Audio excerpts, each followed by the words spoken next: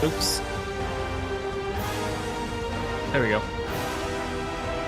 Welcome to the Adventures of Adam. I'm Adam. Let's adventure. Today we're going to be playing Godforge Alpha Test Phase.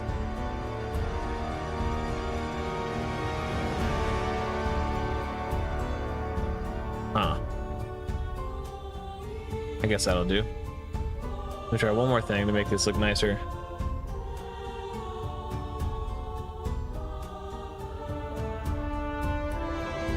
I'm using a slightly different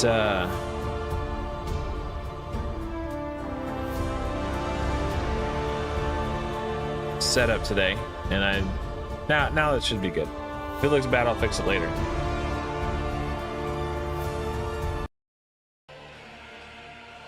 So, last I left you guys, I was stuck on floor 80. Due to Isis's passive being bugged, rather than triggering at the start of her turn, it triggers at the start of every turn on both teams. It's ridiculous and it's annoying. What's up, family? Sakib.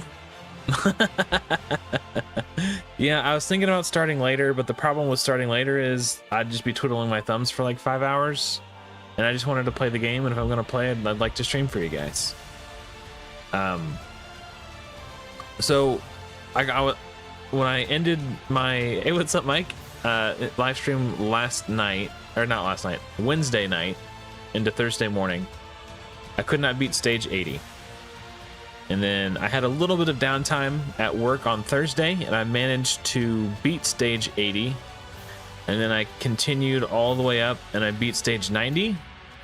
And I've been farming, I spent about 2,000 energy farming stage 90.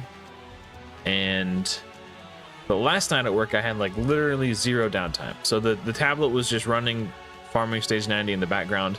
I had a little bit of time at these stages. I just beat on full auto. Then I got stuck here, and I haven't really had time to play again since then. So that's what we're gonna do today. I think I might make my first 6-star today. And I'm probably gonna go with Guan Yu.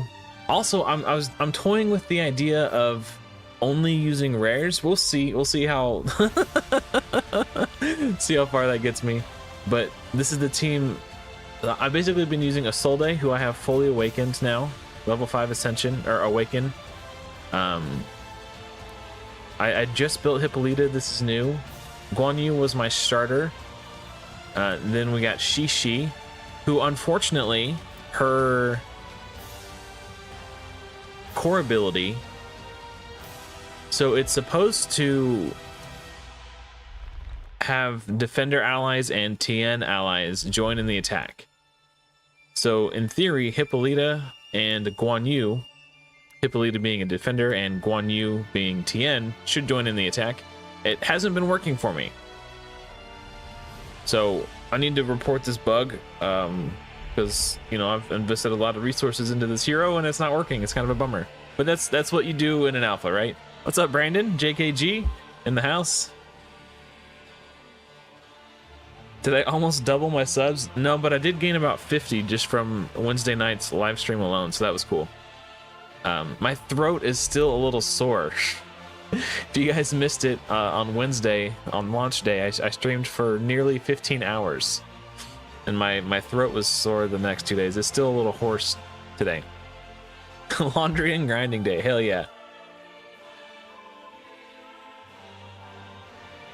Yeah, I've been using Isolde a lot. She's quite good. So I'm going to see if I can beat this now, here. And if not, I might try to see if I can have... I've been farming a lot. I might have enough energy or enough resources to 6-star Guan Yu, but we'll see. But these three have kind of been like my core since the beginning, and I'm very happy with these three. And I've kind of just been toying with swapping these two in and out for each other. And then when I farm stage 90, I just run both.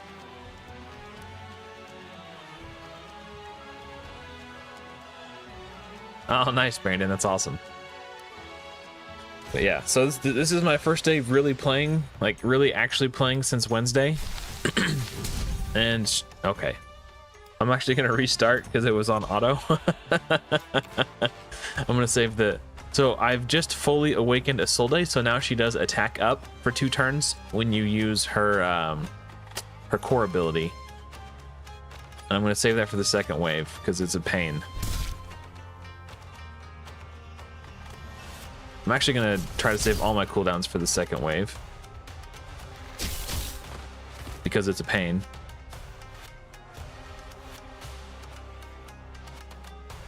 Let's take out this guy, Dagonet. Hey, what's up, Fireballist? The most fireball of them all.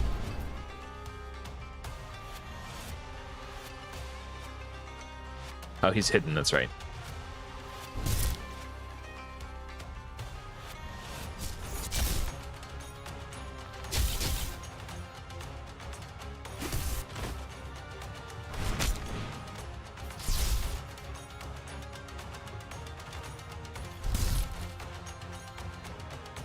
Try to take her out since she's got her ultimate. Oh, and my microphone, I figured out what the issue was. Unfortunately, I didn't realize it was an issue. Saki was trying to tell me. So my webcam has a built-in microphone, and for whatever reason, my screen capture software, OBS, decided it would be best to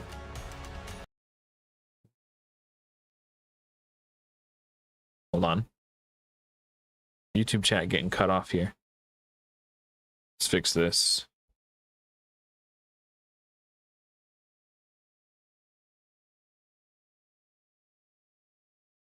YouTube chat, or my OBS decided it would be prudent to switch my microphone default settings without asking me. So, that's why my microphone sounded all wonky.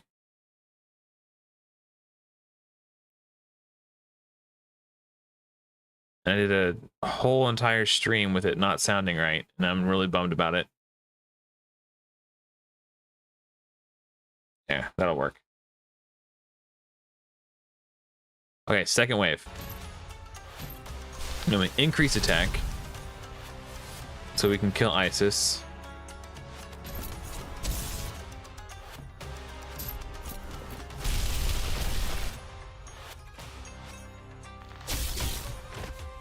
There, that's all I had to do. So rather than using this specialty, super fancy, sexy microphone that I spent a lot of money on, it was using the cheap microphone that was included with my webcam, and the sound quality sucked. So that was a real bummer.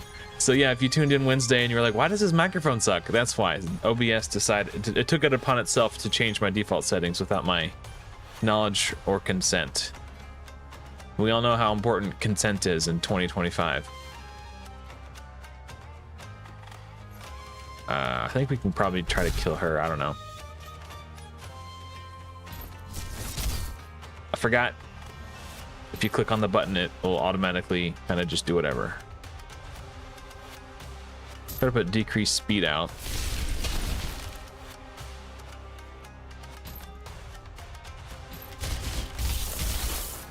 Yeah, I don't know why it does that, Brandon. It's a bummer.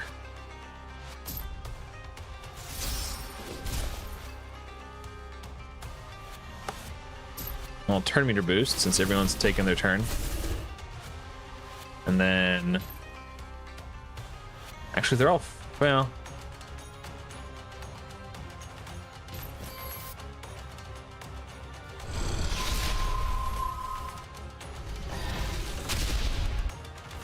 yeah, it's okay. I still had a good time.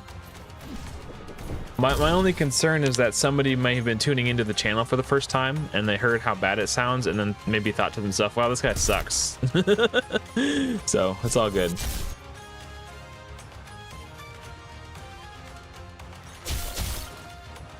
Yeah, kind of a bummer, but it's not the end of the world.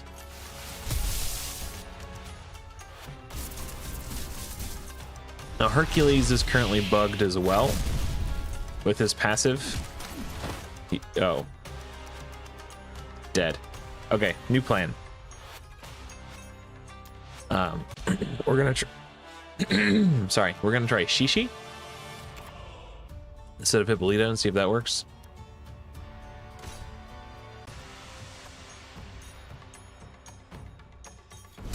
Shishi should give me a little bit more healing.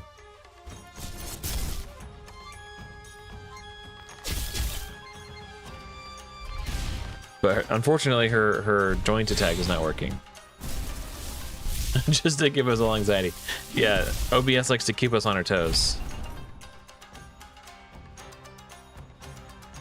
Let's try to take her out. I think she's the next biggest threat here. Oh, nice, Akib. Also, in other news, Ragewood, friend of mine, he and I have become friends over the last year or so, being in the Godforge content creator chat, just hanging out, small talking, making niceties. He was the first one to make it to floor 151. And he's got a potato of a computer. How did I get past the golem? Oh, that's a bug. Hold on, let me hit record. Okay. Even though the ally protector is dead, he's still protecting in death. Okay, let me hit stop recording. Okay, I'm gonna start doing that when I see bugs, just so I have them recorded and I can log them easier. Okay, did you see how she got healed? That's what I'm talking about. Isis's passive is bugged. I don't remember. I think I just used the heroes that I have.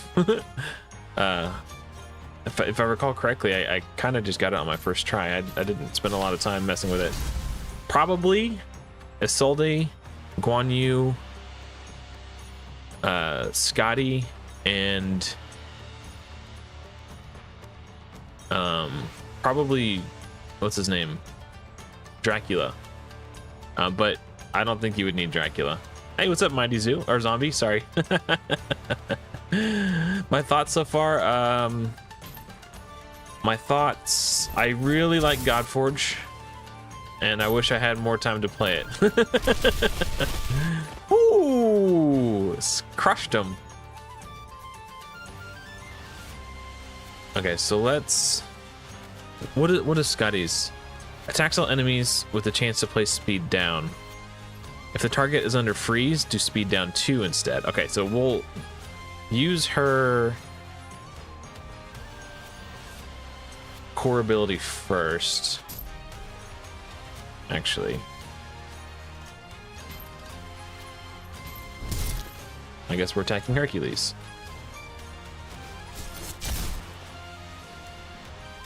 So we'll try to freeze them as many as we can. And then we'll do the ultimate. And then we will do ally protect. And then we'll do turn meter boost. And then we'll cross our fingers and hope that the joint attack works and Guan Yu helps us out. Nope.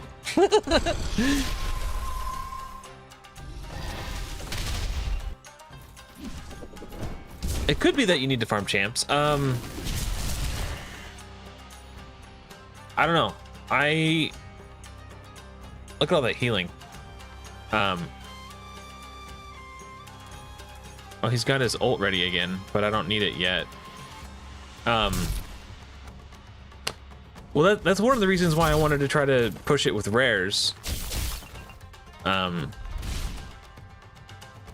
Because I don't want people to feel like if they don't farm champions, they're not going to be able to. Just similar to my Rares Only Plus series, right? Like I want to teach people that you can do it. You don't necessarily need all the most OP champions. We'll go ahead and refresh because Isolde doesn't have it any longer. But yeah. Oh, Ra. Yeah, I did have Ra. I don't know if I used him on. I don't remember. I'd have to go back and watch my VOD.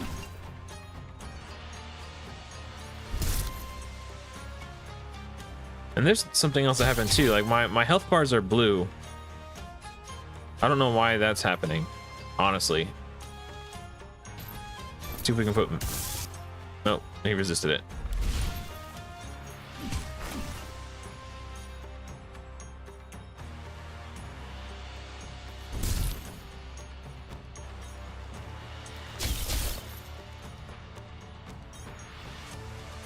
Oh, yeah, I see what you're saying, Sakib. Yeah, I think starting with the Mighty and then Z, that's definitely what threw me off. Yeah, blue health bar. I think the blue health bar is supposed to indicate barrier, but I don't have any barrier heroes on my team, so yeah, I certainly don't understand why it's doing that. Let's go ahead and turn meter boost and increase attack.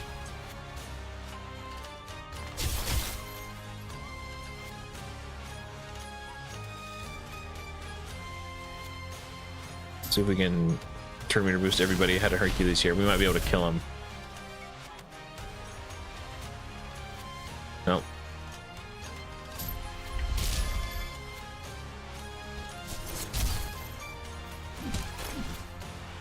Oh, he just killed my my Dougie. And he's got his ultimate up, which makes him even tankier.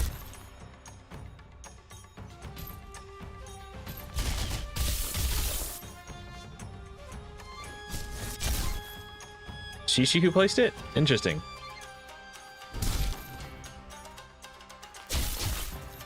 I'll have to read his kit again. I didn't think he I'm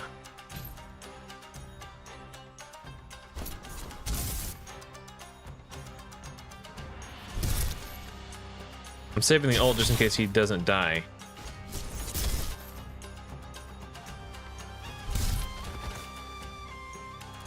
Hey, he died. Okay. I'll look at his kit again real quick.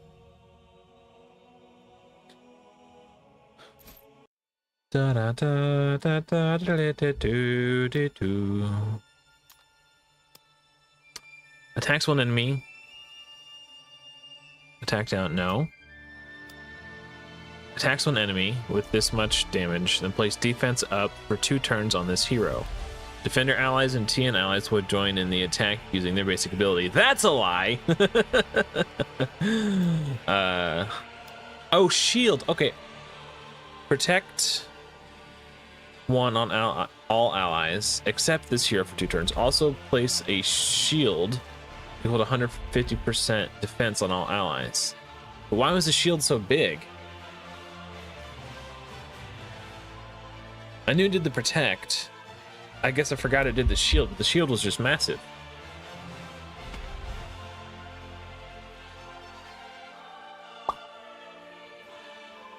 Yeah, shield is gray, barriers blue. So something's... Shishi's all kinds of wacky. What's the passive say? Oh, when an enemy attempts to place a debuff on this ally, has a 60% chance to heal them. Okay, so that's cool. This hero also receives, if this hero receives a debuff, place a barrier on this hero. So that's where this barrier is coming from. But why was it? It was putting it on all allies. So Shishi's all kind of wacky. So they're putting barriers out instead of shields. The joint attack isn't working. Yeah.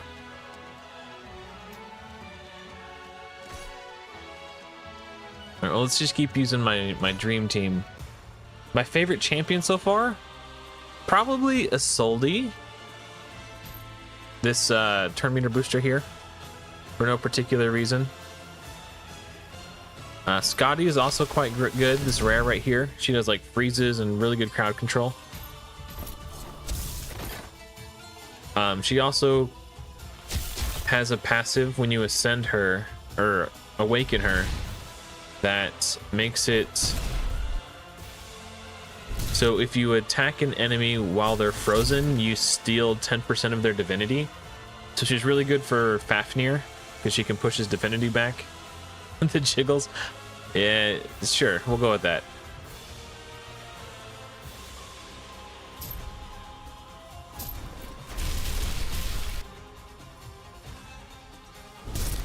Oh, I forgot she's a little weakling.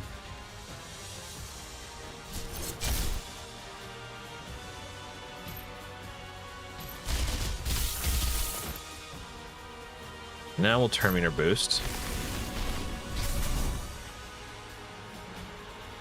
Okay, I'm gonna hit record for a second. And we're gonna show. So Defender allies and TN allies will join in the attack using their basic abilities. So that should be Guan Yu as a TN hero. He does not.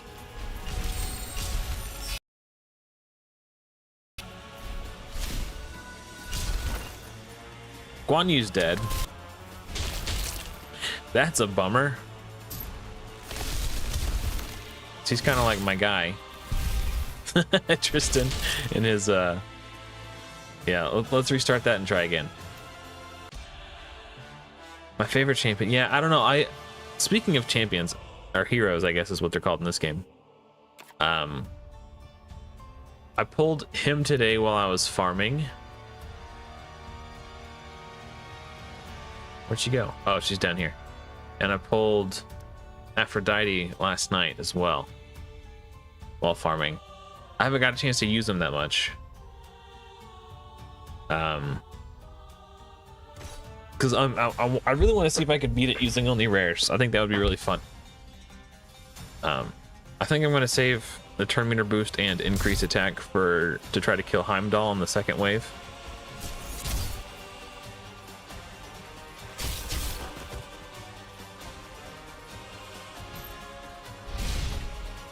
So yeah, Guan Yu should join in on the attack there.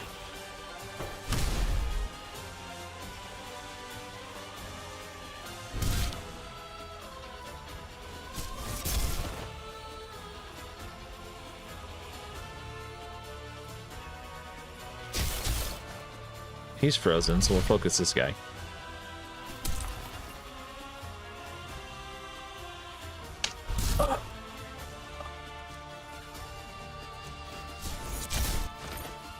I don't know if farming for legendaries is necessarily the best early on. I mean, I guess you can make that argument, but I haven't really been using mine at all. That much. I mean,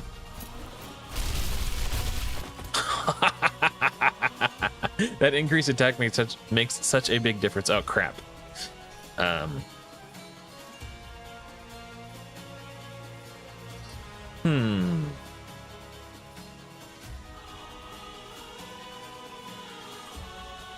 Now the drop rates are pretty scarce. I probably spent 2,000 energy on stage 90 farming the boss. So I've gotten like one legendary every 1,000 energy. Aside from like getting lucky, and I got Dracula at 25, which was really lucky.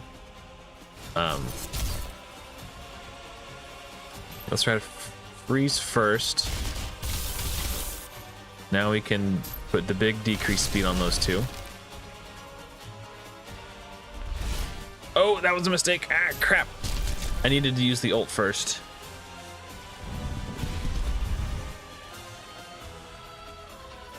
Yeah, I'll do it on the next round.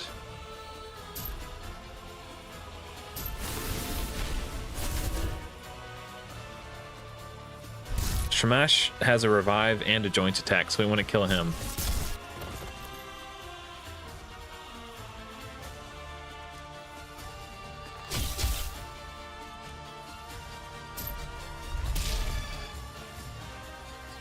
He's frozen. I guess we'll attack. I want to save Hercules for last. I think if you kill everybody else besides Hercules, maybe his passive doesn't trigger. I don't know. Or get bugged. Bonk.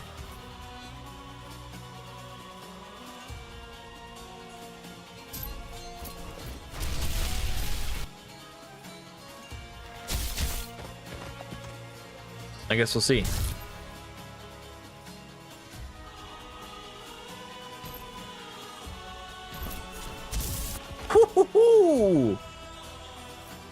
Or maybe they hotfixed it. I don't know. Either way, we got him. Yeah, so the way that I've been progressing is while not relying on legendaries, is I've just been ranking up my heroes. So just farming XP, and the place you want to farm XP are the stages that end in 9. So before the stream, I did a little bit of stage 89 farming, but when I was trying to level up my heroes to a point where I could beat stage 90, I was farming 79 here. So this is where I was farming XP, and until I 5-starred enough heroes that I could just kind of brute force 90 with 5 rares, right? Maybe it is possible to, you know what, I don't know to keep, I don't know how it works. I don't know, you could be right, or maybe, I don't know. I'm not a game developer, I'm not a computer expert. I am sad that Shishi's joint attack isn't working though. So it seems like the first wave on most waves is pretty chill, so I'm going to save my cooldowns. I think I'm just going to start doing this from now on. Yeah, you could be right. And you probably are.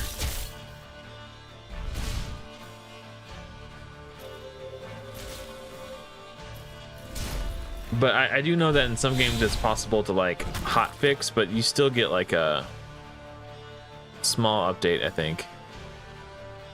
But I don't know.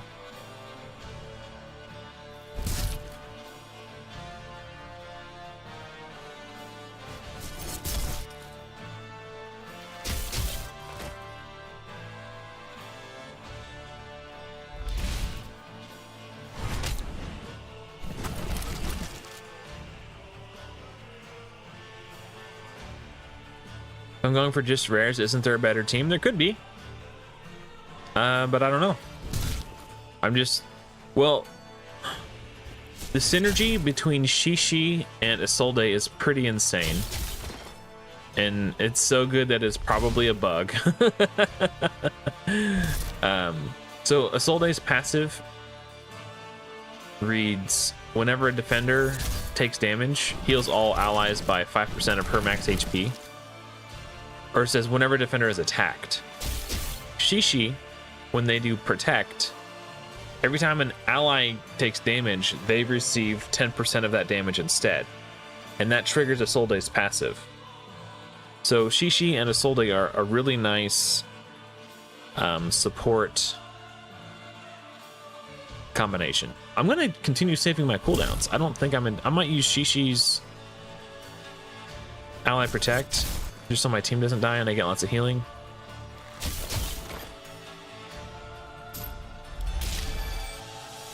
But I don't feel like I need to burn my cooldowns for this wave. Guan Yu is a really powerful damage dealer, and Scotty does strong damage and crazy good crowd control. So could there be a better team? Sure, I'm sure there could be. But I don't think there's anything wrong with my team.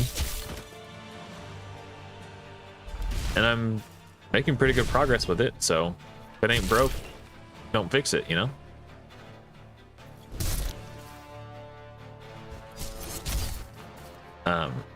You know, I'm not like topping the leaderboards, but I'm also not playing as much as the other people who are topping the leaderboards. I've been working the last 2 days. This is the first time I've really been playing since I ended my stream. I really played. I've done a little bit of stuff on auto. But yeah, this is really the first time I've played since my last live stream. Okay, attack up. We're gonna start with the AoE to put Drain out so they take 20% more damage.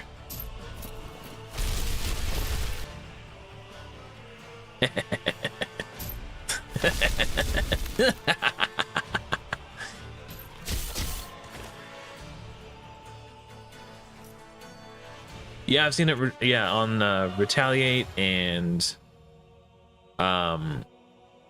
Radiance, the damage reflect buff. Oh, I've already got Isolde maxed. Maybe I can imprint this one or use as a chicken.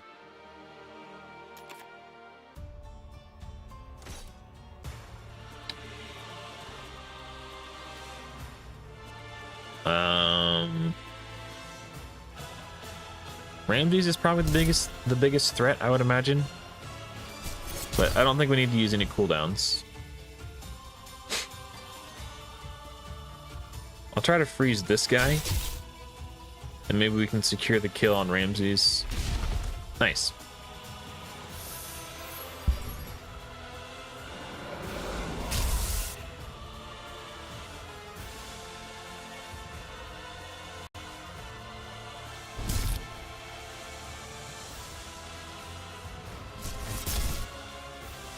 Yeah, yeah, Isolde imprint would be like absolutely nutty on this team for sure. Oh, I was really hoping that Shishi would finish the job there.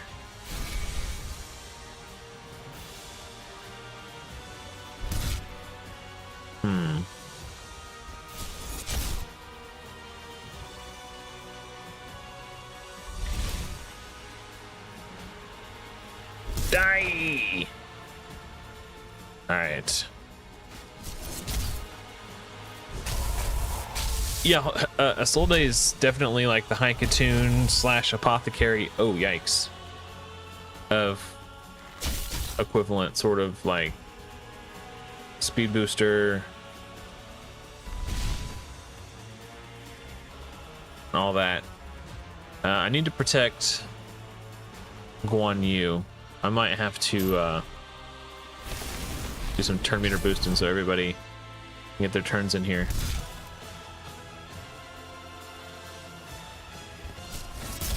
Oh, crunchy. He's got a type. Yeah, I mean, you're not wrong.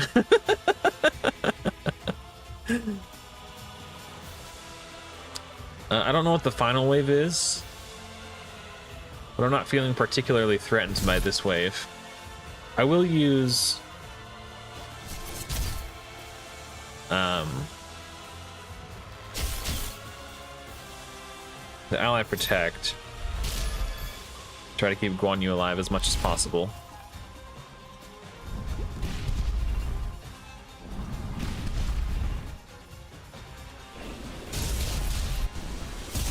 He was frozen. I think he cheated. We got a little cheaty face. Sakib. Oh boy. I bet he turned that into a poster and put it on his wall above his bedroom, or above his bed.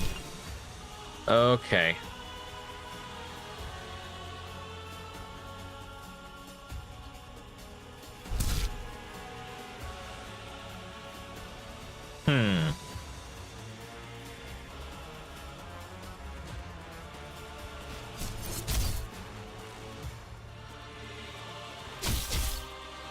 Oh, you know what? That was a mistake. I should have attacked this guy with a Scotty, because he's got the retaliate.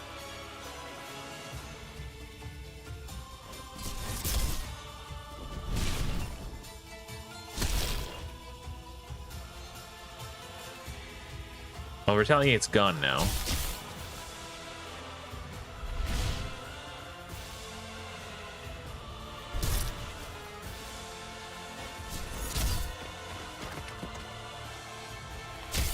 All right, now we're just gonna nuke everything. Use everything on the final wave. Select champions. Now you're speaking my language. Now we got attack up. Put out drain 2. So our attacks deal 20% more damage. Nice.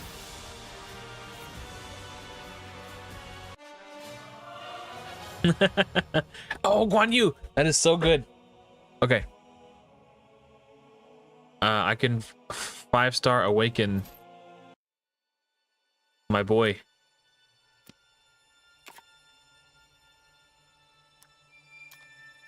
So if an enemy is defeated, also reduce the cooldown of the core ability by 1 turn.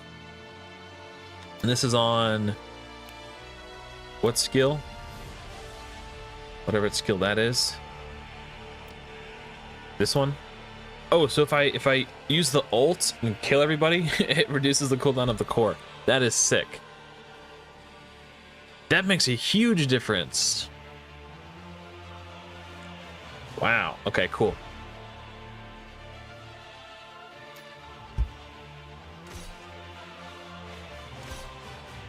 I was worried I was gonna have to 6-star somebody to make further progress.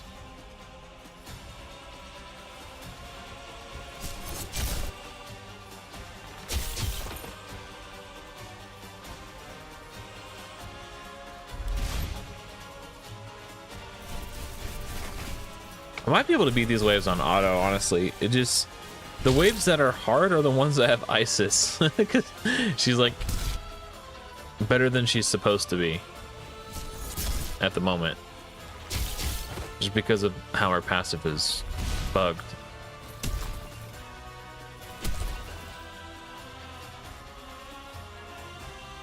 Oh, I just thought of an interesting strategy. Okay, so enemy AI wants to target people on my team who are weak affinity to them. So because these guys are red affinity and Shishi is blue affinity, I should leave red affinity units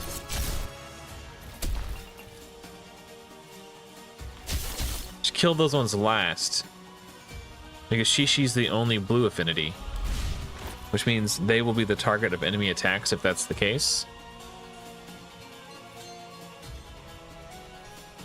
Okay, well, I need to kill him because he's just literally the worst. So we're gonna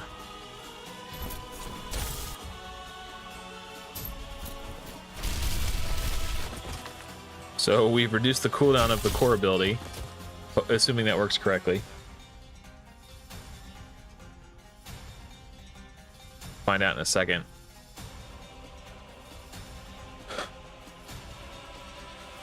I don't know who the biggest threat is.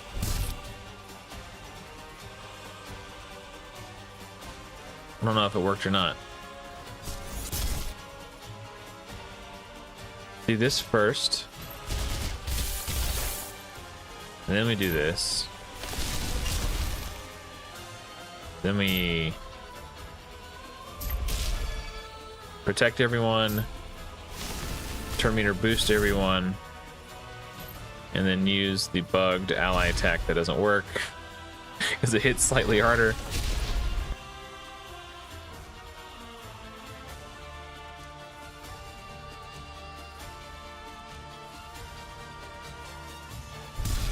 The fonts? Oh, you mean the logo, like the icons? Yeah, they are small. That is something that's on their radar that they're aware of. Maybe freeze Beowulf. No, it didn't work. I guess we'll just kill him.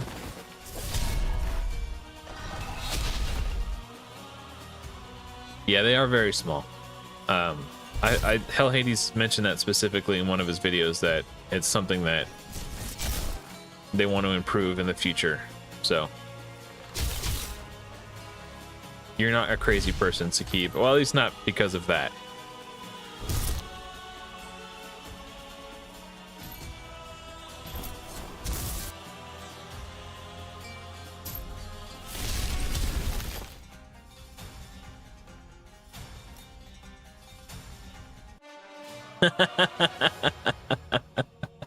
The one that's too funny. Oh, we got another Mjolnir. So this is Thor's hammer. Unfortunately, Thor's not in the alpha though. Tearfink. Gain 20 divinity when placing a blaze. Ooh, this will be really good for Ra.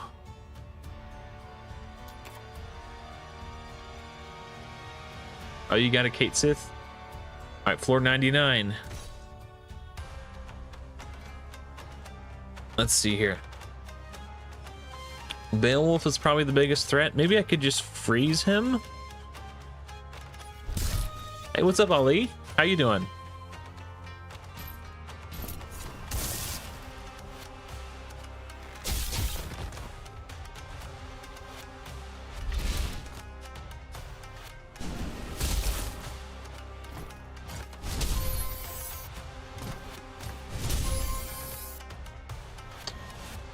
Prince Ali.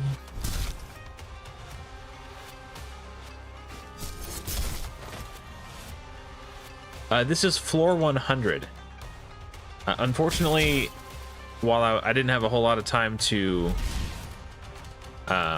push the last couple days because I've been working, I did. So at the end of the live stream on Wednesday night into Thursday morning, I was stuck on 79. I couldn't beat floor 80, and I did manage to farm a little bit and progressed from 80 and then all the way to 90 at work, and then the rest of the night was too busy and I couldn't do anymore.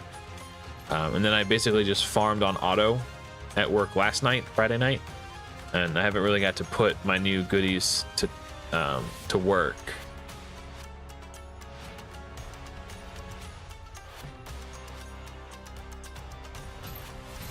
I'm wondering if I should try to make Scotty faster than Guan Yu.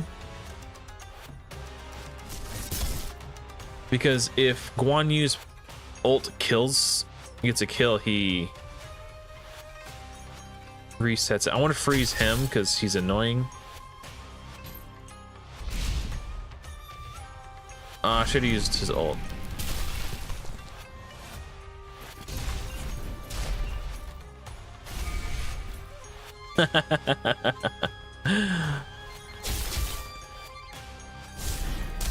Yeah, I can only imagine how hard it must be not being able to play. That sucks. I'm sorry.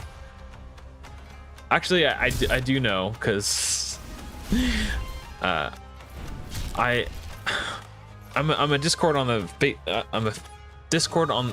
I'm a moderator on the Fateless Discord. That's what I was trying to say.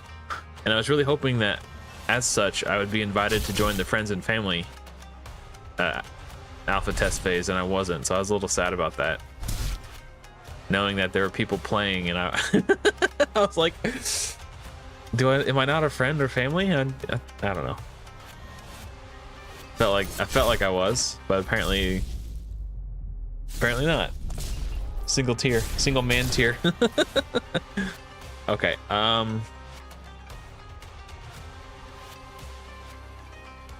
I might need to, okay, never mind, he's frozen. Okay, temporarily saved. Let's go ahead and protect. I don't want Guan Yu to die.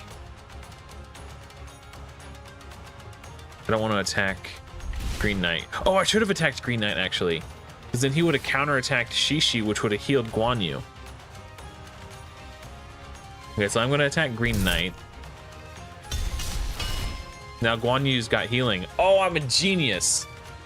5 head plays. Now we live to see another day.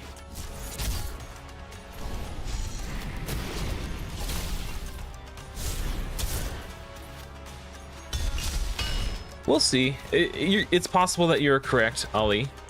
I am aware of the meta game, but I really enjoy trying to do things my own way. So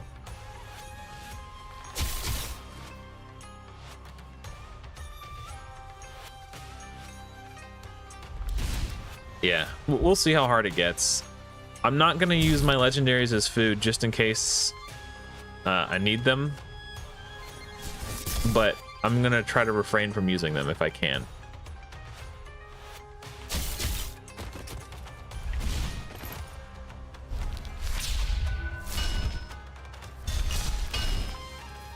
Bro, that was savage.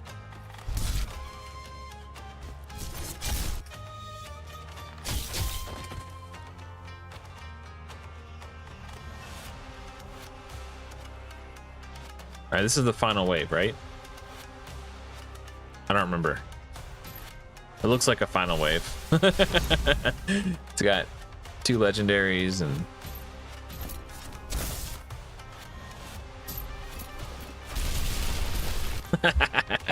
On you is savage, bro.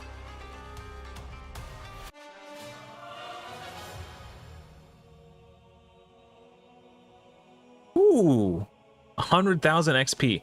So the way that XP works in the game is if your, oh man, that's wild. If your heroes are maximum level, the XP that would go into them is instead converted into this resource, hero experience. So because all of my dudes are max level, if I farm this now, it looks like I'm going to get 100k XP per run. That might be part of the 1-star. No, it's not part of the 1-star rewards. That's just how much XP I get. Okay, because I was farming 89 before the stream started, and I was getting like 80,000 XP per run. So now I can get 100k XP per run.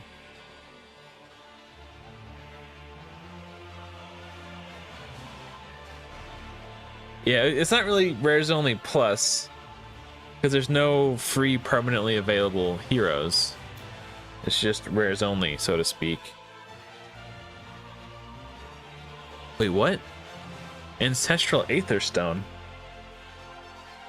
Oh, these are that means I will summon 3 heroes. These are like ancient shards. So they will be pulled and summoned as I beat this boss. So I get 3 heroes if I beat this. Hopefully we get good summon rates and rip some Legos or some really juicy rares. Either way, I don't know. Okay, so this is where I would use Hippolyta. I was thinking about, actually, I think I used all of mine as food, but there's an uncommon. I could also, if I need more another damage here, I've got a level 4 Lady Zoc. I sent Awaken. I awakened her just in case I decided I needed another damage dealer. Is it this guy? Yeah, so look at this guy's kit. Attacks one enemy, 25% extra chance to crit. With I'm gonna write these numbers down so I don't forget, so we can compare them side by side. I have a very bad short-term memory. So A1 is 320% attack, right? So we can compare these to Guan Yu. And then Quick Draw, again, extra 25% chance to crit.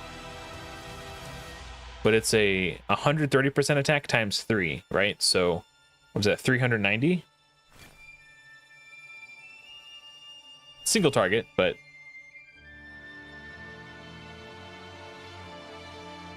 each hit increases the turn meter by 15%. So he gains 15% turn meter if he crits every hit. And look at this ability. Attacks all enemies. Again, extra 25% chance to crit. Grants an extra turn if this ability defeats an enemy. So that's wild, right? The 385% attack with an extra turn. And then he gains 25 divinity when critically hitting an enemy. So when he uses this, it's a 3-hitter. So he gains 75 divinity, bam, bam, bam. I guess, I don't know. And attacks all enemies. So if there's 4 enemies, he'll gain 100. Seems interesting for an uncommon, I thought. But let's compare his damage multipliers to Guan. Also, let's look at his base stats, right? Info. So he's got 102 base attack at 1 star.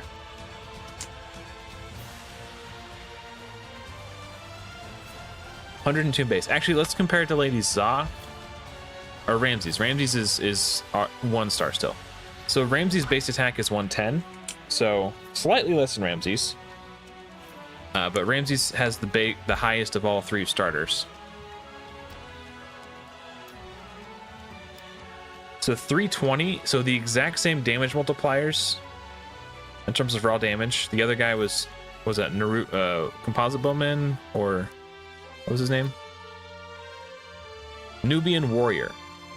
So the exact same damage multipliers as Ramses on the A1 for raw damage, but the Nubian Warrior gains 25% more crit chance. This is 420, so, and this is an AoE, right? So it has a higher damage multiplier and it's an AoE. So this is better than, you know, his. But then we look at the ult. Okay, so not as good damage multipliers, but the fact that he gets an extra 25% chance to crit, it's like, seems really respectable for an uncommon. Okay, that's it. Tangent over. That's just something I saw him earlier and I was looking at his abilities and thought they looked interesting. And I hadn't taken the time to compare them like that yet, so I wanted to have another look. Bam, bam, bam, bam.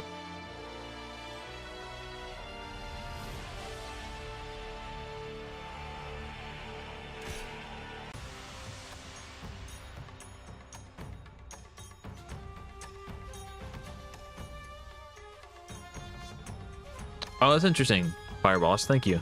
I'll keep that in mind.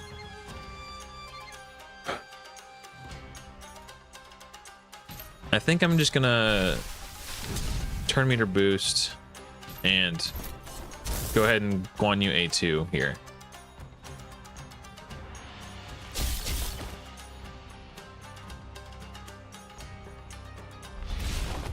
Just because when he ults, he can get the cooldown back.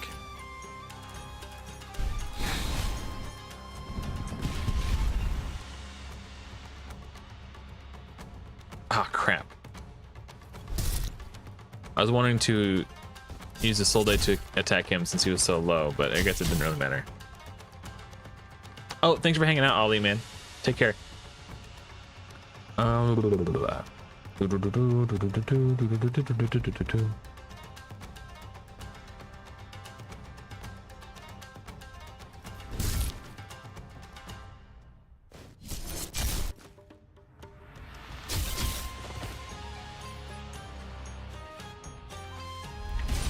This rare right here, this rare right here is supposedly pretty good. Maybe I should focus him a little bit. Bonk. Modred's really annoying too, though, because he does the AoE confuse. Now I'm just whacking everybody on my own team.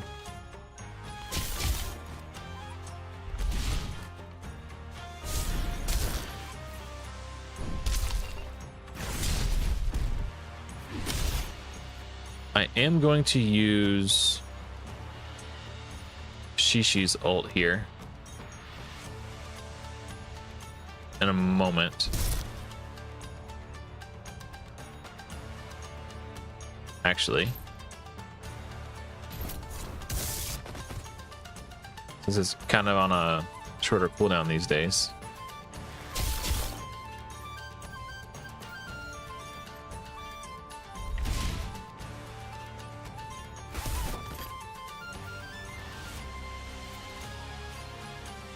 Actually, maybe not.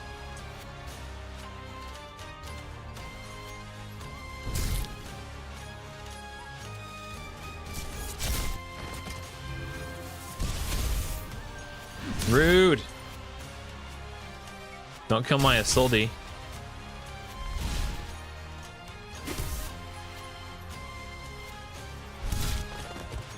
Okay.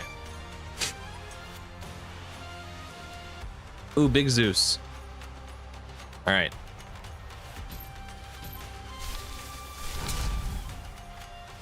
I'm not going to use Guan Yu's yet.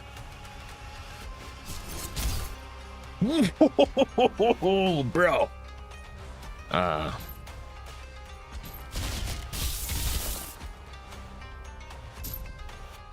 want to get as much damage in as I can so we can try to get some kill. I don't even think that increased attack makes such a big difference.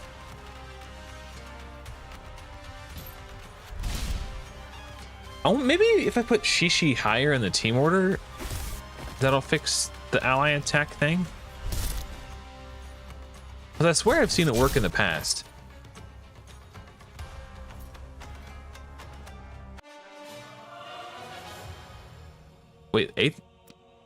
Ancestral Aetherstone. Do I get to summon them?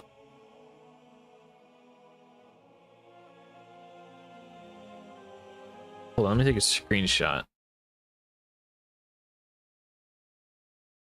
Okay, hold on. I don't think we're supposed to get summoning stones. Post this.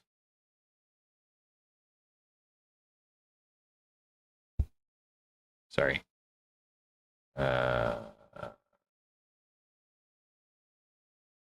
Okay.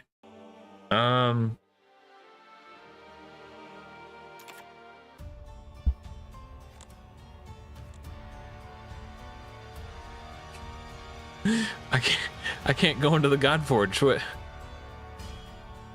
That was just kind of the biggest tease ever.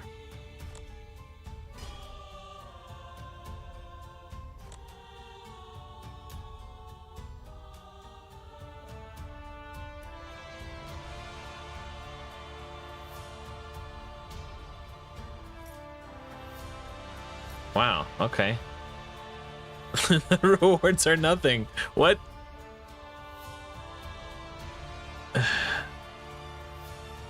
That's annoying. All right, well, floor 100 down. Hey, what's up, DLDS? Sorry. I don't know why that was DLDS. I was starting to second guess myself. Okay. I'm gonna put them in first, and then these after, and then see. Oh, hold on.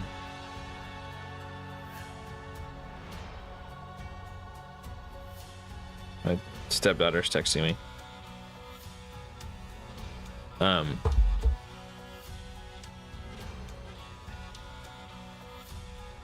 Yeah, I'm wondering if team position affects whether or not his ally joint attack thing works, because I swear I've seen it work once before and then it didn't work later.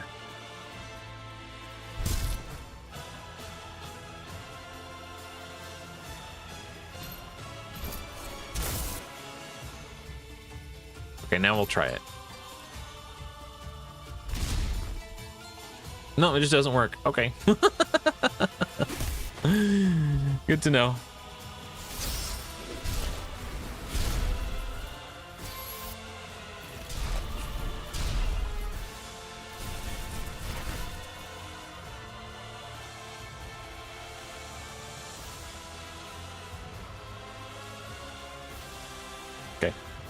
I'm gonna have to get up and unlock the front door in a minute, so when my daughter gets home, she can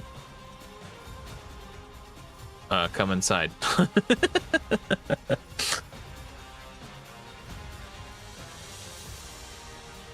lost track of what was going on. Okay.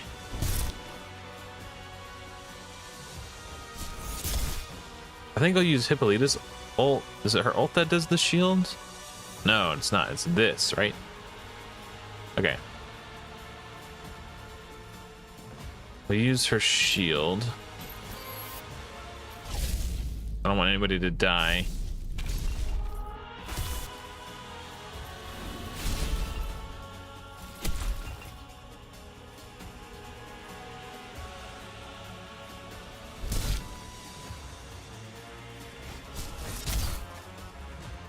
Actually, oh, something just occurred to me. I think my stepdaughter might be up to shenanigans. She is a wily one. She's probably at her boyfriend's house, and she probably told her dad that she was here, and now she's leaving her boyfriend's house, and that's why she asked to come over. Oh, I think that's what she's up to. She's so sneaky. Okay. She thinks she's a really good liar, but she's not. Or maybe she is, and I'm just too clever. Okay, after this wave, I'm gonna go unlock the front door so she can come in.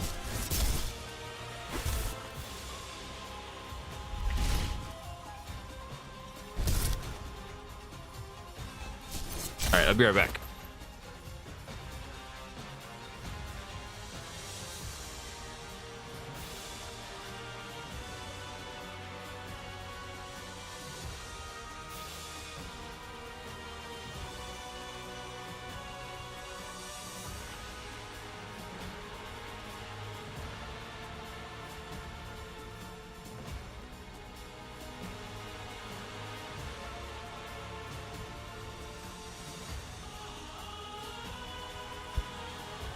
Otherwise, when she gets, oh, Isis, this is the devil. Okay, that's fine. I've been training for this moment.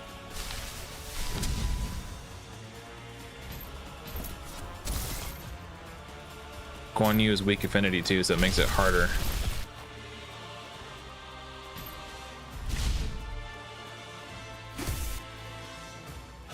It's like the amount of damage that I'm doing to her is less than the amount of healing I put out, so it's so annoying. Like if I don't one-shot her, her HP is just going up. Oh no, it's the ultimate. That was a nice little dent. Now she's got increased defense. I might have to just sit here and charge up my ultimates again and just absolutely splooge on her.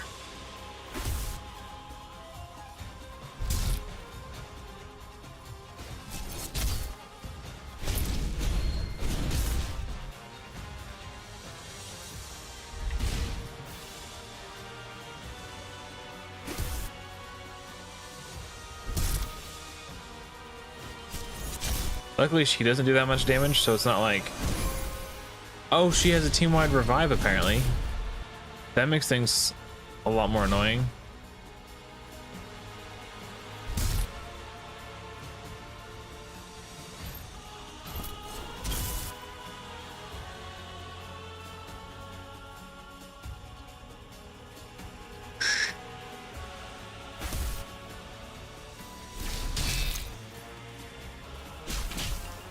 I thought I could just sit here until all my cooldowns were off again, and it wouldn't matter.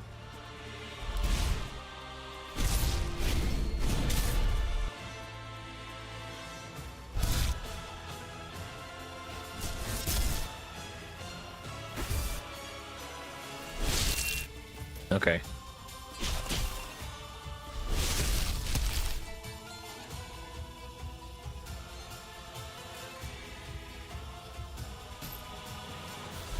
It would be really cool if Shishi's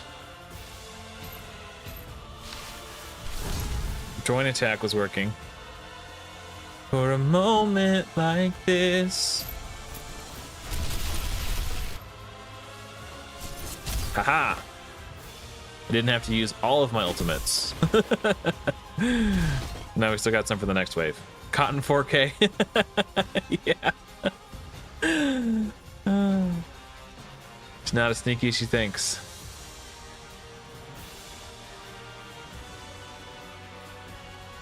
Shamash is definitely the threat here.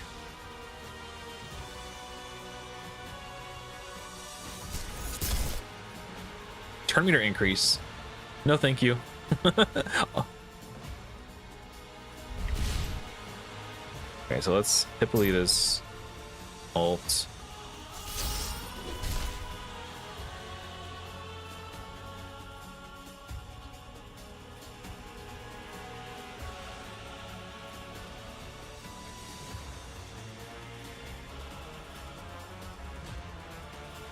Wasn't someone else supposed to ally attack with her?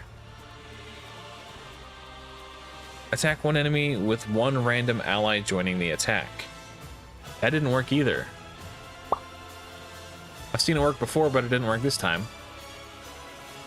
That's annoying.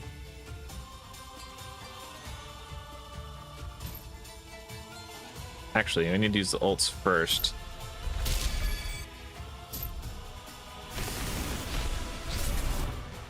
Now we'll use the shield.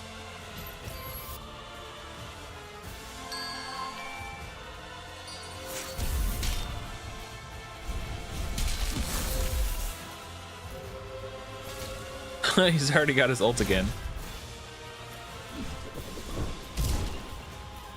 Perk smash.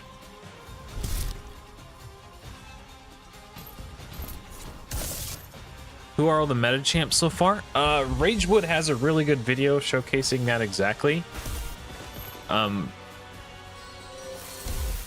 it's effectively Shamash, Aphrodite. There's one more. there's like this 3 hero combo that you could use to basically have unlimited damage against Fafnir. Oh, Zeus, that's it. Okay. Because of the join attack function and a legendary weapon, you can basically... Where did my divinity... What? Why did I lose divinity? That must be a passive on somebody. I was getting ready to use my ults, but now my ults aren't ready. Yeah, so there's a legendary weapon that allows you to... Holy moly. You know what? It would have been really cool if I had my ultimates up for that, you know, to protect my team.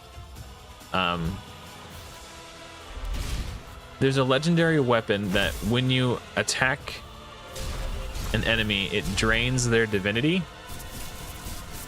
And so if you equip that to everyone and then stack heroes who have join attack abilities against Fafnir, he just never dies, or you never die, because he never gets his ultimate, and the ultimate is what has the damage scaling over time that make you die.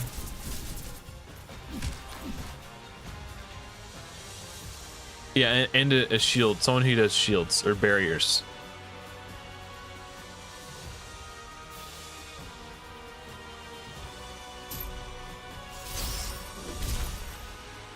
I don't know if my poor little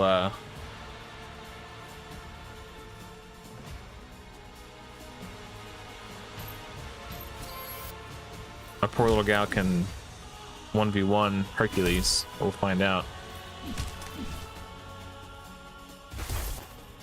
Certainly doesn't look like it. Bonk. Dead. I think we could do this. It feels like what it came down to was when I killed Aphrodite, I lost the ability to use an ult with my 2 supports.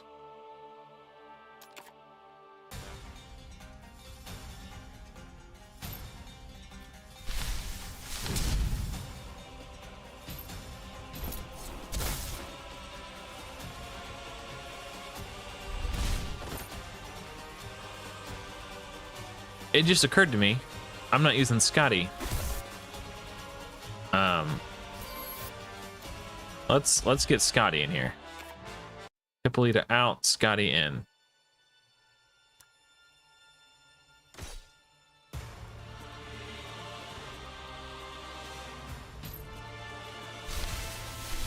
Scotty, aka crowd control extraordinaire.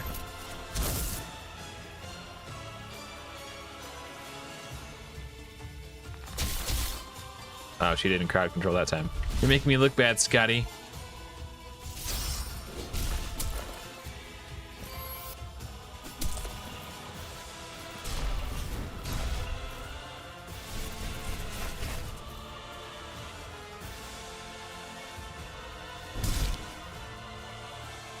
Scotty doesn't know.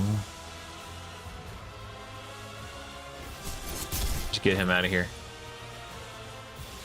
I think Achilles is probably the next most dangerous.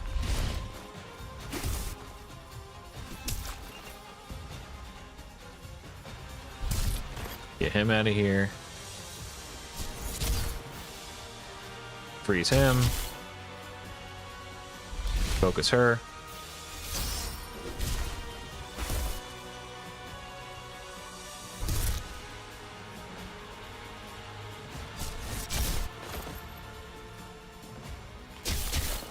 Frozen again. All right. Isis was such a pain in the ass. Okay, I forgot she was in this wave.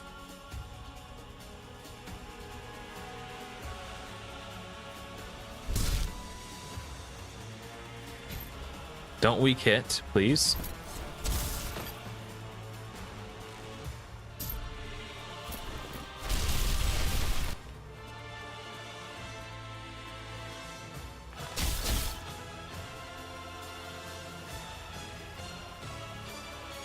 That is so annoying.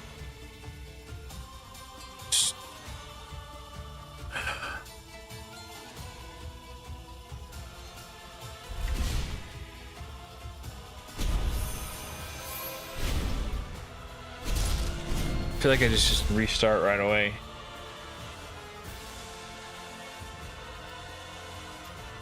It looked like Guan Yu weak hit, but he also placed the debuff. When am I planning the podcast again? I believe, let me look at the calendar.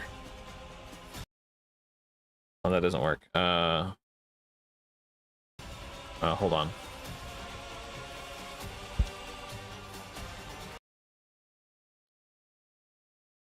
Monday, August 3rd is when I'm going to record it.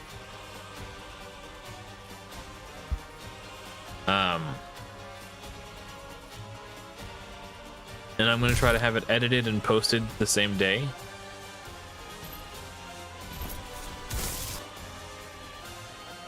Obviously, subject to change and all that. But I'm going to do my best. I don't want to announce who my guests are just in case something falls through. But I have 2 guests lined up. One of them, very small content creator who's experienced a ton of growth lately thanks to Godforge, which is really exciting to see. The other one is definitely somebody you guys will know.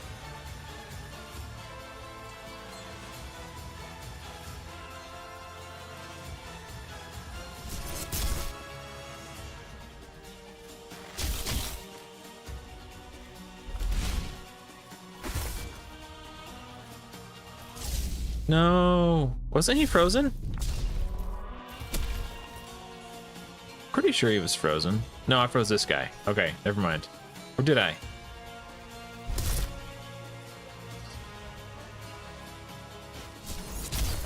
I thought I could kill him.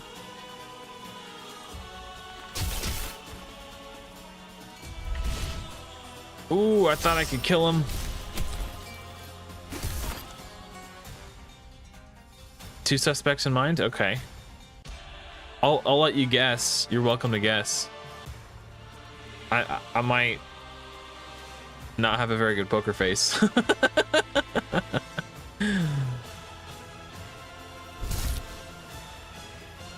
I'm sure one of them you can probably guess right. Just based on the context of everything that I've been talking about. Woody and Susie? Who's Woody? I don't even know who Woody is. And no, not Susie either.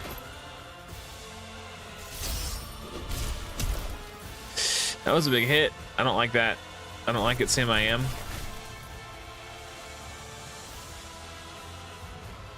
Oh, Ragewood. Okay, that's who you call Woody. Oh, I thought Woody was the name of a content creator. I was like, I've never heard of that person.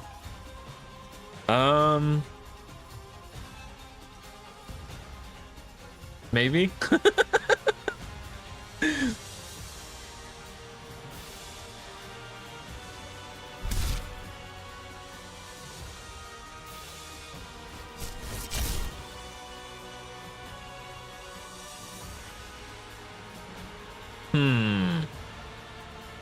I think I'm going to use her cooldown just to try to freeze. I can't. Well, I did get a freeze. I was hoping I'd freeze both of them. Oh, I froze her. I wanted to freeze him. That's the problem. He was frozen. Why is he not frozen? That was 100% Leonidas using his ultimate. He shouldn't be able to do that when he's frozen. Ah, that's the second time we've done that. I was like pretty sure. I was going like benefit of the doubt. Maybe I made a mistake and he wasn't frozen, but that time I'm confident he was frozen. I know he's frozen now. He's super frozen. He's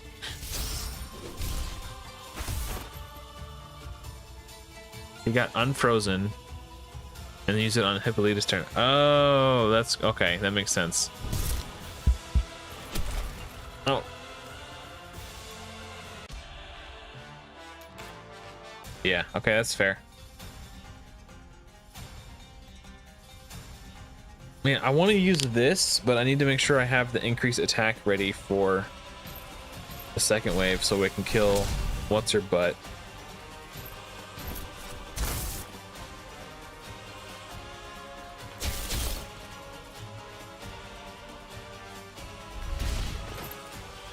Isis.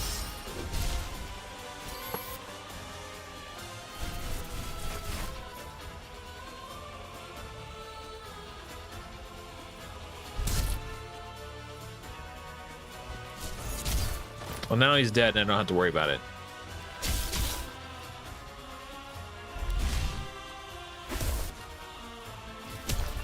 Okay. 4 turns left on that crap. That's something that really annoys me, and I'm gonna send this feedback, but the ability cooldowns. I'm live streaming. What do you need? Would you like me to get it for you? You don't want to walk by naked on the... No? Okay. What do you need?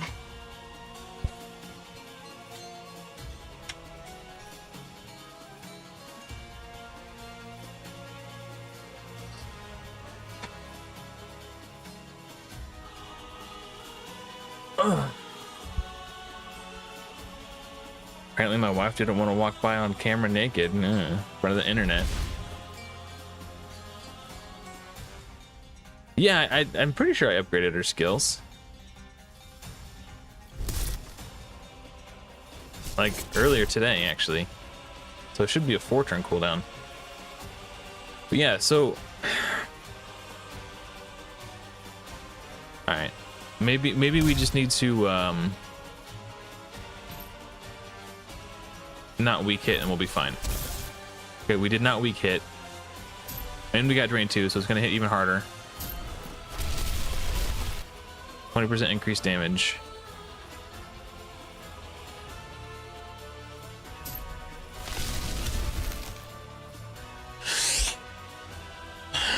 That wasn't even the start of a turn. It's still Scotty's turn. That's why I used her ult first specifically. Oh, this is so freaking annoying, dude. Okay. Let me look. I'm like 100% sure I upgraded these skills earlier. Yeah, they're maxed out. So it should be a 4-turn cooldown. And I know it's the effect is maxed because I get the +1 effect duration. They go on for 2 turns. Oh, that is annoying.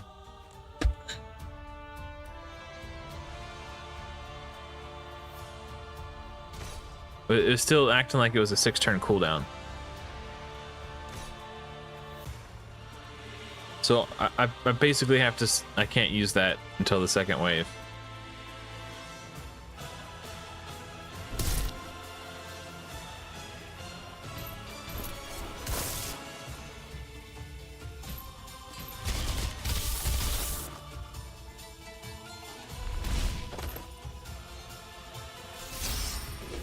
Bugs. Yeah, I mean, it's an alpha. That's the whole point. We're alpha testing. We're bug testing.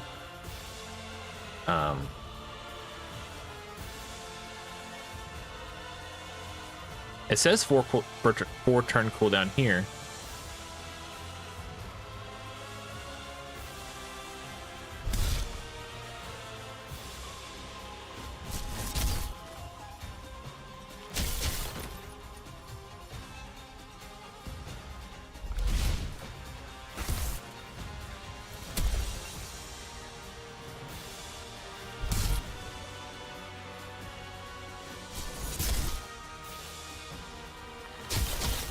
It's fine. We'll get it this time. If at first you don't succeed, curl up in a ball and cry. I mean, try again. Should have all of our cooldowns up, ready to go. Yep. Now we just need a not weak hit.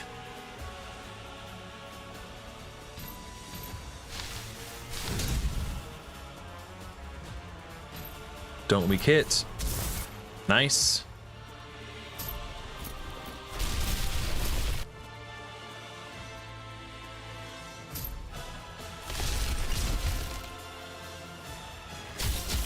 Suck it. And that's how you beat Isis. Okay. Now the trick is, how am I going to beat this wave? I do want to kill Shamash first, because he has a revive.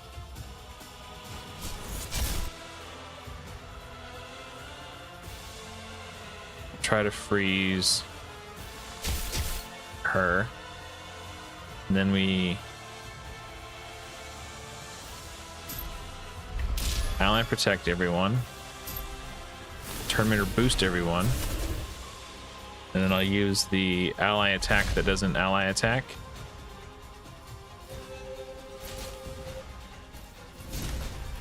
Yikes. Jesus. That was brutal.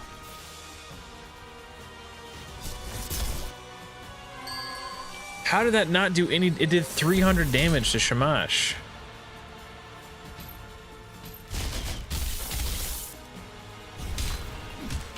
He's like invincible. Why isn't he taking any damage?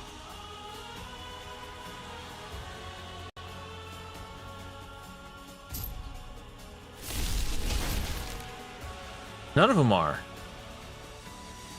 What? Nobody's taking damage. Acid bug?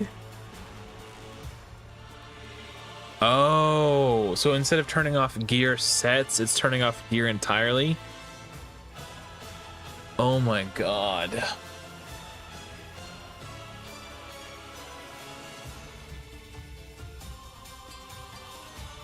Jesus.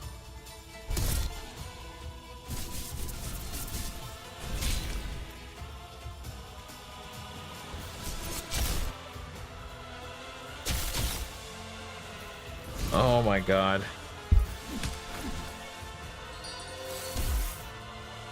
And what's stupid is, like, I have to charge everything up and basically blow my load just to get through Isis because of how much healing she has. And now I don't have anything for the final wave. And on top of that, acid removes all my gear.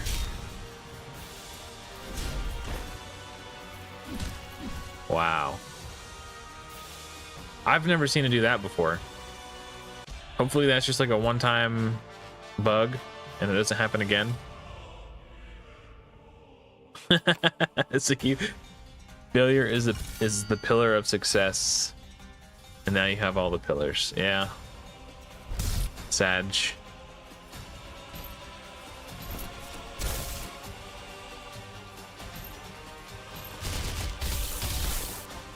Ooh, we got 3 freezes. Hell yeah.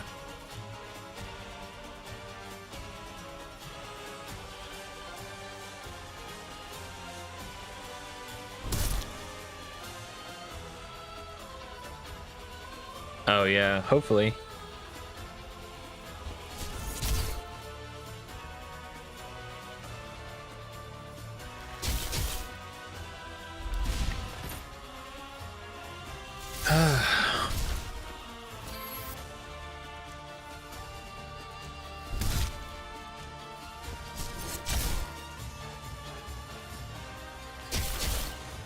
Taking a gamble that she can kill this guy. That was a gamble, did not pay off.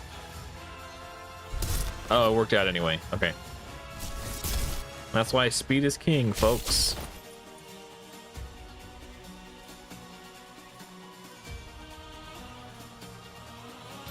All right, let's try this again.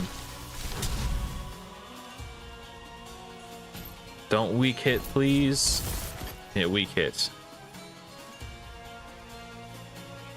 Maybe I can get like a super crit.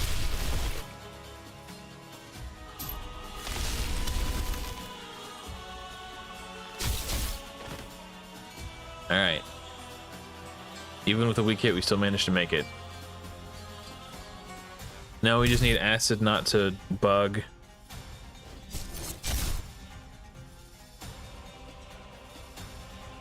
I think we still try to freeze him. His ally attack is just so freaking brutal. Terminator boost.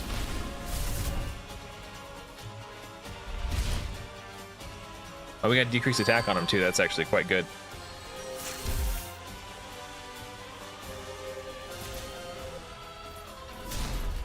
Jesus. Okay. I think we try to freeze Hercules. Hopefully we can freeze Hercules.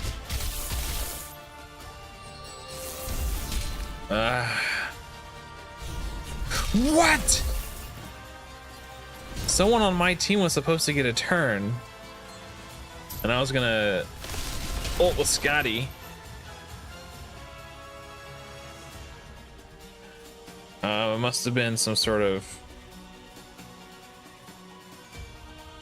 It's my understanding that this turn order thing took into account like buffs and stuff, but maybe it doesn't, because he had increased speed on himself, and I think he got to cut in. That's fine. Just, I was a little shocked is all.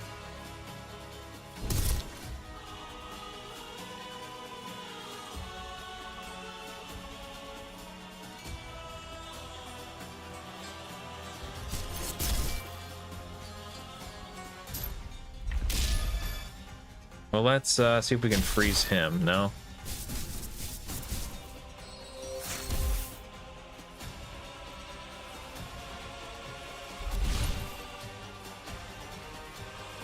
No, it's well, maybe that's what it's doing now, but they wanted it to represent what I explained. It might not be functioning as it's intended to.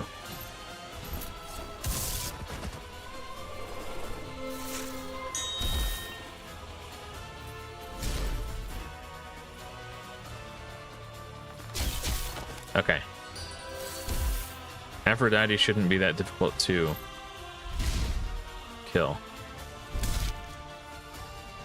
Yeah. It might just not be functioning properly. Then that's fine. And we did it, guys. Persistence. Ooh. Oh. I saw epic tier 4, but it's kind of garby.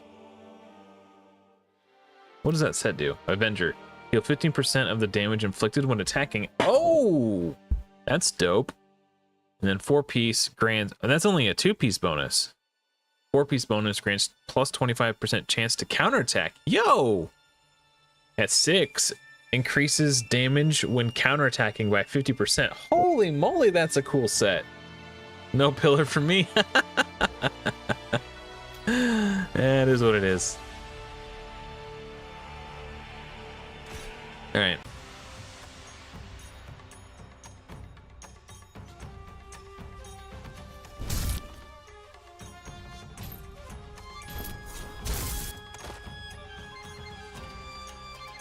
Oh wow, I just got a notification from YouTube saying the Adventures of Adam, you're crushing it.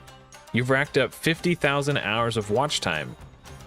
Keep up the awesome work. That's nice that they interrupted my live stream to tell me that. No, I'm just kidding.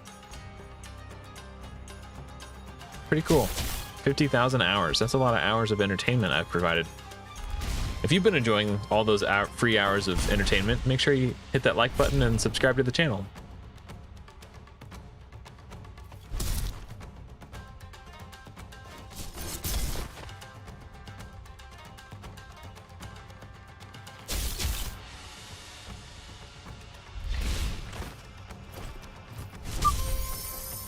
All right. I'm prepared for the second wave in case there's an ISIS. I've saved everything. No ISIS. I think we'll just keep saving everything. I might use an ult or two.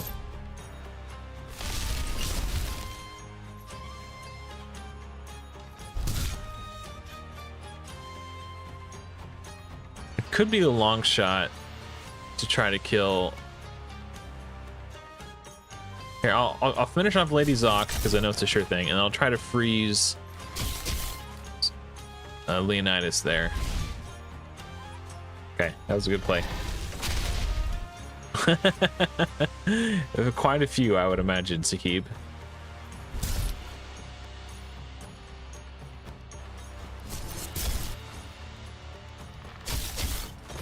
Oh, you know what? I should have tried to freeze her and then attacked Leonidas with Shishi. I wasn't thinking about that.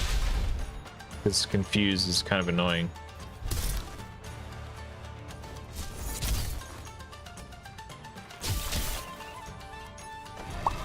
Yeah, confuse on an ally who has crowd control on their basic attack is pretty savage.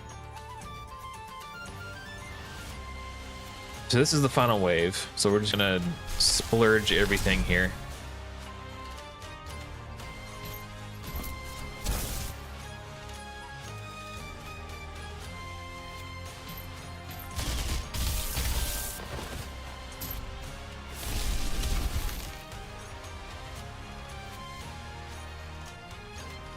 Terminator boost.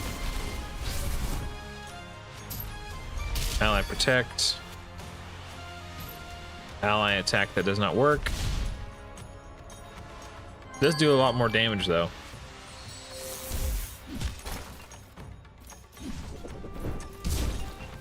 He get his ultimate really fast.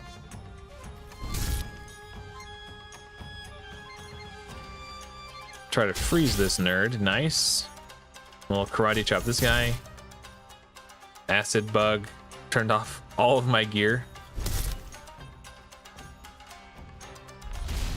Are you talking about Shishi or Guan Yu?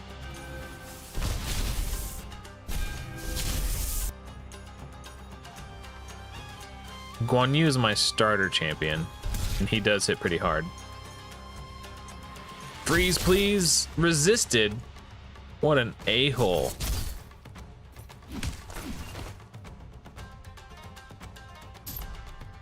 It's not gonna do any damage because I have bugged acid on me. So flipping annoying. Herc is such an anus, bro.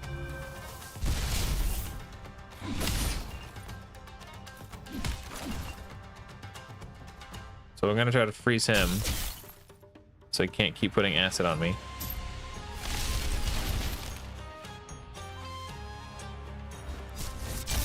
It's 317 damage. Bunch of bullshit.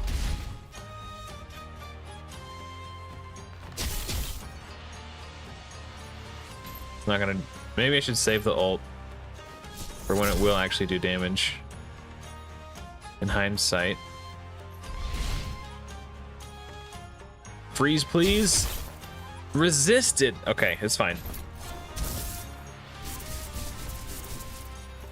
Okay, so acid is worn off, but it didn't seem like he did that much damage.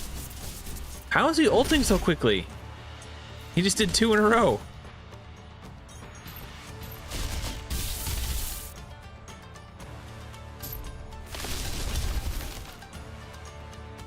Dude. This is really getting on my nerves. I'm basically naked.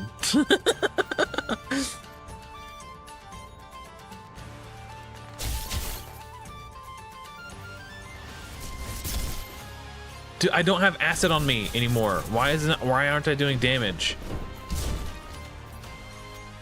And now I'm stunned.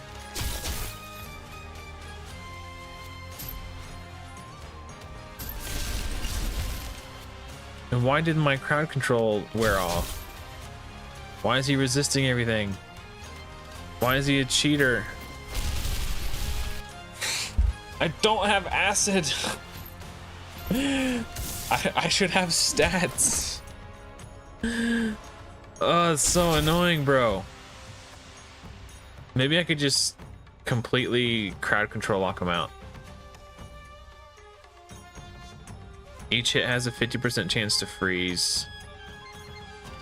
Each hit has, okay, so I have more likely to freeze him like this.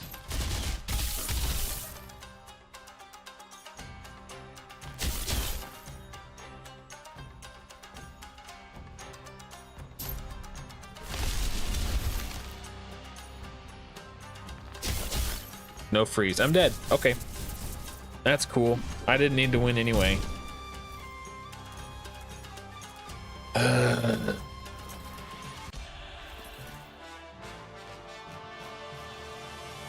Yeah, I encountered that a few times. I think I preferred the bug where he popped back up and didn't die over the bug where I can't have armor. I mean, they both suck, but whatever. I don't remember what the second wave is. I'm just going to use this. It's fine.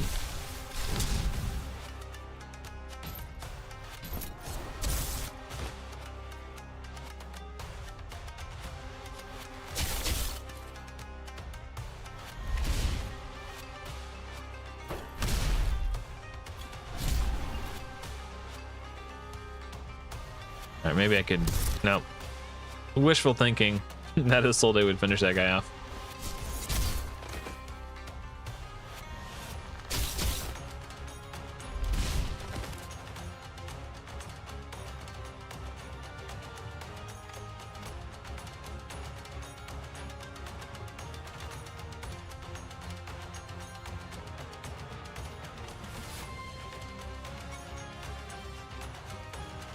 Yeah, all my heroes have like full turn meter, so I don't want a turn meter boost. It seems like it would be pointless. It would just push them more into overflow. They're already full.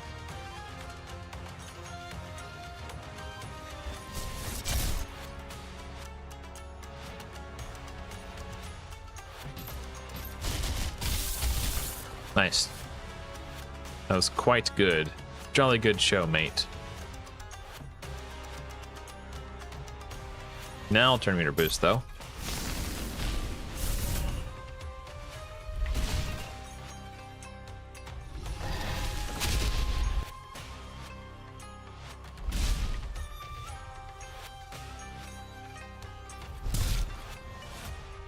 Mend should have gone on Isolde there, if I'm not mistaken.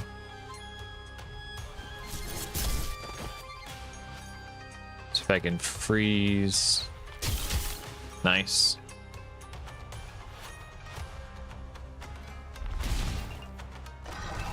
I don't know if I'm probably not going to be like the first day. I was so hyped on the first day. I just literally couldn't do anything other than play Godforge. It's probably going to be more of a normal stream today. I might even make a video depending on how I'm feeling at the end.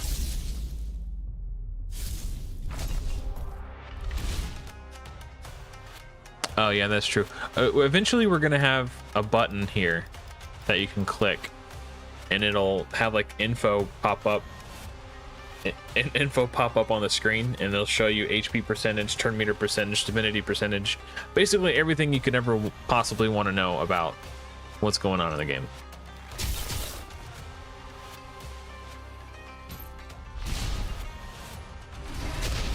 I didn't realize I wasn't paying attention to the turn order. I was just kind of on autopilot there.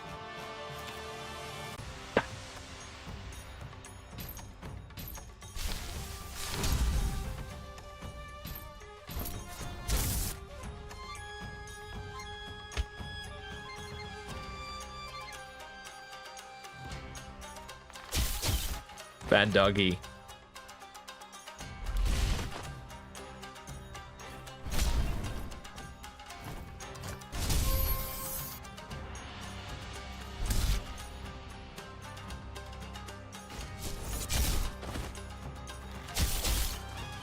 Yeah, thank you, Zakib. Yeah, like and subscribe, guys. It helps me out a lot. It really does.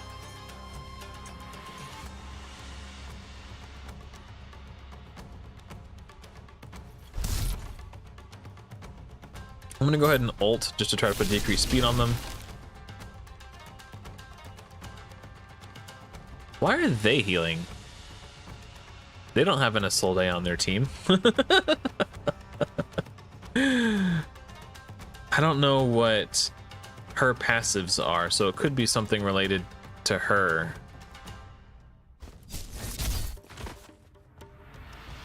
Everyone's just getting free heals. What is going on? I've never seen that bug before.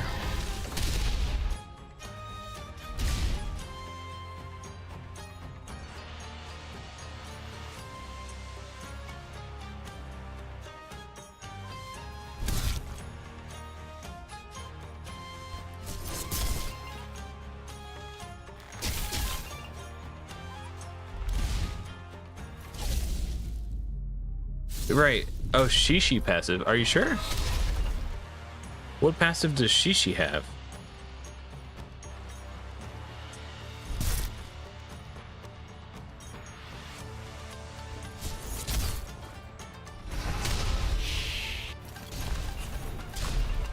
Well, Shishi's dead. Doesn't matter what passive they have now.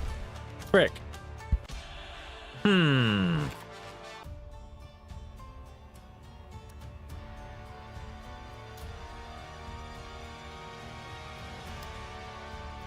that's not passive.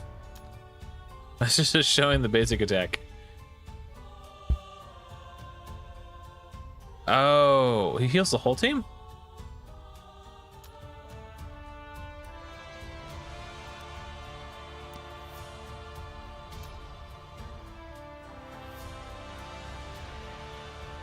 Oh, interesting. So it, okay, that makes sense.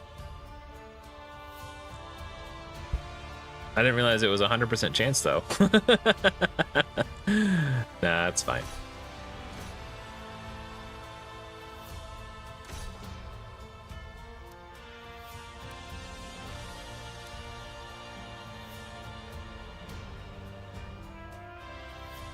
Yeah, we'll do that.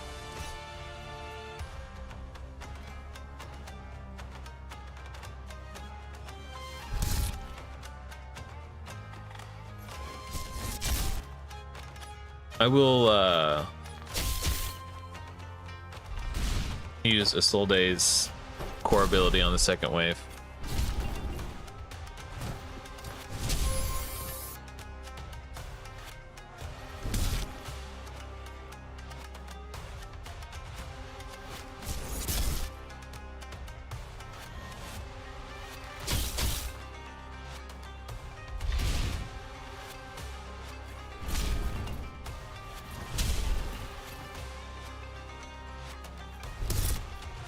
I think it's probably necessary.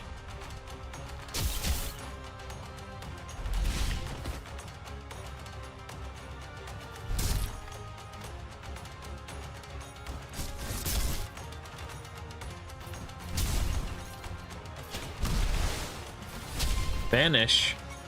He just dropped a smoke bomb.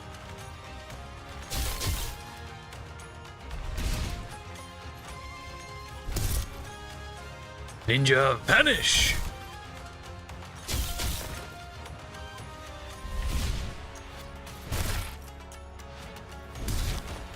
Uh-oh, I got acid placed on me. Hopefully my gear isn't removed for the rest of the fight.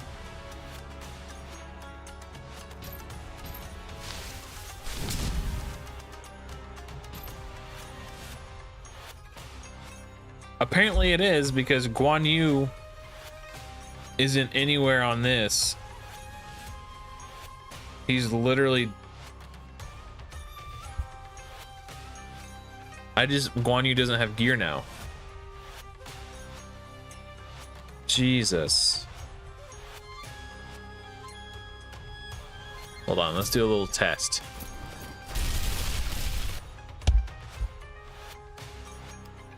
That is so annoying.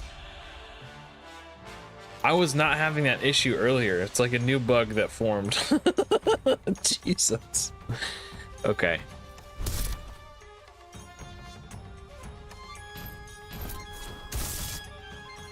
So I don't want her to get an attack ever.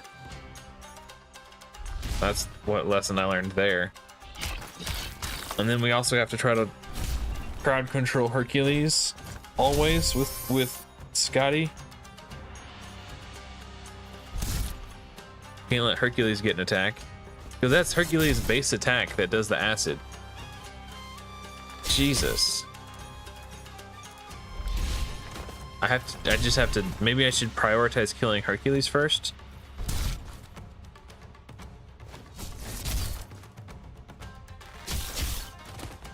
Huh.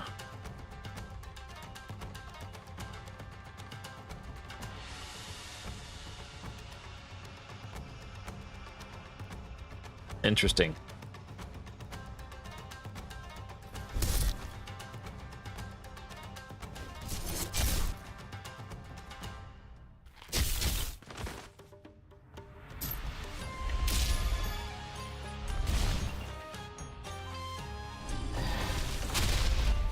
Okay, no confuses. That's good.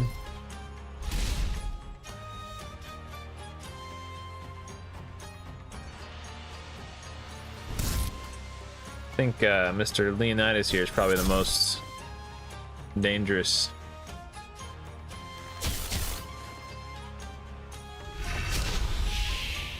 Yeah, she's kind of dangerous too, in her own way.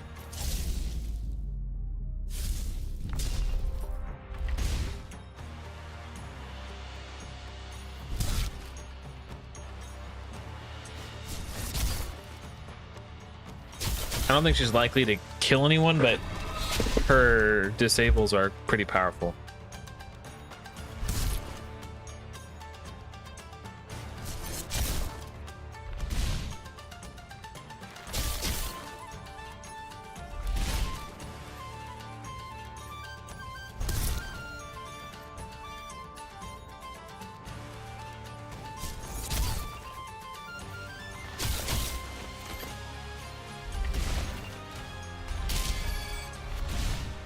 Don't kill her. She's my friend.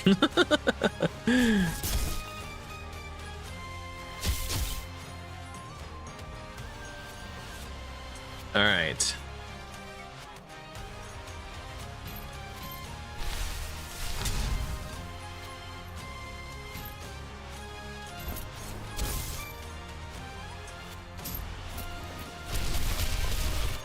Okay, that was a Hercules bug where he instantly revived himself.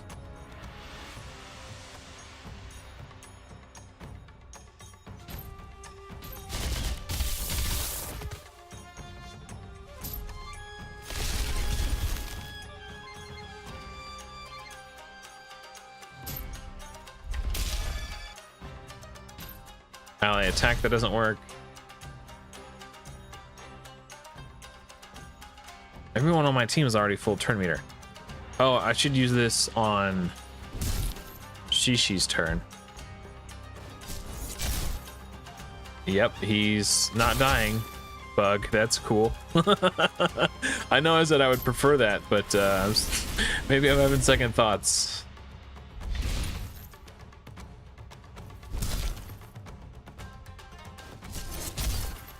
Yep, that's super cool.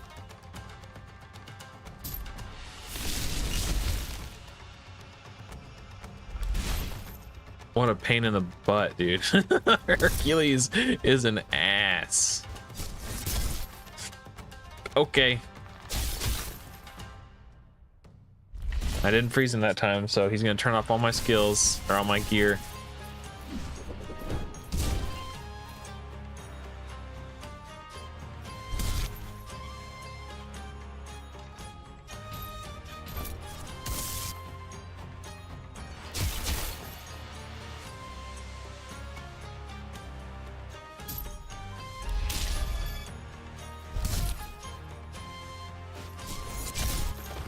I only had to kill him 3 times, but we did it, guys.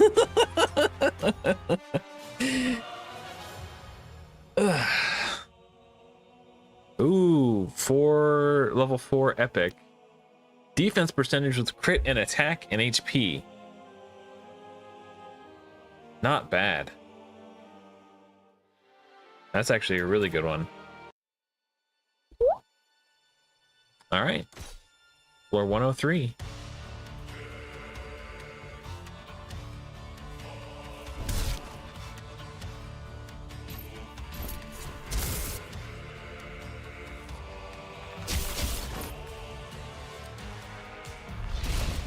Ah, weak hit.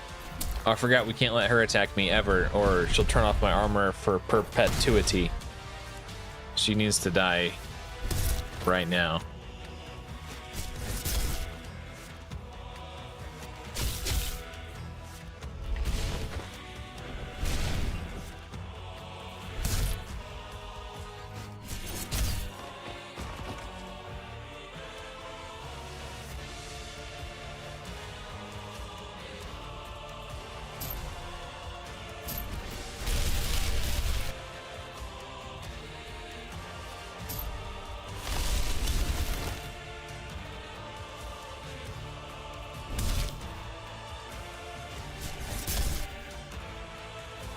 Oh, I should have used Scotty's ult first, because if I got a kill with 1U, it would have reset the cooldown of his core ability.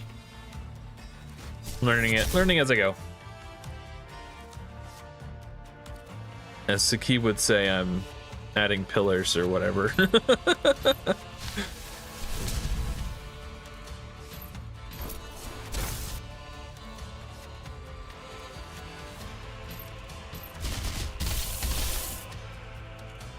Okay, so we will...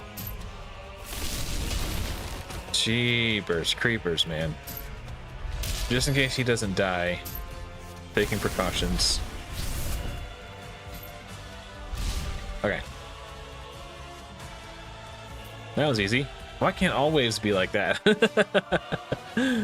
Without any crazy buggy... I'm getting some good gear though. All this 4-star. Is this from the first clear rewards, or is this just because I beat the level? Oh yeah, probably random gear. So what are the...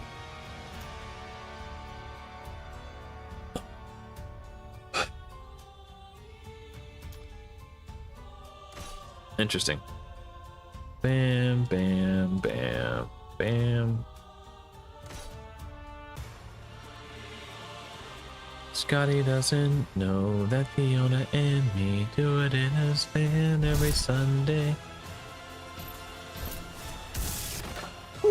Ooh, baby. Okay, he's frozen. She's dead. This mummy actually hits really hard, I think. I'm sensitive. Oh, I thought for sure I'd kill him with Guan Yu. That's fine.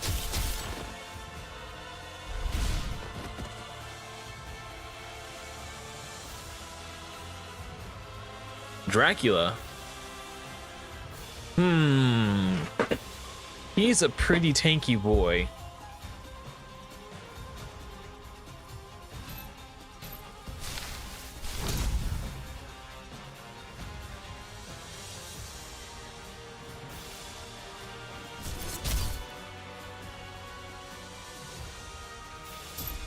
See if I can get decreased speed out there. I don't want to blow everything before the final wave because I don't know what the final wave is.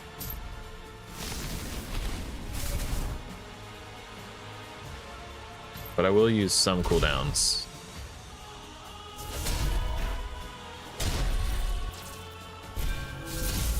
Oof.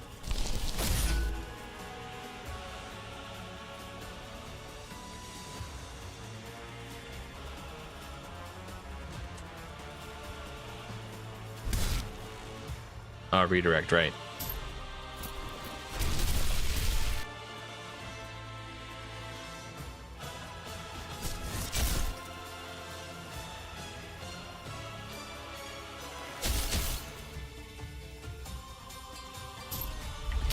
Make sure I get protect out there.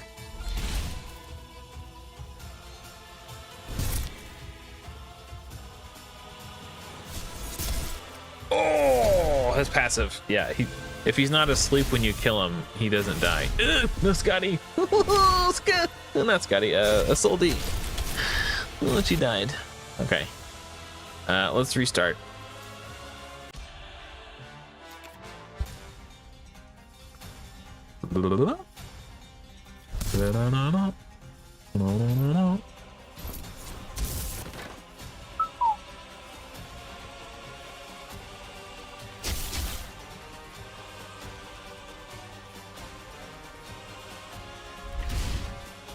Uh-oh.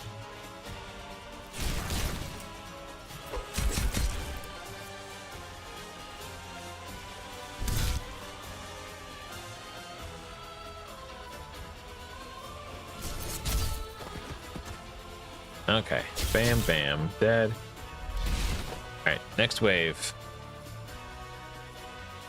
It's gonna get a little rough here, I think.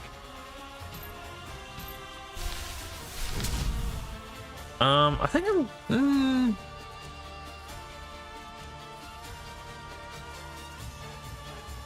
I think taking out Lady's Lock is fine, actually.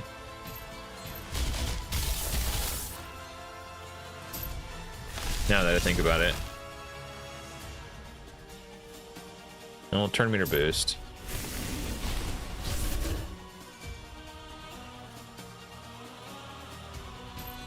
Keep going in on Drac. Jeez.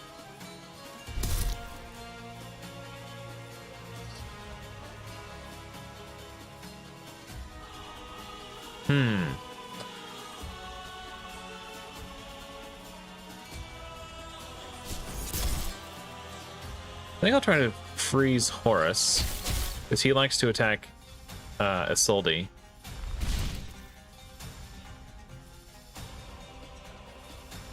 And I'll go ahead and use the protect. Just I really don't want Isolde to die.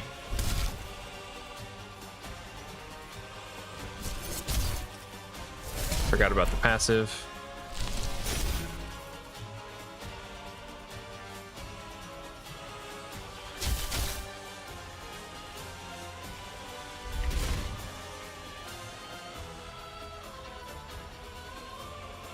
Huh.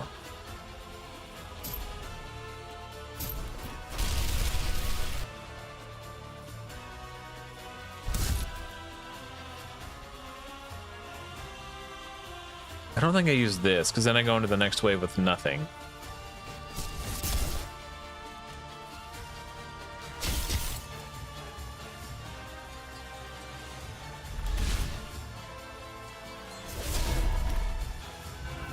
The Radiance is actually going to help me a little bit with the Protect out, unless it wears off.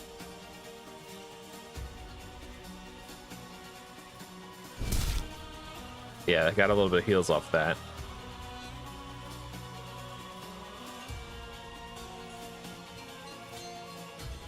Again, I don't want to use my cooldowns here.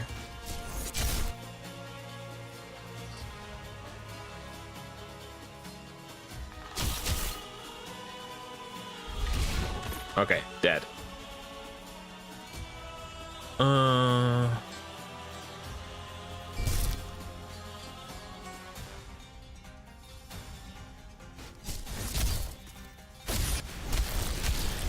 Yikes, that hit harder than I expected. Both of them did.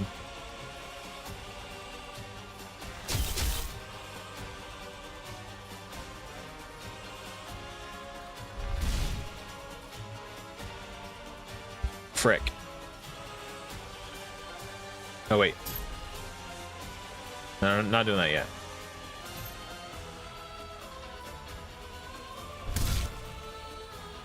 Now I'll do it. I wanted to make sure I got the full duration on Guan Yu. If I did it before Guan Yu's turn...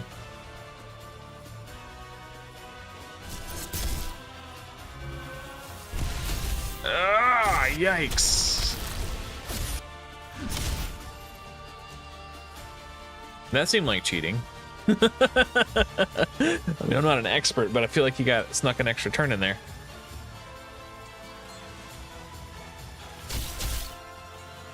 Okay. We'll go ahead and use this.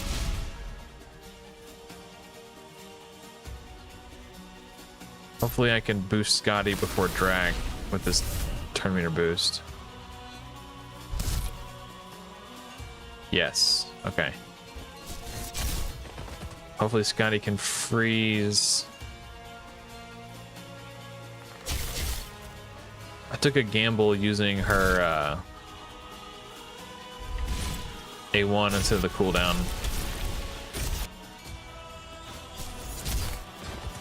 Alright, final wave. We're just gonna blow everything here. Oh my gosh. Heimdall is the worst.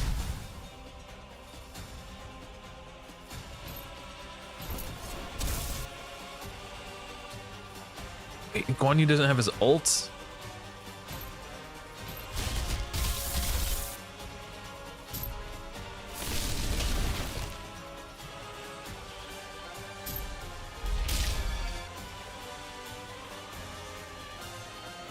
Oh, they probably can't join attack if they're... Wait, does he do join attack? I forget what he does.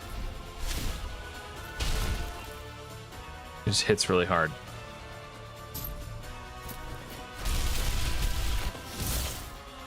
Oh, and he counterattacks.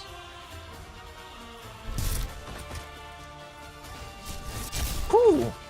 Where's only, baby?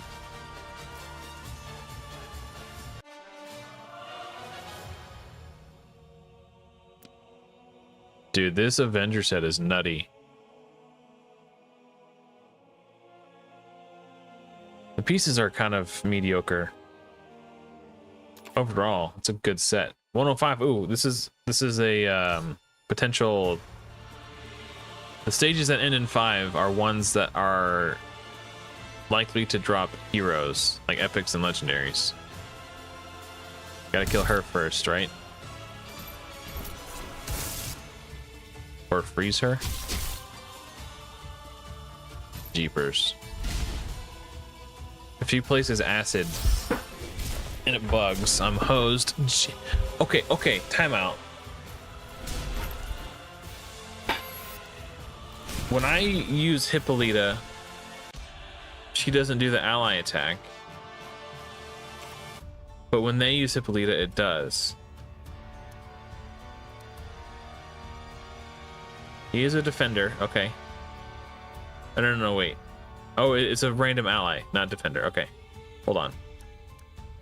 Last time I did this, she didn't work. Just want to make sure I got her correctly. Oh. What skill is it? Attack an enemy with one random ally joining the attack. Okay, time to test it. It was not working for me earlier.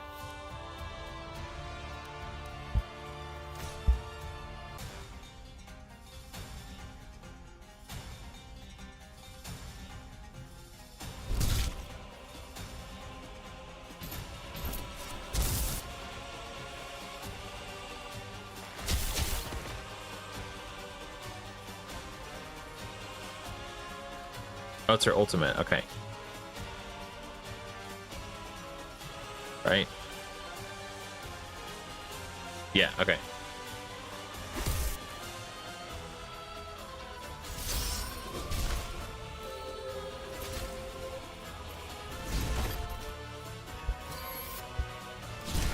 Well, that sucks. Okay.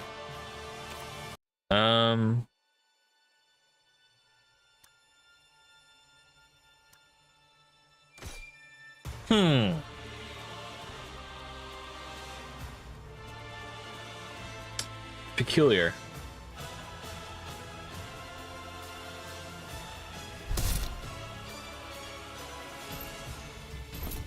Peculiar indeed.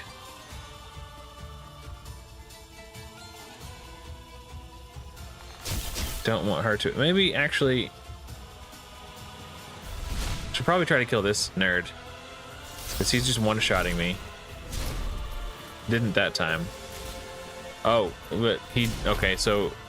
I got ally attacked by... Hippolyta. And then he... Okay. I see. I need... Okay. Okay.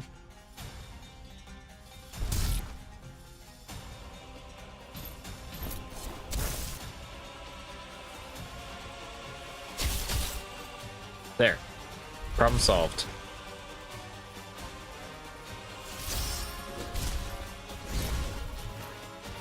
Oh, so he can do it when he's... Oh, maybe he got his turn, unfroze, and then joined in on the ally attack.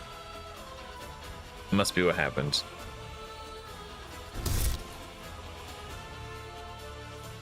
Well, the fact that they decided to pick on Guan Yu kind of sucks for me. I guess he's the only red affinity hero on my team that I have.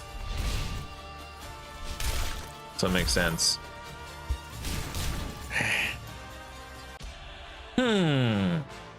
How to combat this? I need another red affinity hero, perhaps. But I don't have any. None that are built. Or maybe I could change his gear for this wave so he has less attack and more HP. Just try to re-gear him a little bit so he doesn't get one shot.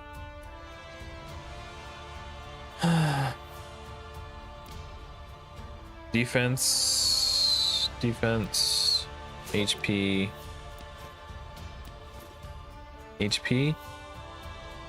with defense.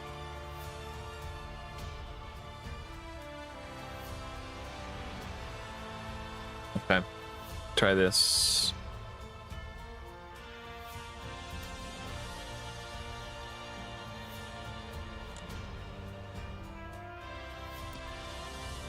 can't do any damage if he's dead, so you know there's that. Maybe that's expensive, just to compensate for the fact that he's got HP chest on. That gives him more defense too, so that's actually not that bad. Okay, we'll try again.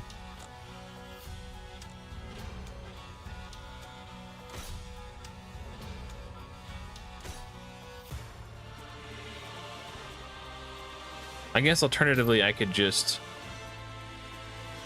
use my cooldowns. I don't even know what the second wave looks like.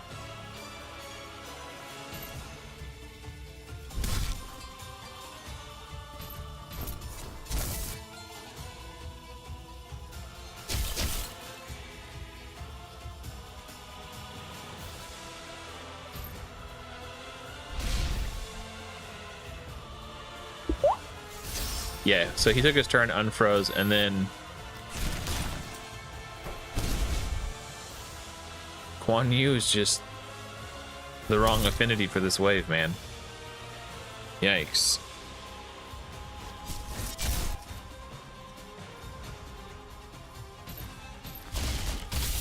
Just need to freeze people just to keep them alive.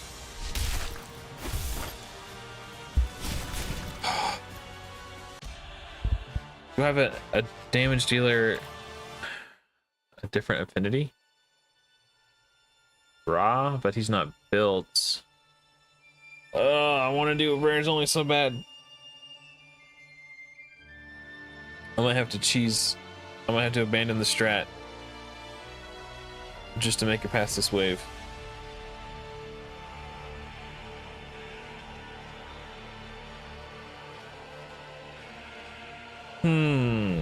And let's say, okay, hypothetically, I take him out, then they'll attack Isolde and Scotty,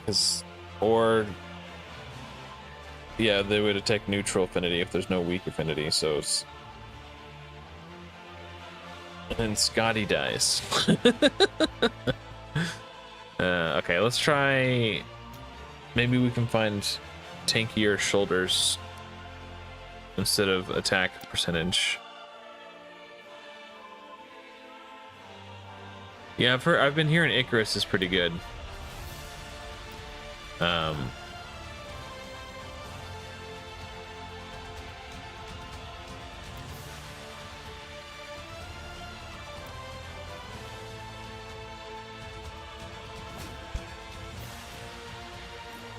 Okay, we'll borrow Hippolyta's shoulders since we're not using her on this wave. Good thing it doesn't cost to remove gear. I wouldn't be able to put my gear back when I'm done.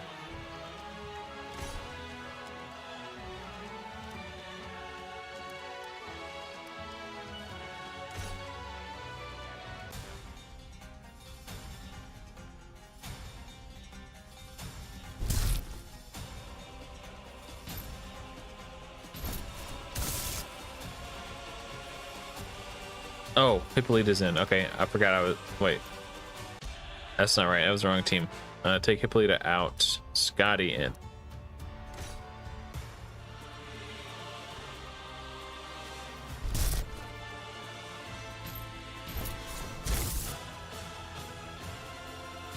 I think we just try to crowd control as much as we can.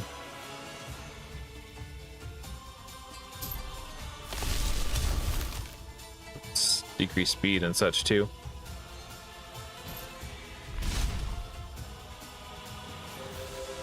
Hopefully this doesn't one-shot Guan Yu. Okay. He didn't get one shot, so that's a start.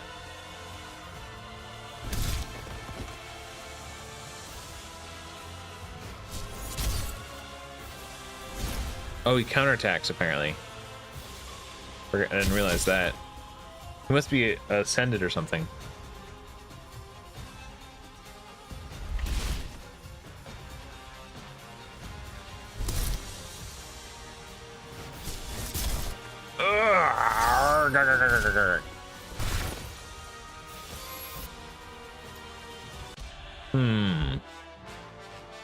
Okay, I have one more plan. One more thing to try. And this is gonna seem crazy.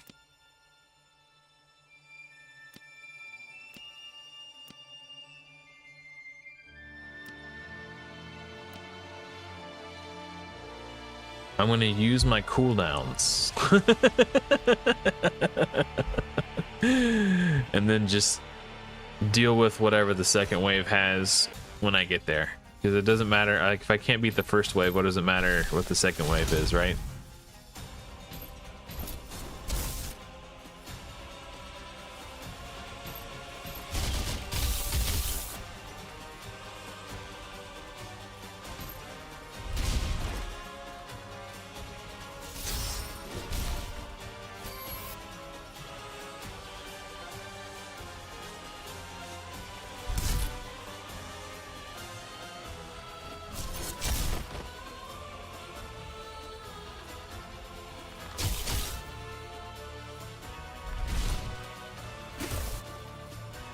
Jeepers.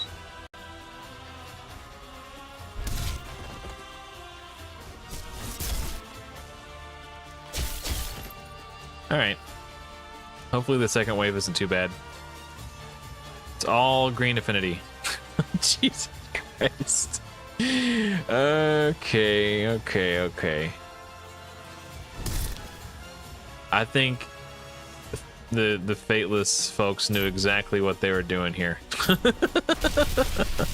I think they knew exactly what they were doing. Who's the biggest threat? Loki's a disruptor. He's a brawler. I think he probably has the highest damage potential. Oh, I should have been using ults. Oh, I forgot.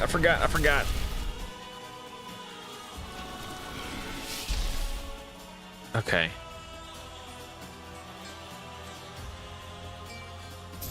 Actually, they're almost dead now.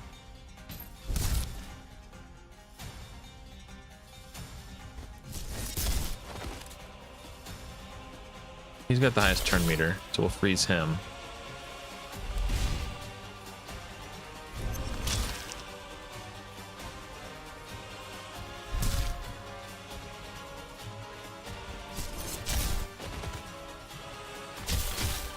Oh yeah.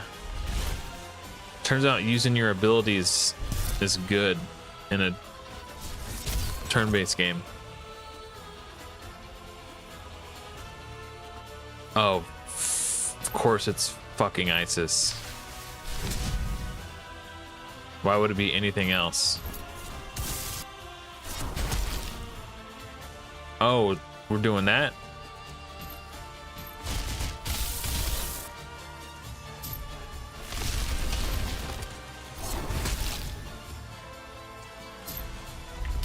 This is the one where Musashi is bugged too. And he just counterattacks everyone indefinitely.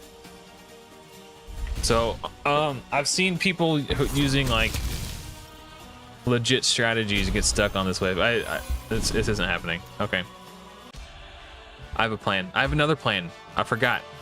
I have something in my back pocket.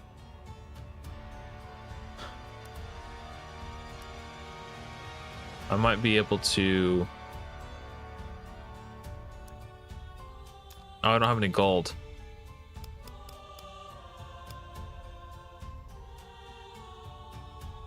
Oh crap. I think I just need to farm some XP.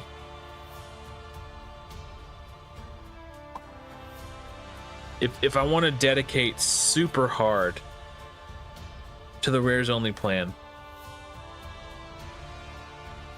I could sacrifice these legendaries to 5-star Guan Yu for more damage, or 6-star Guan Yu for more damage, and I can do that right now.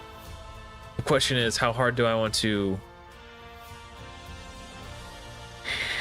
dedicate to this rares only plan? I mean, it's just an alpha, right? It's over in like a week, so it's not like we're here to have fun, right? I say we do it just to make everybody lose their mind.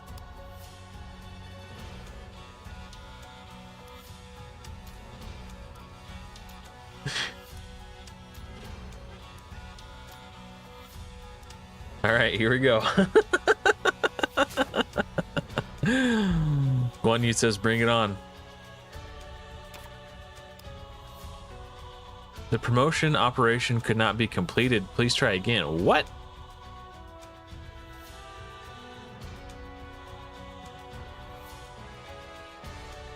Oh, maybe those guys have gear on them or something? Maybe that's why. Maybe that's what's stopping it. They're gone now. Hold on. Hold on, hold on, hold on. Hold on. My legendaries are gone. Oh no, they're back. Okay.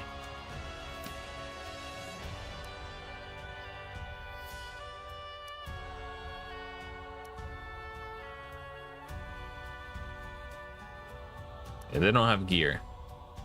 Oh man, I thought it ate my legendaries and then disappeared. Okay. Maybe if I unlock them. There's no lock and unlock button. Wait, will it not physically let me use them as food? You are trying to select a high rarity hero. Are you sure? Yes. Okay, we're all in at this point. There's no going back now. So this will give me 3,000 HP, 200 attack, and about 120 defense.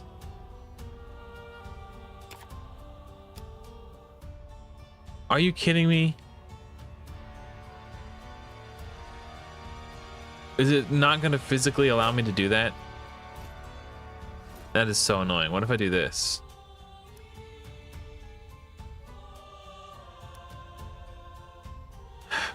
I have to farm food. That's annoying. Gotta go farm food like a pleb.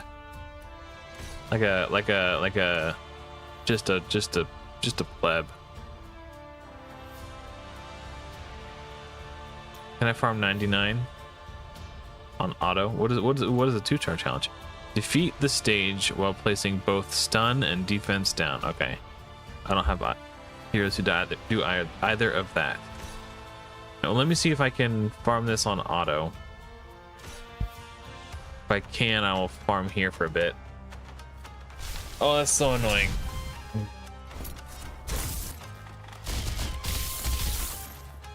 I guess it's going to depend on if there's like an ISIS in one of these waves or not.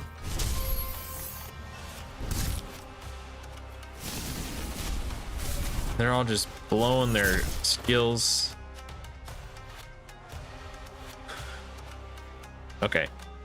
There's no ISIS in the second wave.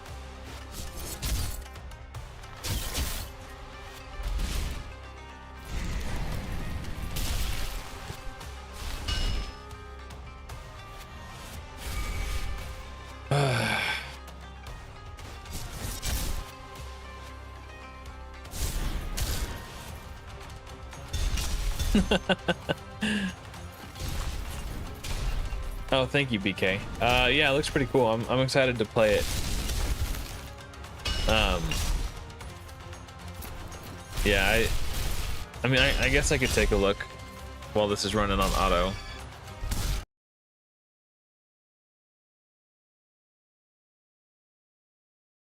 All right, let's see what he got here. Let's switch to so you guys can see what I'm looking at.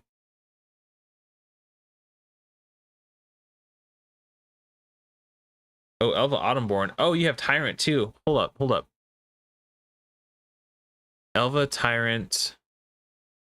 Actually, let's make sure you don't have any unkillable first, because that's the easiest. It's always the easiest to go with.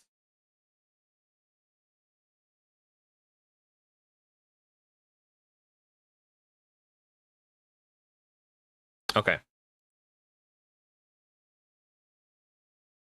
Oh, yeah.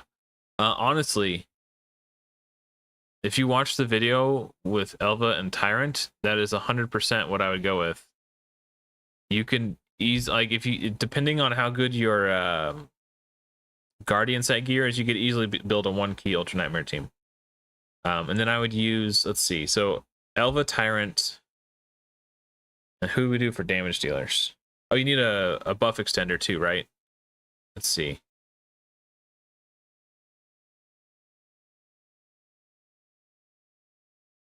Who do we have for a buff extender? You might have to go farm a Valerie from the campaign. Stage 1 of campaign, you can get Valerie, so do that, and you'll have your buff extender. And then you need decreased attack, decreased defense. So for... Did I beat it? Nice. Hold on, let's replay this real quick.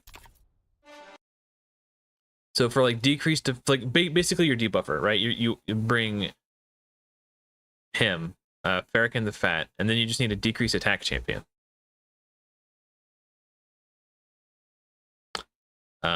Tyrell can work. He could be backup decreased defense. Yeah, that would be my suggestion. Double check everything real quick. I don't know what this guy does. I haven't played Raid in a while. Or that's a girl, I guess. I don't know what she does. Or he. Because I haven't played in a while. This guy's new to me too. But yeah, so I would go Elva Autumnborn, Tyrant. Who did I say? Farrakhan the Fat, Tyrell for decreased attack, and then farm a Valerie from the campaign for your buff extender, and you'll be good to go, man. Ursula? Ursula. Do you have Ursula? I didn't see Ursula. Oh, the Void Epic with the 5-turn cooldown skills. Where do you see her at? Oh, right here. She would be... You mean for decreased attack? It's only like 75% chance though, isn't it? You could try it if you want. If it's not 100% chance to land, I would do Tyrell instead. It's on the A1. Oh, it's 100? Okay, I mean, yeah, you can do that if you want. The only issue is if you get 3% resisted, you're kind of hosed. But yeah. But she is void, so... Yeah. Okay, yeah, I mean... Either or. I will say Tyrell has damage that scales off defense. Damage that scales off defense. And Tyrant brings increased defense, so you might be able to squeeze more damage out with Tyrell. But I mean, it's worth trying both. Yeah, no problem. Good luck. Hopefully that works out for you. So apparently this isn't a... Oh, I guess I could still win. We got Scotty up for damage. And Odin, I thought was the big threat, but he doesn't seem to be hitting very hard. He is a disruptor, I guess, not a slayer.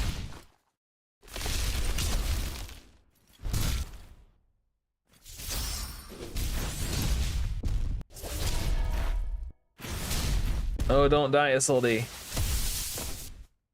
This could very well still be worth farming, even if it's not 100%, just because I get like 20,000 more energy than I do when I farm the next XP stage down.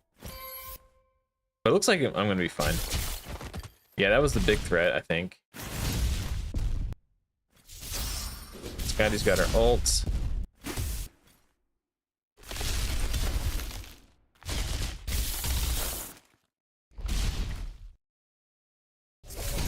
There are some heroes who have really cool synergy when they attack an enemy with an effect. The Radiance killed her. It does look really good for an alpha. Yeah, I agree. So Scotty here. Let's look at her kit real quick.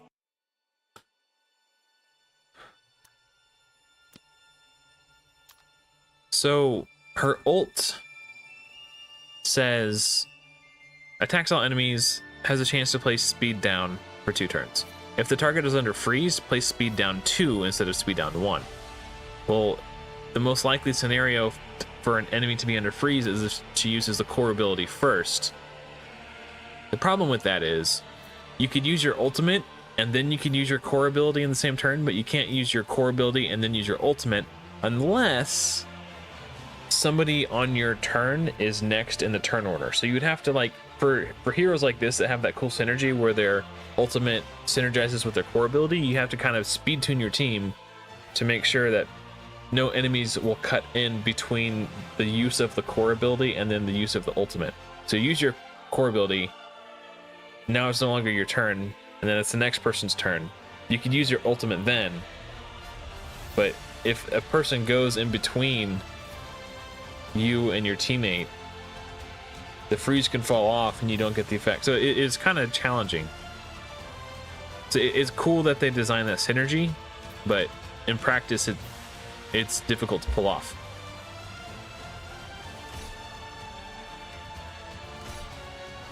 Yeah, so right now I'm just trying to get my first 6-star. I think on Alpha Wave, I don't know. I think it would be interesting to try to rather, because what I've done is I've 5-starred 5 heroes. I'm wondering if instead of doing that, if it would be more efficient to somehow do it like the raid style where you just 6-star one hero first. But I think I don't know if it's actually even possible in this caverns, because in campaign you just farm a campaign stage over and over for XP, which I guess you would be able to do in this. I don't know. It would be interesting to try, because if Guan Yu was 6-star, maybe he would just be soloing everything. Oh, Guan Yu's dead. There is a gear set. Oh, I don't know if I'm succeeding on this one. There is a gear set that gives you, I forgot what it's called. We were just looking at it a minute ago, but you don't gain access to it until like the upper tiers. Like I just got it for the first time. I have the sneaking suspicion I'm not going to pass. Okay. Oh, I guess this is the final. Maybe we can do some magic here.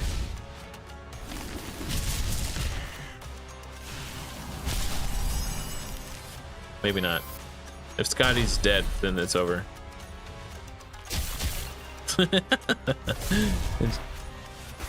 Yeah, okay. I think... Is the game going to be pay to play? I wouldn't consider any game in this genre pay to play. They're like free to play, but pay to progress, I guess is the terminology I would use.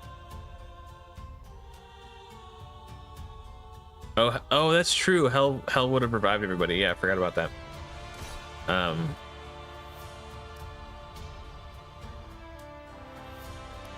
Just from this stage.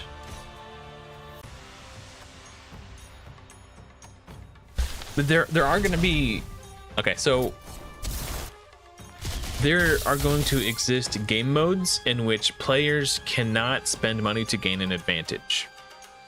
So they plan, and these are going to be called normalized game modes. So what they mean by normalized is, I mean, I want to make sure I'm not, I want to take a moment to make sure that I'm explaining this properly, so, and not stuttering, because I have a tendency to stutter when I'm thinking and talking at the same time. So they're going to have some form of normalized PvE, in which they're calling it their roguelike. And if you've never played a roguelike before, basically the way those work is, as you progress through the game, you're offered a choice from a series of upgrades, and you select your upgrade, and then now you're more powerful, and then you get another upgrade, and it can either synergize with the upgrade you've chosen, or maybe it's an upgrade for your upgrade, like a better version of your upgrade. And so as you're progressing through this game mode, you're forming what they call like a build, so where all your upgrades sort of synergize with each other. And you try to push and push and push and push and push until the run ends. And then you get like a high score, and you have a chance to show up on the leaderboards. So that's their normalized PvE. They're calling it a roguelike. It'll probably be like a tower, kind of like what we're doing here, where you're, a linear path. Only after every level, maybe you get to draft another hero for your team, or maybe you choose an upgrade for your team. Who knows? We haven't seen anything of it yet. I'm just speculating based on the information that I've gleaned from listening to the podcast and stuff. So that's the normalized PvE. Then they're gonna have a normalized PvP, where, now again, this is speculation based on information that I've gleaned, so take what I'm saying here with a grain of salt. The normalized PvP will likely be some form of drafting system where you're presented with a pool of heroes to choose from, then you select a hero, and then you're presented with another pool of heroes. So based on what you've selected, you now have to look at the current selection and choose one that best synergizes with the first hero you picked. You pick another hero, then you're presented with another selection. You pick a hero. So you're given an option and you make a selection, and so you're drafting your team.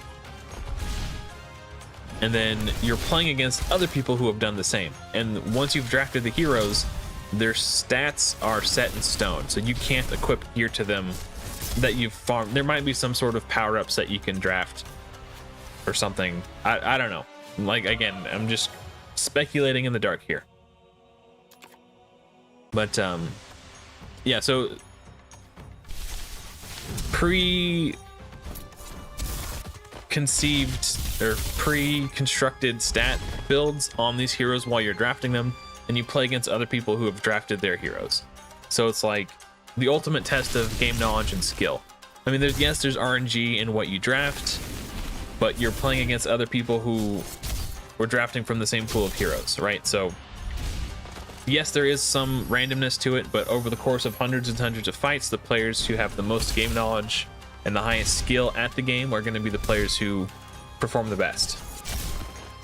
So it'll be really interesting to see how they sort of incorporate those non-pay-to-win features into a genre that is infamous for having pay-to-win mechanics.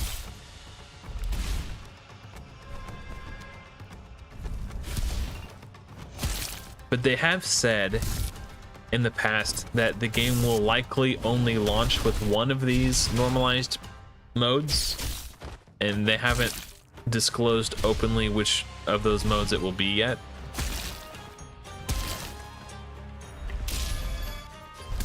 I was just thinking, I switched to farming this stage because it's 100% farm. That even if I lose occasionally, I get like 20,000 more XP from the next stage up. Let's ascend our Shishi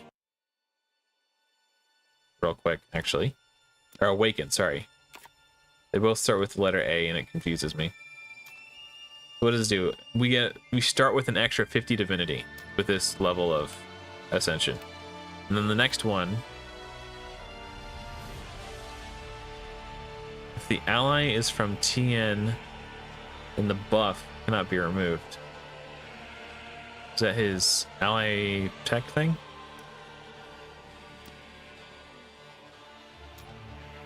Yes, okay.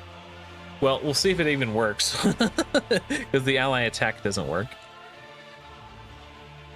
Yeah, I think I should just farm here. So if I can get an extra 20, like this costs 10 energy. That costs 8. Ooh. Ooh. Ooh. 2 energy, so it costs, what was that, 25% more energy. Well, hold on. Let's do a mathematical breakdown here. So this stage, I gotta look at the results. So this costs, we'll do some math and see which stage yields the highest XP per energy. Because yes, I do gain more from the other stage, but it also costs more.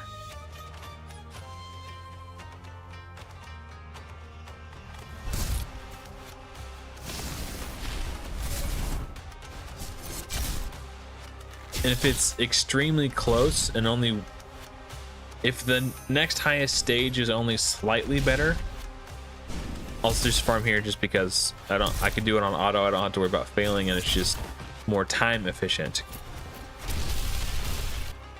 Because time is a resource too. I don't have all the time in the world.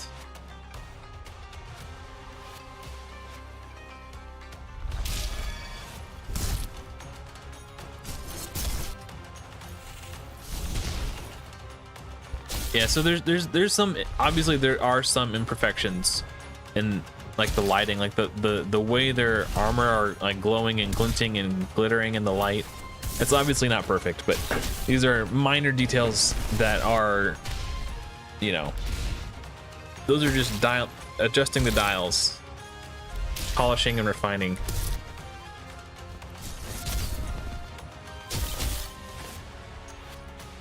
All these things will improve for the end. Okay. Oh, we got a 3-star spirit too. So we want to know XP per energy. So A400 divided by 8 energy. That's 1050 XP per energy. So let's do 99. See if we beat 1050 XP per energy.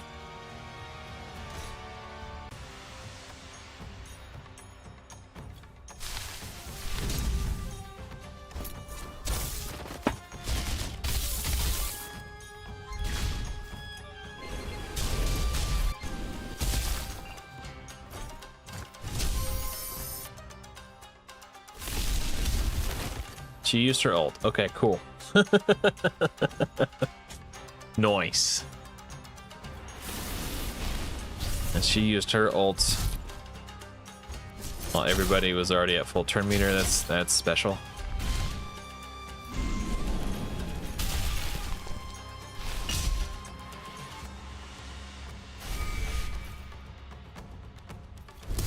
So Guan Yu is stunned and confused. Okay, so if they are stunned and confused, they don't attack their ally. That's good to know. I mean, that makes sense, right? You would assume that's how it works.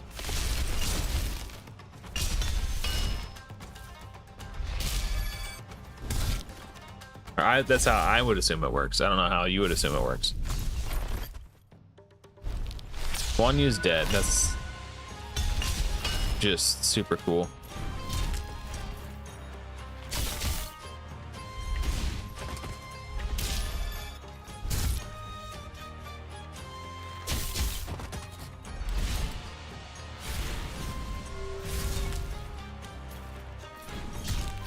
Dude, the dude just straight up did a flip.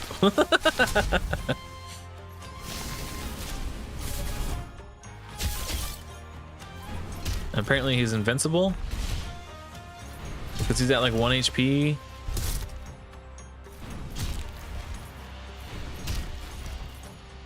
That flip animation is pretty sweet though. Yeah, he's just invincible. Okay. Well, that answers. Oh no, he's alive. He died somehow. Okay. I was about to say, like,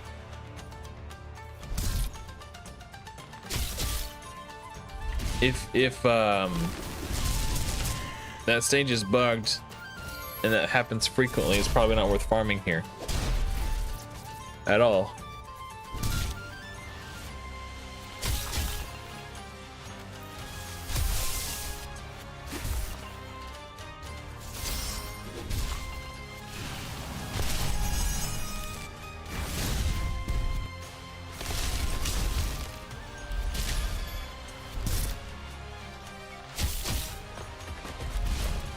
Yeah, Hell's ultimate is really interesting. So it revives all the dead allies, but it also puts Confuse on them. I haven't had a chance to play with her, so I don't know how good it is. But it seems like if all the enemies are still alive and you're not reviving anyone, then it's really good to just confuse everyone. But if there's only one left, it's probably not worth using, because then, you know, even though they're confusing themselves, now you just revived 3 extra enemies that you have to fight. Okay, so time is a factor. This is taking a lot longer.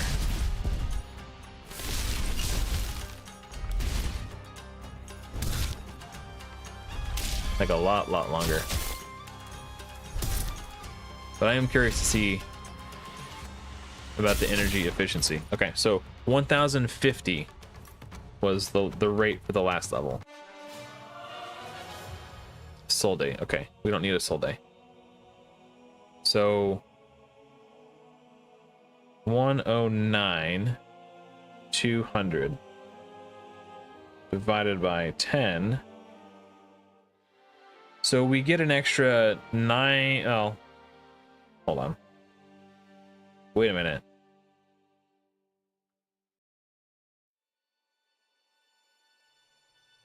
I think I forgot a zero on the last. There's no way it's 10 times more efficient. I got 80,000. I think I did it divided by 8,000 instead of 80. So, okay, hold on. So that minus...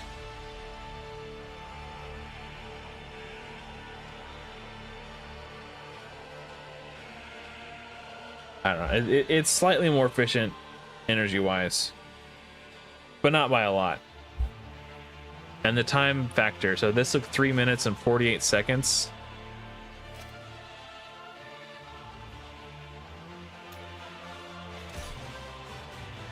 I wish it showed like a best time.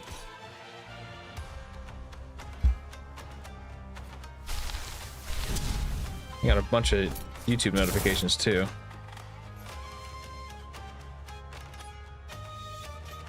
Oh yeah.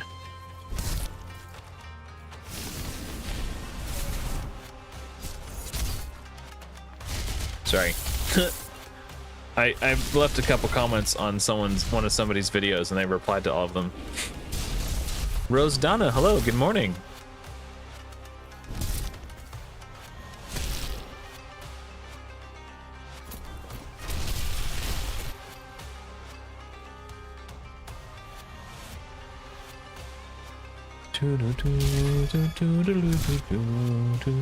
So yeah, we're already on the last wave.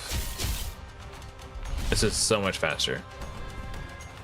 Yeah, so even though it's slightly less resource efficient in terms of in-game resources, it's way more efficient in terms of IRL resources, which is time, right? Like I think I only get like an extra 900 energy for, you know, and this is 3 times faster, so yeah, we'll just farm here.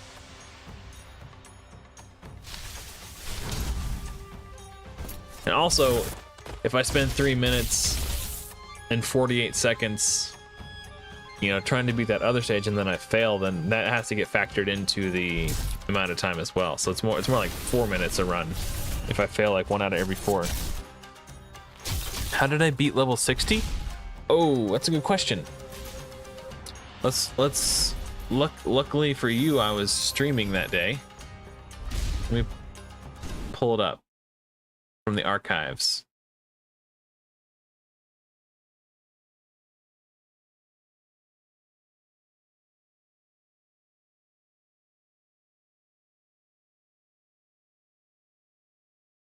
Okay, let's roll it back.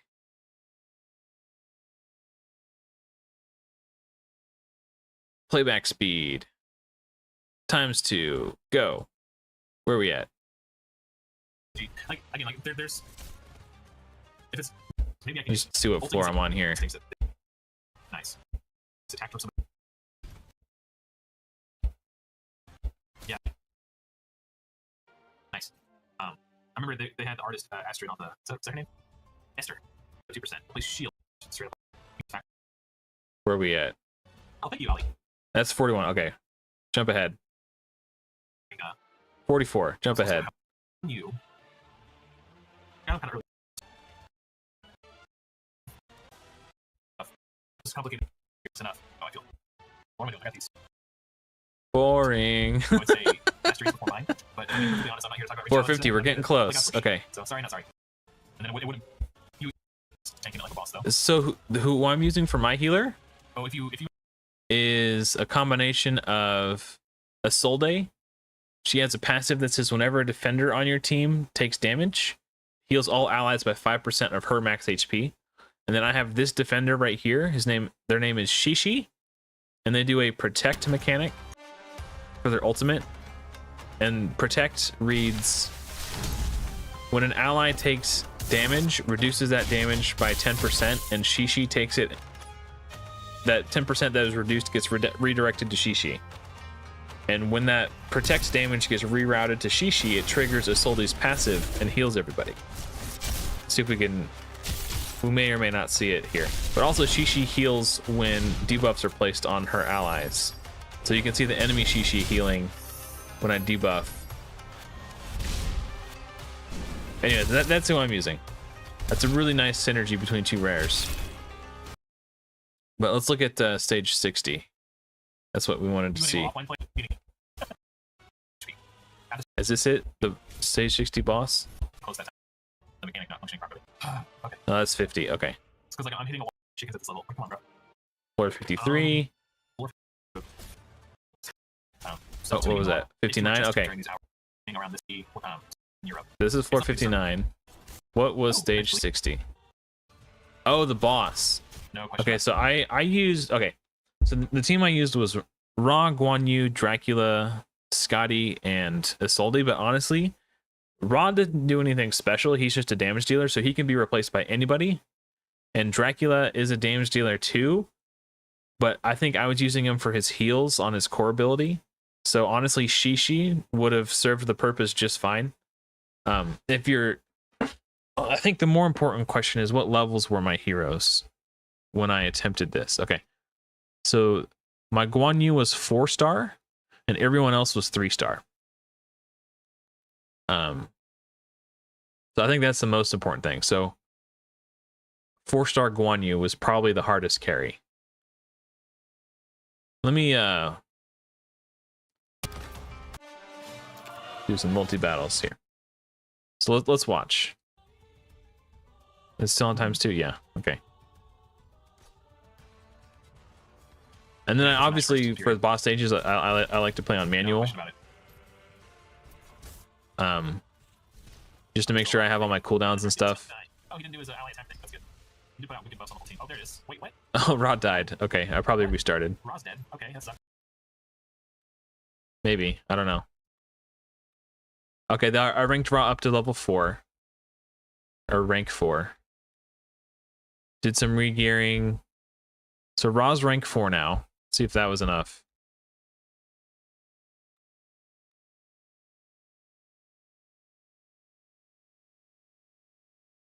Looks like that was doing the trick. I was spending a lot of time reading the abilities.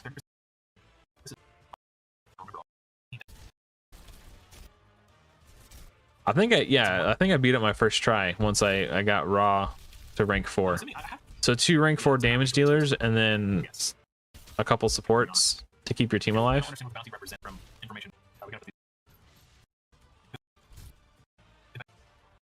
Let's see. Yeah, we did it. Gain 250 initial divinity. You know, and put this on. So 2 damage dealers, 2 supports. So it was Guan Yu, Ra,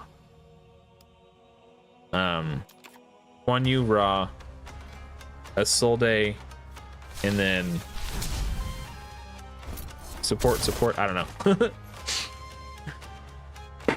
Because while Dracula does do boss damage with bleeds, I mostly was there for his healing. So I don't think there was anything too OP about the team I was using. Like, yes, I did have 2 legendaries, but aside from the heals that Dracula brings on his core ability, I definitely doable. Yeah, healers do seem to be pretty hard to come by.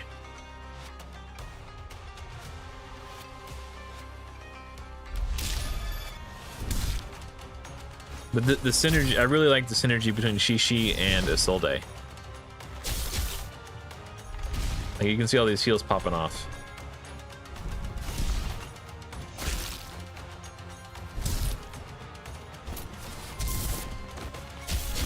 Also, Isolde does Mend, which is like a heal over time on her basic attack.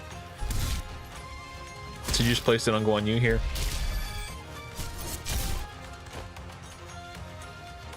So I wouldn't call her like an S tier like healer, but she does bring a ooh 3-star. She does bring some good healing. I wish what I need to do is figure out how much XP it will take to rank somebody up, and then figure out how many runs that will take.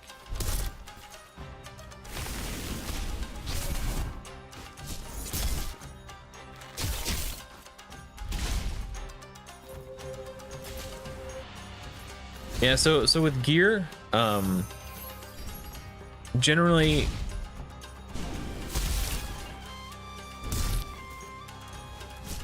speed is important because speed is what affects the rate at which you gain turn meter, this yellow bar down here. And the sooner you fill your turn meter, the sooner you get to take your turn. So speed is important. I would recommend finding a piece of gear that has speed as the main stat on at least one of your gear pieces. So that in Godforge, that's either your legs or your boots. And then I would recommend initiative is the stat that affects how quickly you gain divinity. This divinity like ultimate meter that's charging up right here. So I would recommend at least one piece of gear that has divinity as the main stat. And that's either your helm or your boots. And then, so if let's say hypothetically you do initiative on the helm and speed on the boots, that means you could either, or hold on.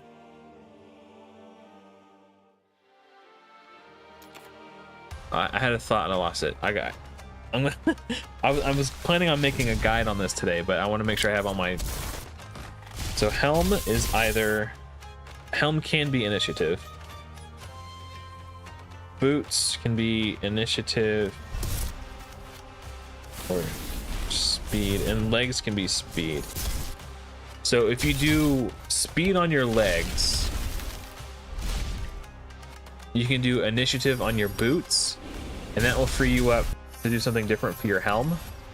Or if you do initiative on your helm and speed on your boots, you can do something different for your legs. But I need to make sure I have all my facts straight before I make the video, which is why I haven't made it yet. But yeah, so you kind of have to strategize. It's like if you have a damage dealer, crit rate is also a potential stat for helm. So it might be that you want crit rate on your damage dealer's helm. And if you do that, you'll want to divide initiative and speed between your legs and your boots. So yeah, it gets pretty complicated, which is why I want to make it. I might make multiple videos on like, this is how you gear a Slayer, this is how you gear an Invoker, this is how, because it's obviously going to be different for every champion, because not every champion you want to max out with 100% crit rate.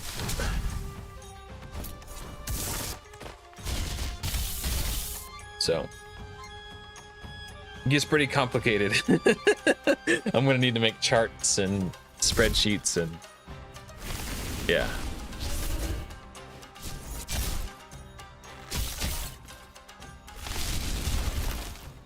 Because I don't think there's going to be, I think there's a good general rule of thumb, so I'll probably make that video first, and then I'll do archetype specific guides that kind of branch off the main guide.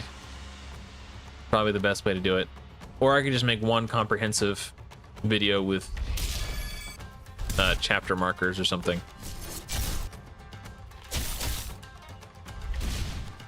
I think one comprehensive guide would probably be the best. Because if you're watching the basics video, you probably need the information for the more specific stuff too, so I don't think it would make sense to, I don't know. It depends on how long the first video would be.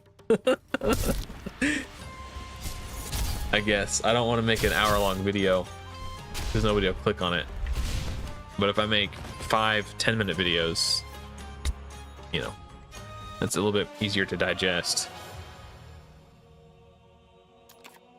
I could just make a playlist. I don't know. I'll figure it out. It's just gonna depend on how much information I have to impart.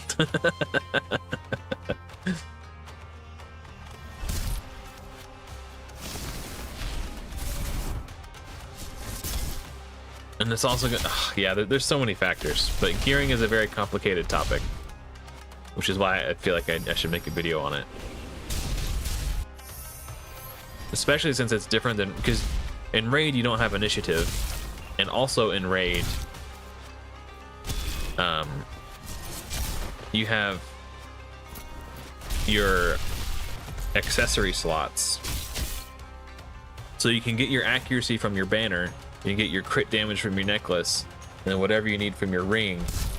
So because you're getting your crit damage and accuracy from your accessories, it doesn't spill over into your 6 main, and we don't have those accessory slots. Oh, good morning, Joy B.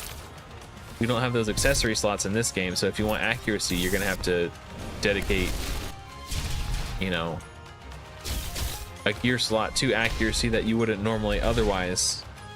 So it's gonna be interesting. But yeah, I think Ragewood has a pretty good gearing video, but it's not as comprehensive as the one I was planning. Oh, okay. Well, it sounds to me like that probably come down to RNG, so I would just try again, and maybe if you're not already, I would recommend playing on manual, just to make sure your heroes aren't wasting their cooldowns on the waves and stuff. How's your progress going, Joy B? Last I heard, you were on 79 or something like that. Yeah, I'll link Ragewood's gearing video. It's not a bad video, but it definitely has good information in it. But I plan to making something a little bit more comprehensive. But for the time being, Ragewood Gaming. Okay. Let me find it. Here it is. Share, copy. So yeah. So this is his video, and it's good, but it's kind of surface level in that he just talks about what stats you can expect to see in which slot, and then talks about which stats he thinks have value. But again, it's a good starter video, but I'm planning to make one that's a little bit more nerdy. But I don't know when I'll get around to making it. Okay, I've got 3.8 million XP. Let's see if that's enough to get me started here. I got 2 4 stars, so I need 2 more. No. Yeah. So to rank this guy up,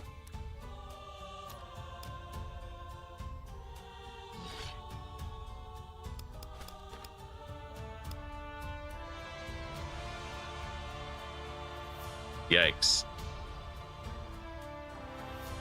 So I need 1 more 4-star chicken for this guy. So I need to make one.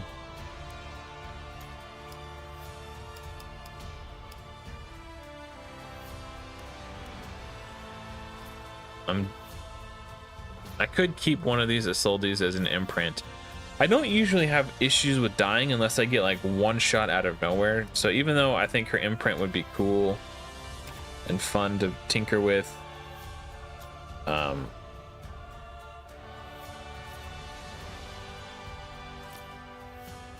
don't think it's really necessary.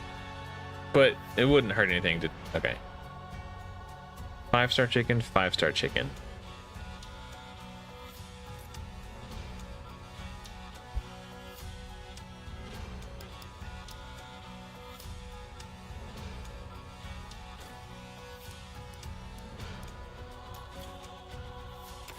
Five-star chicken. So I need 2 more 5-star chickens.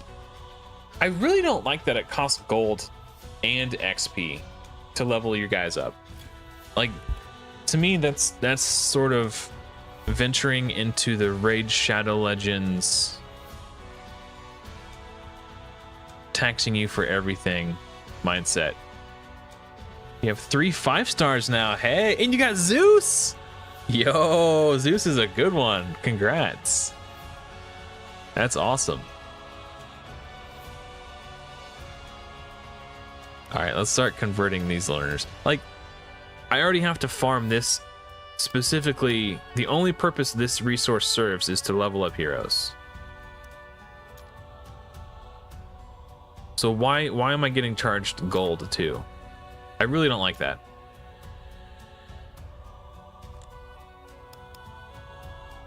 I'm not fond. It doesn't cost to, like, if I was at the max level, right? So I'm level 30, promote, and then to rank up, ranking up doesn't cost anything.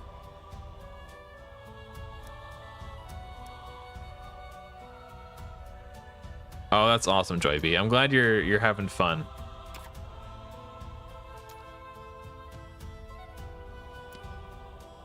So I've got 5-star, 5-star. I need 2 more 5-stars. So I need way more 4-stars. Yeah, ranking up takes a lot of XP. It's time and XP, yeah.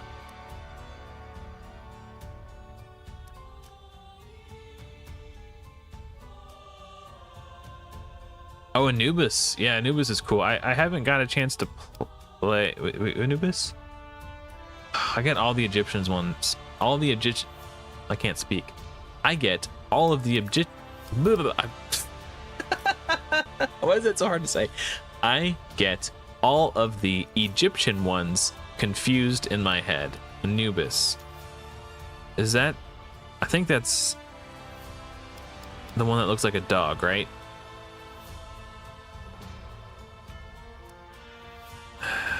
Part of me wants to save Dagonet because of his decreased defense, right? Because I've got a Solde to do increased attack, and if I set him up to do decreased defense, and then Guan Yu to just core ability ult and just nuke something down, that could be really sick.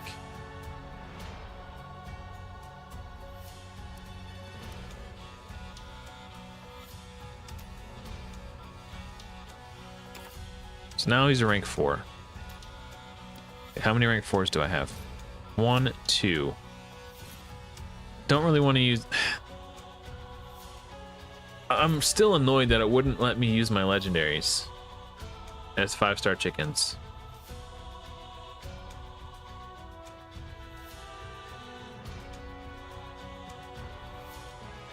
There you go. Yeah, the stages that end with 9 are the best for XP. So that's good that you're doing that. He's got a aura. I don't think that's I think that's a bug.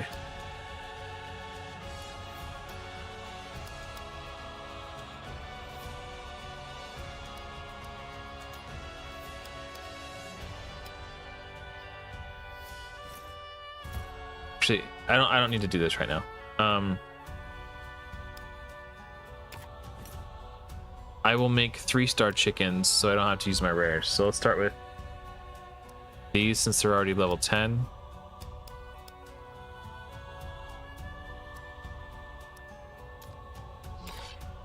That's what I should be doing first.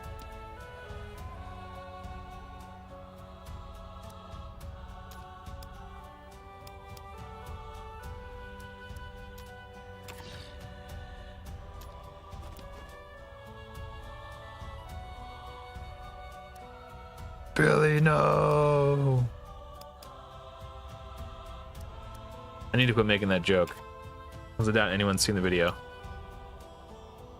Yeah, I'll share it with you guys so you can be in on the joke. Where is it at? My channel. So for a while now, the Fateless team has been giving the people covering the game before its release sneak peeks at spoilers of heroes and stuff before they were released. Another beautiful day here at Okay. So I'm going to share with you one that I made when we were given this Satyr guy as our Friday leak. Rewind this. Mute my... okay. Another beautiful day here at the Mayan temple. Oh my god, what happened here? Oh my god, oh my god, oh my god. Oh hey Frank, what's going on here? Oh my god! Holy shit, Frank, what did you do? Wait, you think I did this? Well, it was either you or Billy, and I don't see Billy here, so... Wait a minute. Billy? Billy? Frank? I think I found Billy. Billy, no! All right, that's it. That's it. Oh, there's one little piece at the end. Then I show off all the assets that they gave us access to. And then at the very end...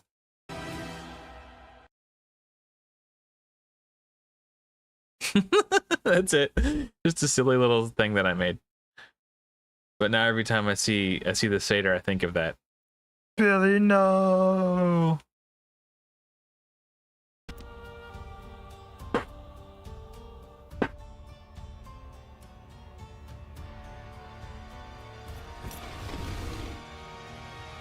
Yeah, so I wanted to make a food farming guide too, because when you start with the 1 star, let me rewind.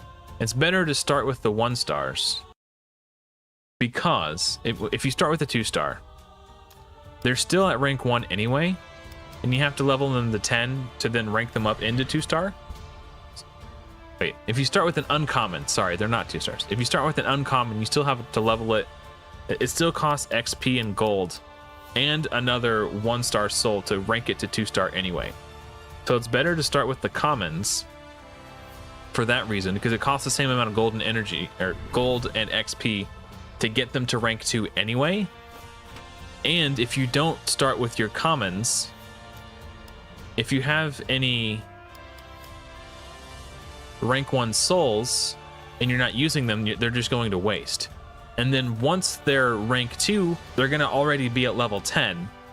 So because they're already at level 10, you might as well continue ranking them up. Otherwise, you had to spend more XP to get these ones to level 10.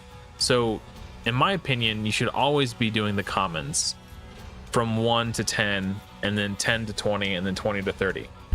Don't start with these or these. Don't start with uncommons or rares. Always start with commons and work your way up, in my opinion. But yeah, I was planning to make a food guide on that subject too.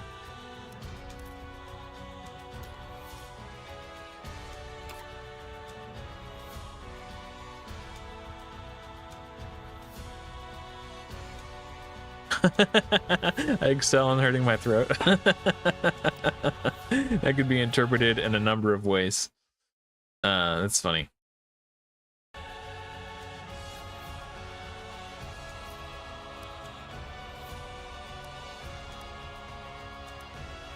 Sometimes when I click on a hero, it doesn't select them. I need to report that bug too. So many bugs that need to be squashed.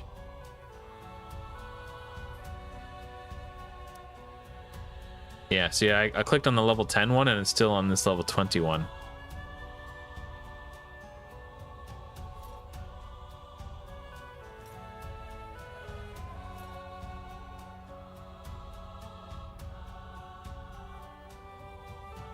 Oh, at level... Okay, that's interesting.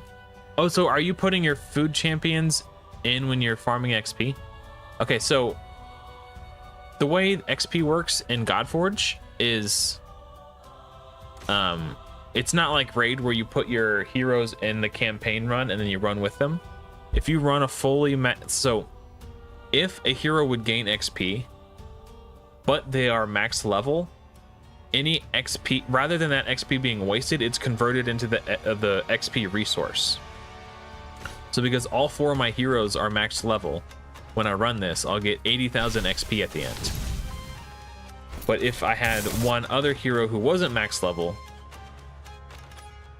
instead of getting 80,000, I would get like 60,000, and then the XP would go to them. If that makes sense. Oh, thanks for hanging out, Fireballist. Appreciate it. I'll catch you later.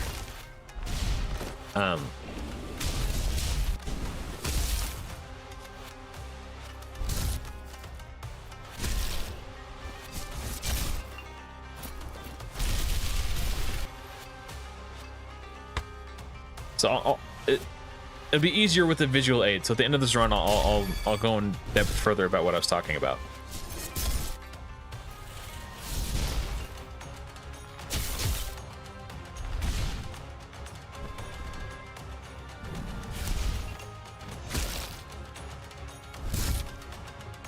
I see all these healing instances that are popping up.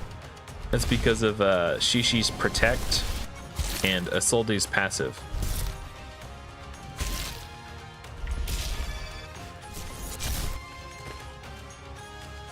Okay, so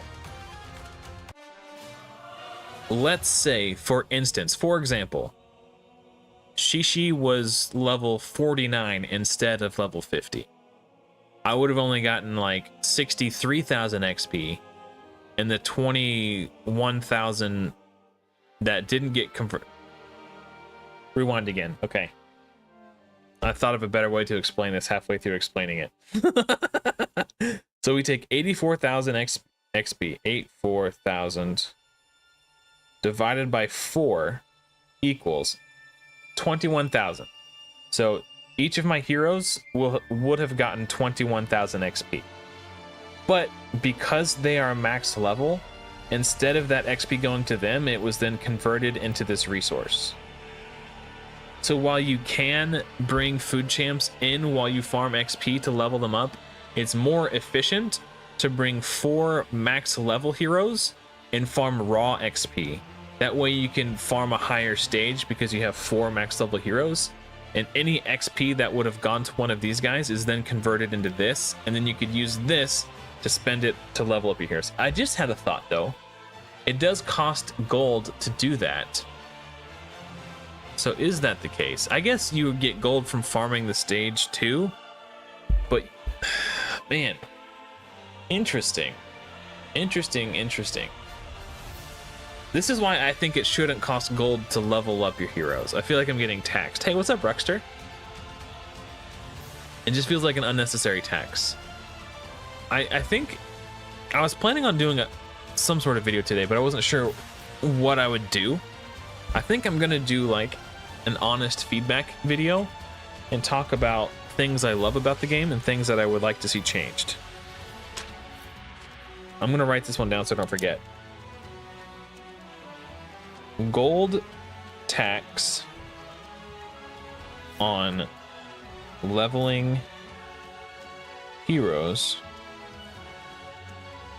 with XP. So leveling the heroes already costs a resource. It already costs XP. You have to go out and you farm that resource to level your heroes. And then the fact that you get charged gold on top of it feels bad. And I do not like it.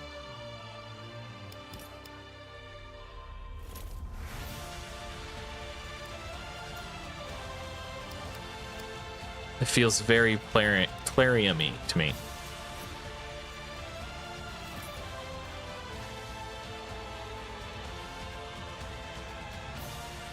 Every time you complete a stage, not every time, some stages reward you energy for completing them. And I also think that there's a passive energy gains just over time. I'm not sure exactly where it all comes from, if I'm being perfectly honest. Oh no, we're leveling up heroes. Yeah, I've just never been a fan of that. Like, let's see. Upgrade, ascend. I think this, yeah, this costs gold too. Like, I already went out and farmed these resources. Why are you charging me? Write that down. Take note. I'll just make a general like gold tax. I think the only thing that we should be charged gold for is upgrading our equipment. Like, if we want to level up gear, then it should cost gold, and that's what it's there for, right? So why am I getting taxed when I do everything else? I don't think you get charged gold when you awaken. Or do you? I don't know. I'll have to pay attention. But to me, it seems silly that you're getting taxed so much. I think it's nice that we don't get charged to remove the gear, and that's a really good start in the right direction, but... Okay, so I'm gonna rank up this guy before I forget that... Before I forget that's what I was doing.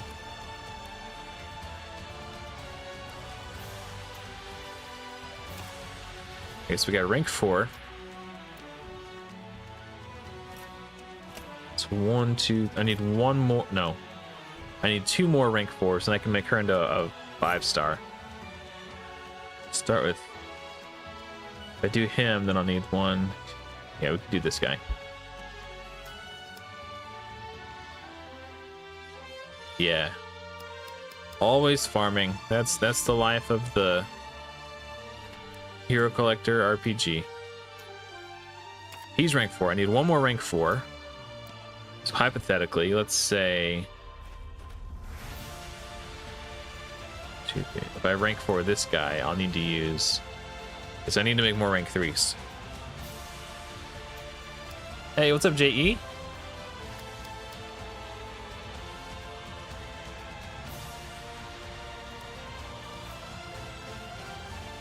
It does seem extremely excessive. Like, if I'm stuck and I want to progress... So, alright, I'll go farm XP so I could rank up one of my heroes to 6-star. Okay. Well, I farmed all the XP. Oh, I can't now because I'm out of gold. So now I gotta go farm gold. It's stupid. And that's coming from someone who is a loyal fan of Fateless Games Studio.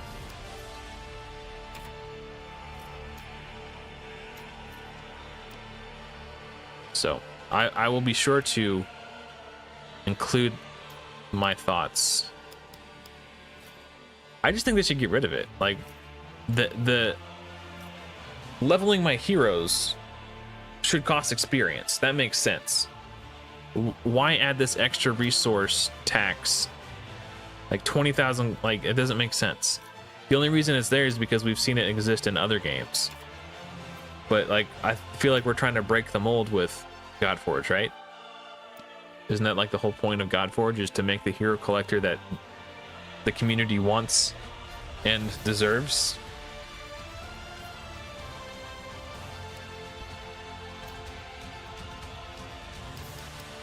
It just, I don't know.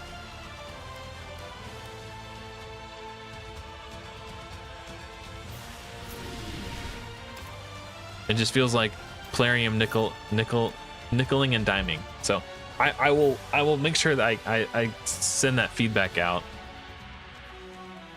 1, 2, 3. Okay, so now I can make another 5-star.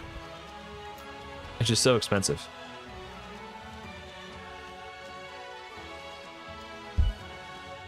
If they're concerned about people mass leveling their gear, they can just give us less gold. Like, why do they have to tax everything we do with gold? Like, so it's cost me like probably 70,000 gold just to make this 5-star chicken. It seems excessive. I don't know. Like, I feel like I had like 1,000,000 gold before I started making food. 1, 2, 3, 4, 5. Okay. 1, 2, 3, 4. Okay, I miscounted. I still need to make 1 more. And I'm out of food, heroes, fodder. So you can level up, but like once you have the levels, it doesn't cost anything to rank up. As long as you have the food, right?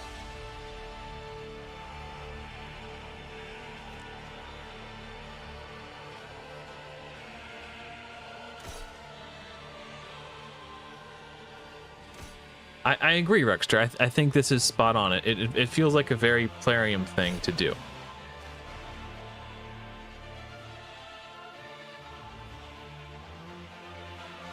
The resource for ascension, it depends. Okay, so I think it's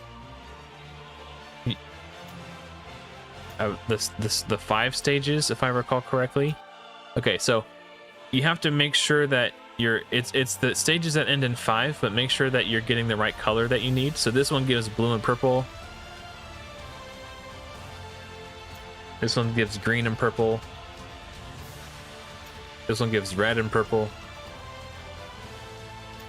This one gives red, green, and purple. So just depending on which ones you need, just make sure you're farming the right one. But stages that end in 5 are where you get your ascension materials.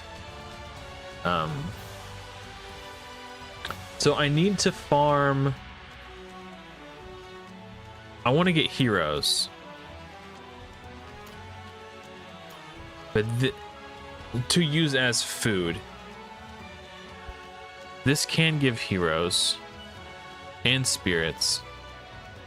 So maybe I don't really want this God Steel though. I'm not using it. Maybe I stay at farm stage 90. I will get less XP, but I also get gear out of it and the chance at epic and legendaries.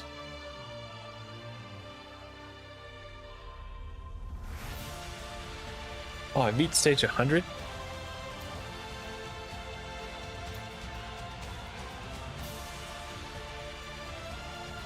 Oh, I can farm epic books here.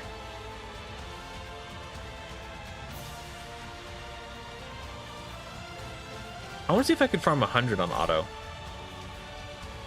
I don't know. This is just to see if I can. I don't think that I will be able to.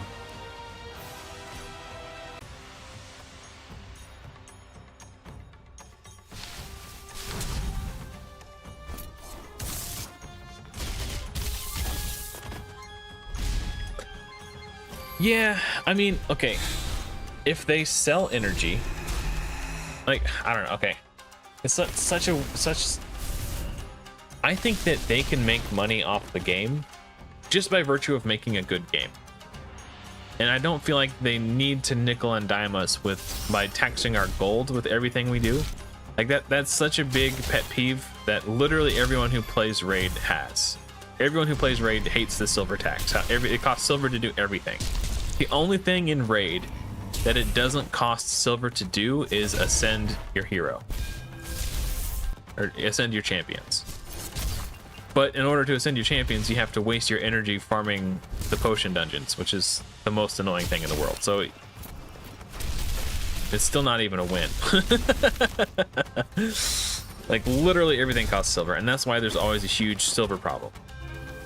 I think not charging players gold to remove their equipment in Godforge is a really good place to start. But if you really want to be the hero that we deserve, don't tax us to do everything the way Raid does. Like the XP to level up heroes, or the resource needed to level up heroes should be XP, period. Not XP plus a few thousand gold. It just seems unnecessary.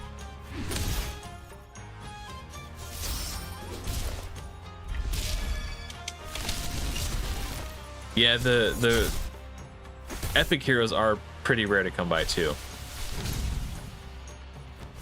I've pulled quite a few, but I've been using them as chickens. I tried to use some legendaries as food champions earlier, and the game literally wouldn't let me. Which I don't like that. Like, I'm a big boy, let me make my own decisions.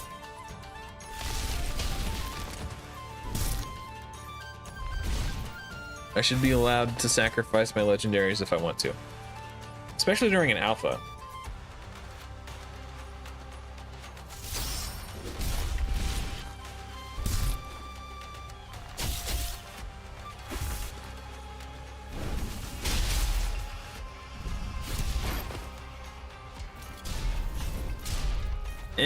It's possible. Okay, so we can't do this on auto, that's fine.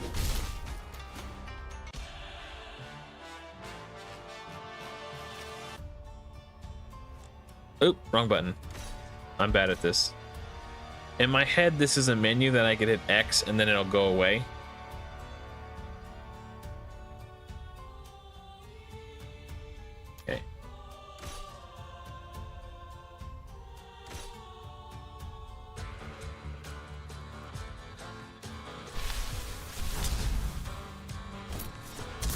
Yeah, that's what I'm saying. Like, there's if so someone was suggesting that perhaps the gold tax is to prevent us from leveling up our gear too quickly.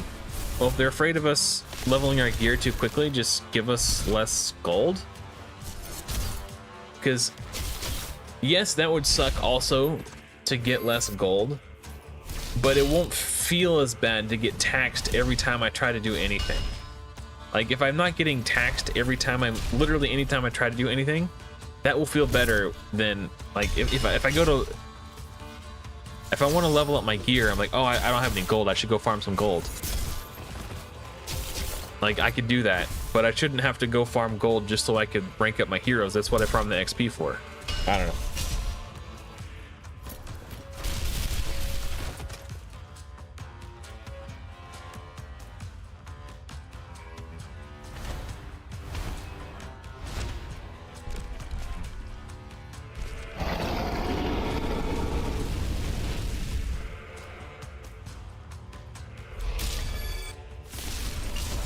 So Rose, so at the end of this alpha testing phase, whenever that is, let me look at the date real quick. Everything gets wiped. So nothing you do on this account, in terms of progress, is permanent. Let me see. Alpha announcements. No, not alpha announcements. Alpha testing updates. So this wave ends on August 3rd. So August 3rd, when it's over,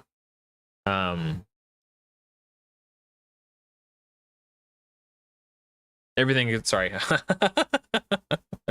I have ADD and I started thinking about something completely different right in the middle of my sentence. on August 3rd, the wave ends and everything is wiped. So yeah, nothing will carry over.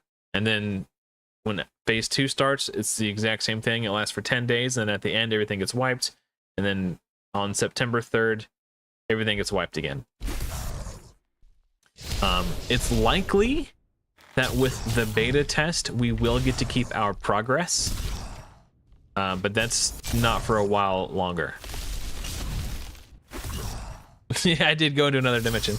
Yeah, so I saw August 3rd, and then my brain started like doing its own thing. I have to double check my calendar here. Yeah, so crap. Hold on, let me look at my disc. I might have made a whoopsie. No,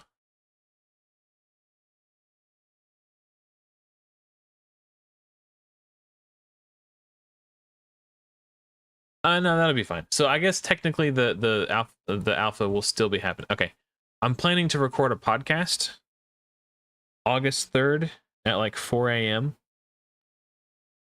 But the 2 guests that I'm having on, I'm pretty sure have already beaten the alpha, so at this point they should, it won't be like they're crunching to try to like get a high score, right? Because you know, they've already beaten it.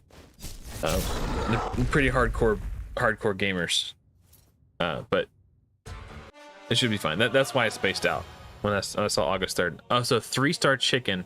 Okay, so I got about 30,000 XP less, but I also got a 3-star spirit. And how much XP is a 3-star spirit worth? That's a good question. I'd rather not say because things might fall through. I'll tell you who I'm planning on speaking to, and if something falls through, then it falls through. It's whatever. But I don't want to get anybody's hopes up because somebody might have to cancel on me. Yeah, Ragewood is one of them. And the other is Odd One Gaming. That's who I'm planning to speak to, assuming everything holds up. But yeah, I don't like to make promises and then go back on them. So if they had to cancel, I wouldn't want anyone to be like, "Hey, why'd you cancel on Adam? I was looking," you know, like, it's life happens, right? So, but so far they've both agreed, and we've agreed upon a time And we're gonna, I'm pretty sure Odd One picked Ramses, Ragewood picked Lady Zoc, and I picked Guan Yu. So we're gonna talk about the 3 starters, any regrets, all that stuff. Yeah, I don't know if partner is the right word, but he is employed by HH Gaming as an article writer. They hired him initially to cover Ethereal Restart, and now he's covering Godforge. So I want, real quick, I want to see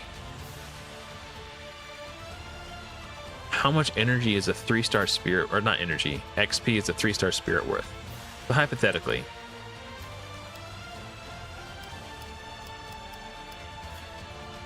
so to take a 1-star unit all the way to level 20 rank 3 is 72,000 XP. Well, 72,086. But when you stop and think about how much XP, it also costs 2-star souls, right? So how much does it take? So then you also have 13,967 times 2.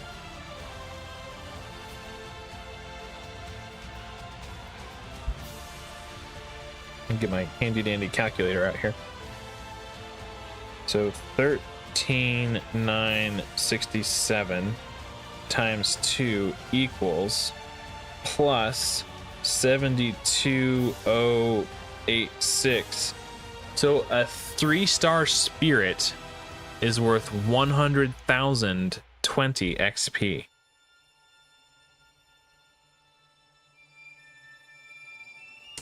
That's a lot of XP. And then I gained how much? Hold on. How much XP did I get from this? 51,000.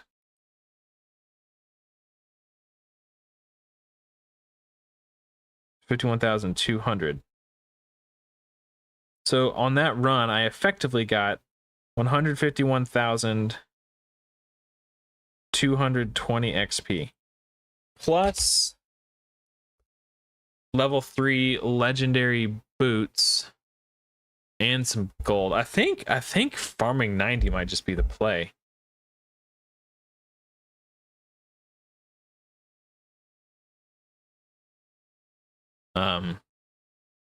That's a lot of value. And then there's the additional value of having the ability to get legendaries. That's where I got Aphrodite and Anubis and all my epics, really. So maybe I just farm 90. Like in terms of raw XP, it's less, but the fact that I'm getting gear and spirit, I think it's overall better for my account. I don't know.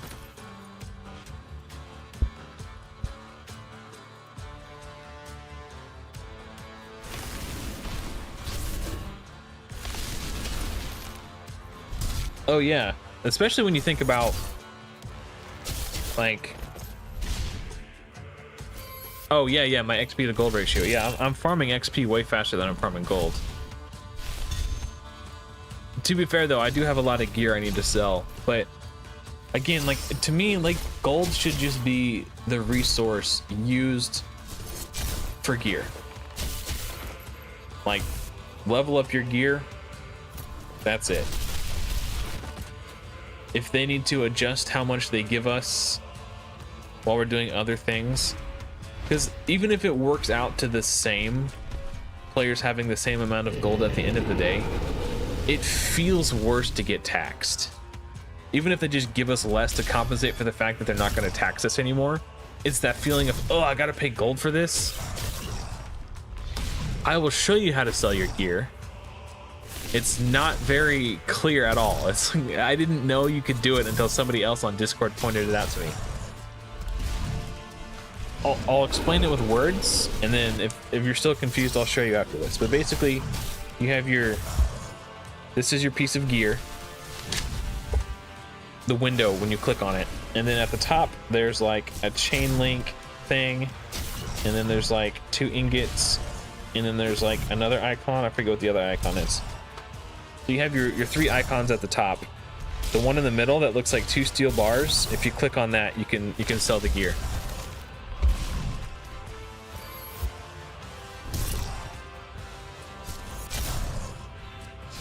It could be Ruxter, and I imagine it is. They actually hired an economist to help make the economy for the game. Oh, you got it figured out? Okay, good. Yeah, so they had a real-world economist help them make the game economy. So, like, I'm sure everything's been taken into consideration. It feels like overkill. I mean, it's important. The game economy is extremely important.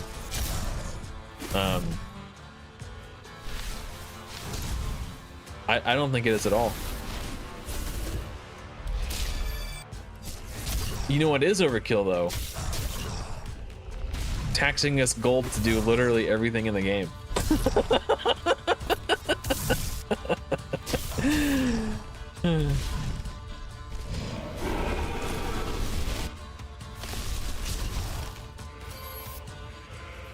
That's how I feel. So yeah, even if they compensated, you know what? I hope the economy does see this. The economist does see this. Maybe he could take some notes.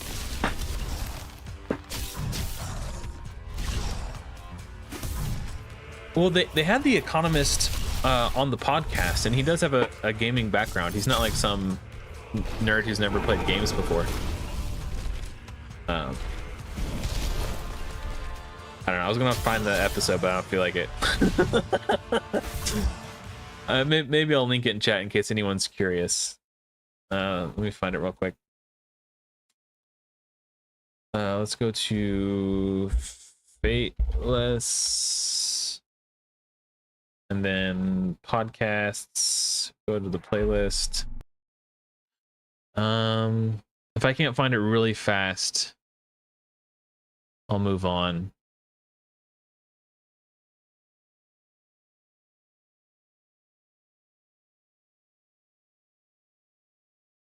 Okay, can we create the perfect in-game economy? This is probably it. Hey everybody, welcome to this week's Fateless podcast.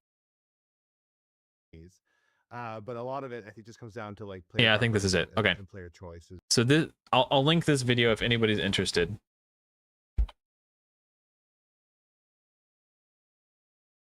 Make sure copy, paste.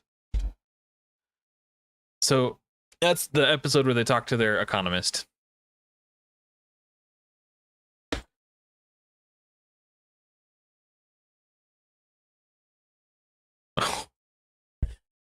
Wonder if they monetize the game.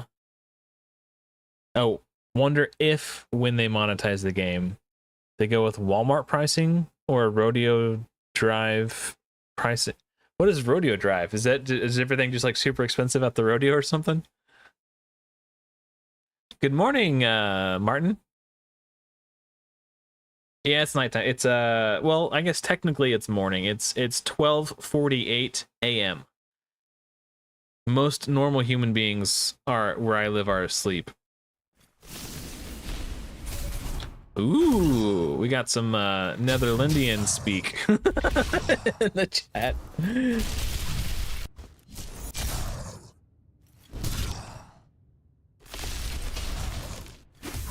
Yeah, Joybee's from the Netherlands too, I believe.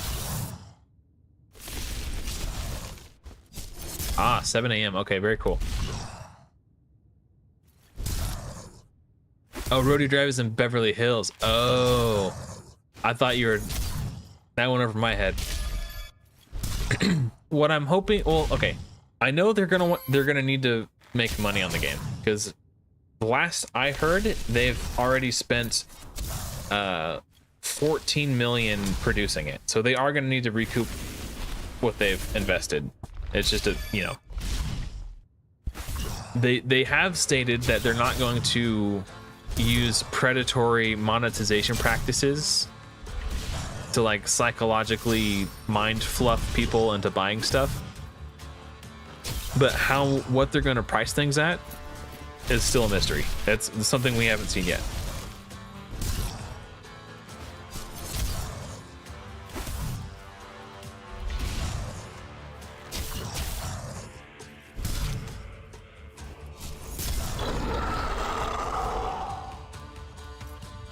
How long did that take me to finish? Lady Zoc. 7 minutes. Ugh, okay, so it's taking, okay, from a time economy perspective, it's like, yikes, much longer than the XP farming stage. These are nice. Initiative with speed.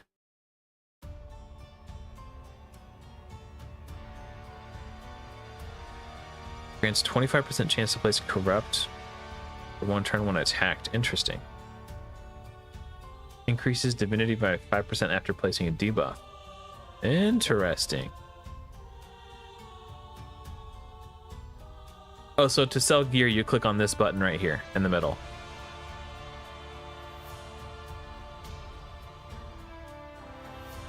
You can't sell the gear from this page, but you should be able to do it from the hero page.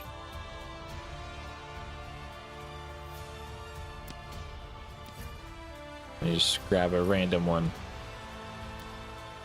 Yeah, so this button right here is how you sell.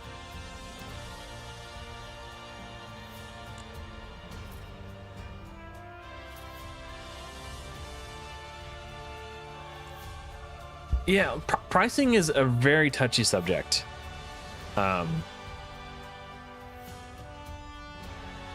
So how much gold did I get from farming that? Hold on, let me rewind my stream a bit. Hold on. 61,000. Okay, how much gold do I get from farming? Not that. That's not what I want. That's what I want. Okay. How much gold do I get from farming this stage?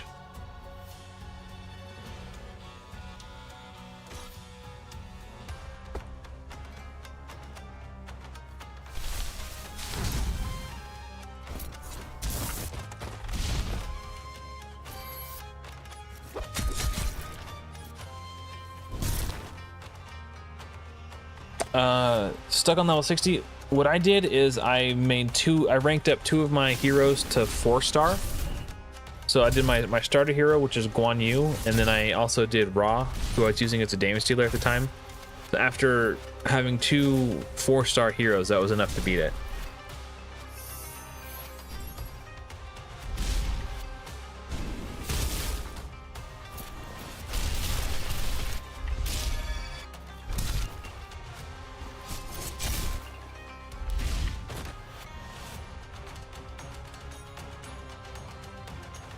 Yeah, I mean, I don't know.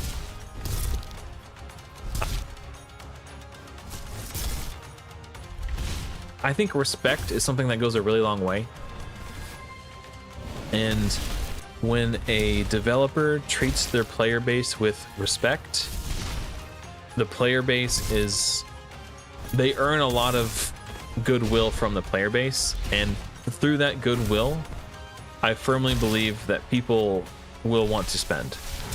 I used to be a spender when I played Raid, but after several months of like putting money in and not feeling like I was being valued as a consumer, I stopped spending money on Raid. 18,000. Oh my gosh.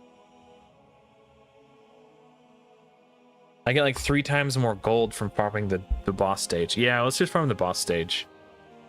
I'm so hungry for gold. All right. Each run is longer, but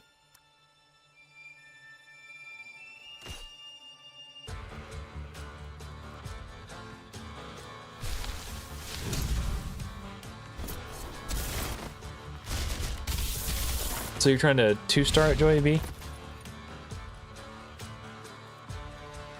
Oh, Martin, that's another thing. Apparently, you're not the only one who feels that way. Ragewood put up a video earlier, I think it was earlier today, talking about how difficult it is to farm ascending materials for Ascension on Void heroes. So yeah, you're definitely not alone in feeling that way. Hey, what's up, Richard?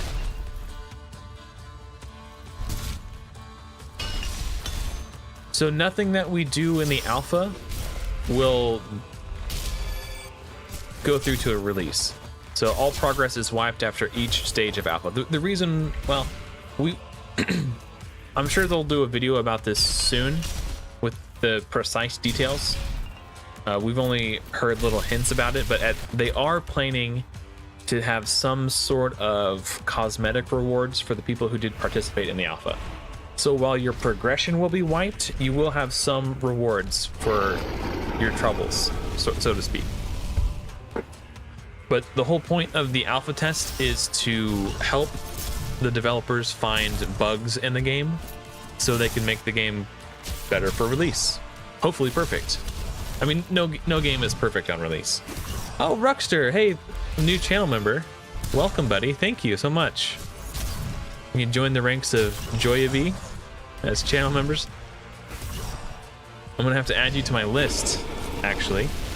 Hold on. Oh, actually, I haven't had to update this in a while. I've got a special at the end of all my videos and live streams. I like to show this. I'll have to add your name to that now. If I could find it. Here it is. Get it updated.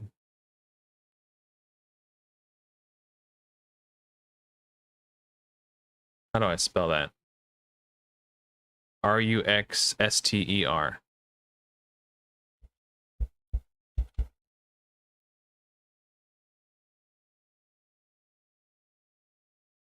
There we go.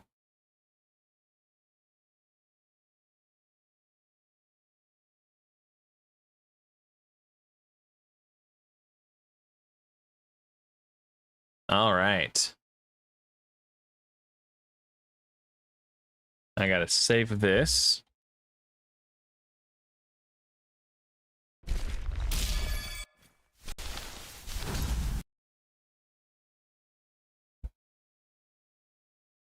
And once I save it, it should populate automatically.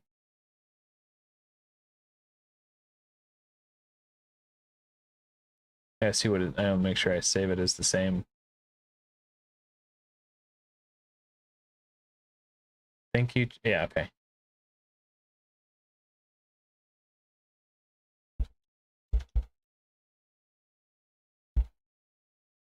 Save. Override. Let's see if it worked. Hey, you're on there. There we go. Thank you so much. Now you could use my special channel emotes. I like this Godforge one a lot.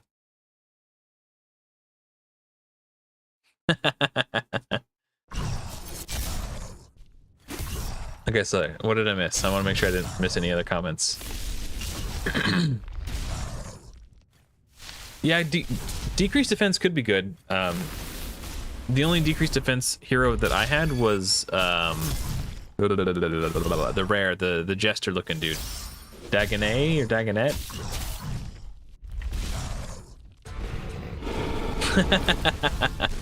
Yeah, that's for when I'm pulling shards and I get really unlucky. And this is for when I'm pulling shards and I get really lucky. But yeah, the Godforge one is my favorite.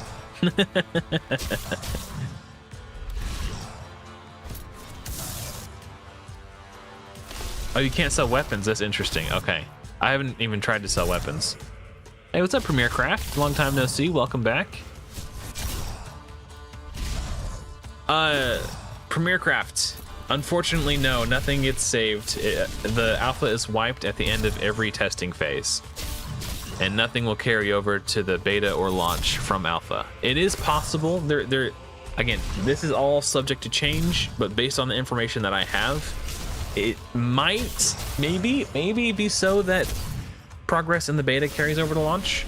They haven't decided that yet, how they're going to handle that, but it's definitely on the table.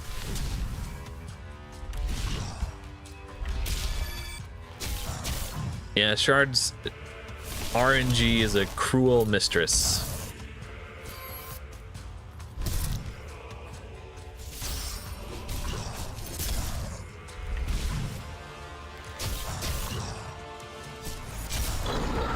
Boom. 74,000. Leguan Yu A1.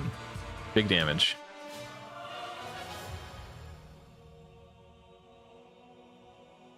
Yeah, so I am getting less XP, but I am getting more gold.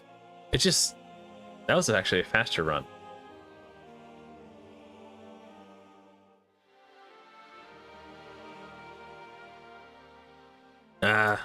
In my head I was thinking like, oh, maybe I could build another hero that has like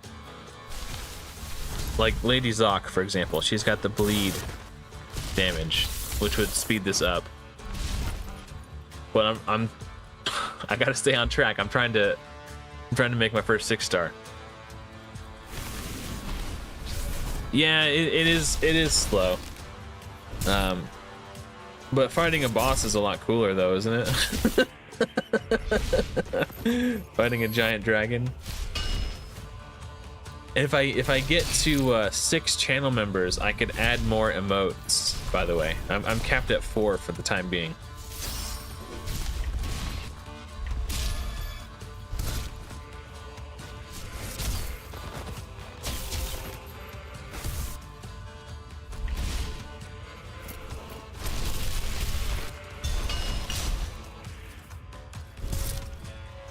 Oh, right on, Premiere Craft. I hope everything's okay for you.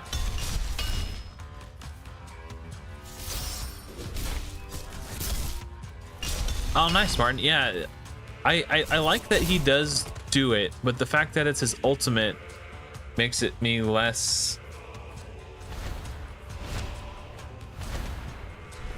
It makes me more hesitant to build him, because I don't know. Sometimes it feels like some of the heroes charge their ultimates like way too slow. But this Shishi does attack down 1 on their basic attack, which is kind of nice. Yeah.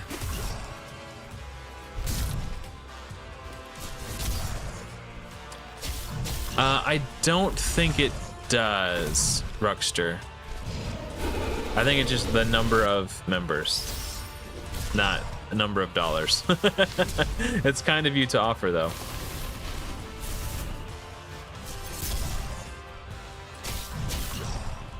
Hey, what's up, Solar Nebula?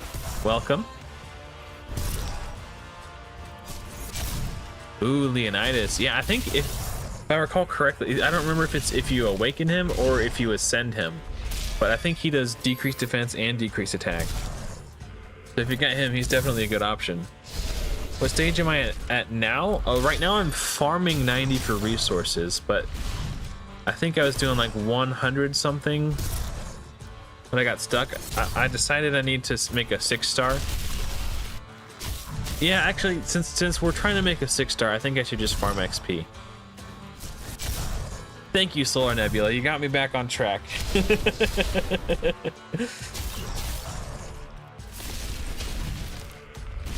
So I decided to take a detour and farm the boss stage because you get, while you get less XP, you do get more gold, and you get the chance to get legendary and epic heroes, and you get gear drops.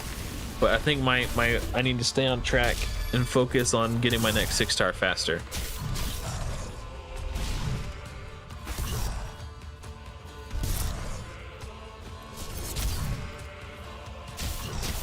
Oh, Leonidas, yeah, he looks pretty dope.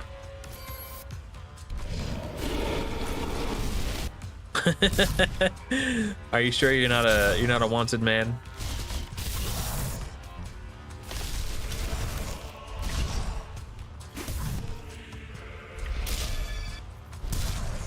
Yeah. Man, that's rough. I'm sorry to hear that, Solar Premiere Craft. Hopefully things shape up better for you. 146, not bad. Very impressive. Yeah. The problem, I went on a whole tangent about it earlier, but my grief at the moment is that there's a gold tax for everything when you're making food, and everything, like just everything really, everything costs gold in addition to the resource it costs. Like in my opinion, ascending the hero, the resource to ascend the hero should be the ascension materials to ascend the hero, not the resource, the ascension materials and gold. The resource to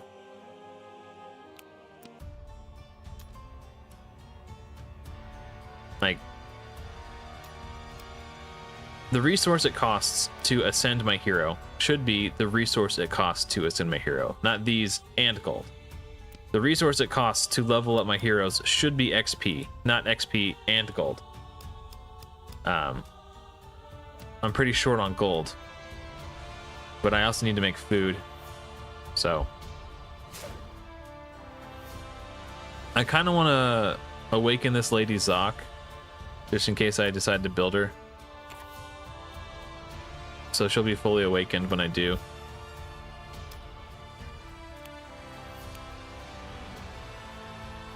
Because I think having a third damage dealer could be pretty clutch. I don't know. So yeah, let's get back in there and farm XP, I guess.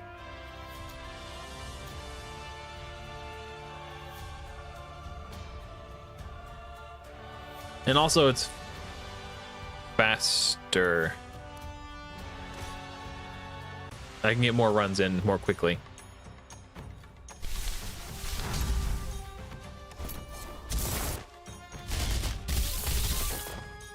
Yeah, so Ruxter, so it's like, I don't know if it's going to be like this for launch or if this is just something they're doing with the alpha, but right now every hero starts at 1 star.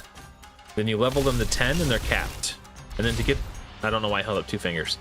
Once they're level 10, you sacrifice a 1 star to them and then they become rank 2. But they stay at level 10. They don't reset to 1 like they do in Raid. So, and then once they're at rank 2, they cap out at level 20. And then to rank them up, you sacrifice 2 stars to them, or 2 uncommons. And then you become rank 3, but you stay at level 20. You don't revert to 1. So then you can go to 20 to 30, and then you can sacrifice 3 stars. So if you've played Raid, it's similar, except you don't reset back to 1 every time you rank up, which is really nice.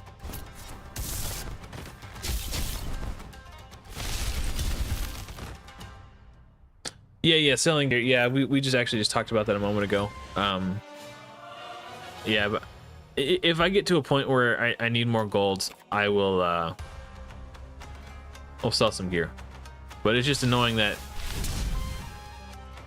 there's a gold tax attached to everything I'm trying to do. It just doesn't feel very good.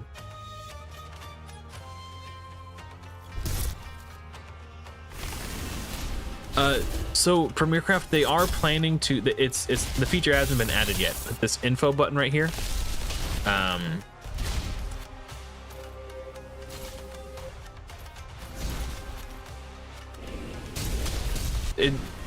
want to show you what they've got planned. So the guy who does the YouTube thumbnails for Ash, the Raid Shadow Legends content creator, he's the UI designer for Fateless. His name is Sir Henry. Let me show you real quick. Actually, I wish the sound didn't cut out every time I did this. I don't remember which Fateless video it was, but I did a video. No, I do remember. Okay, never mind. We'll look for the Fateless video. Okay, I'm just bring it on the screen. Videos. It was this. No, not that one. Thumbnail. This one. Okay.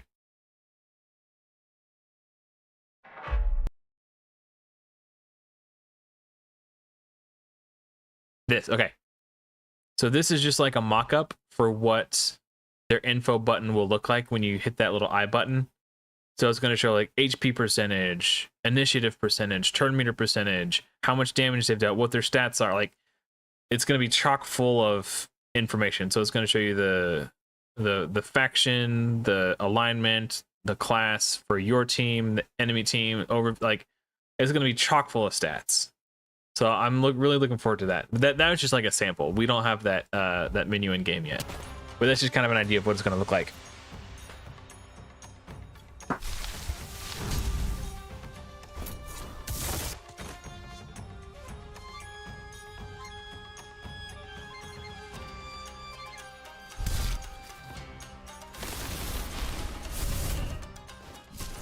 Yeah, live arena is super annoying.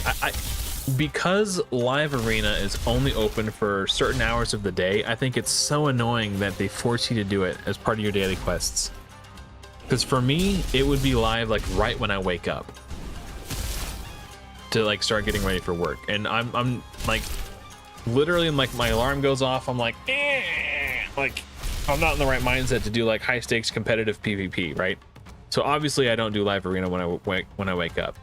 And then I'm getting ready for work, and then I'm getting in my car and I'm driving to work. I can't exactly do live arena while I'm driving to work. That's dangerous. I could die.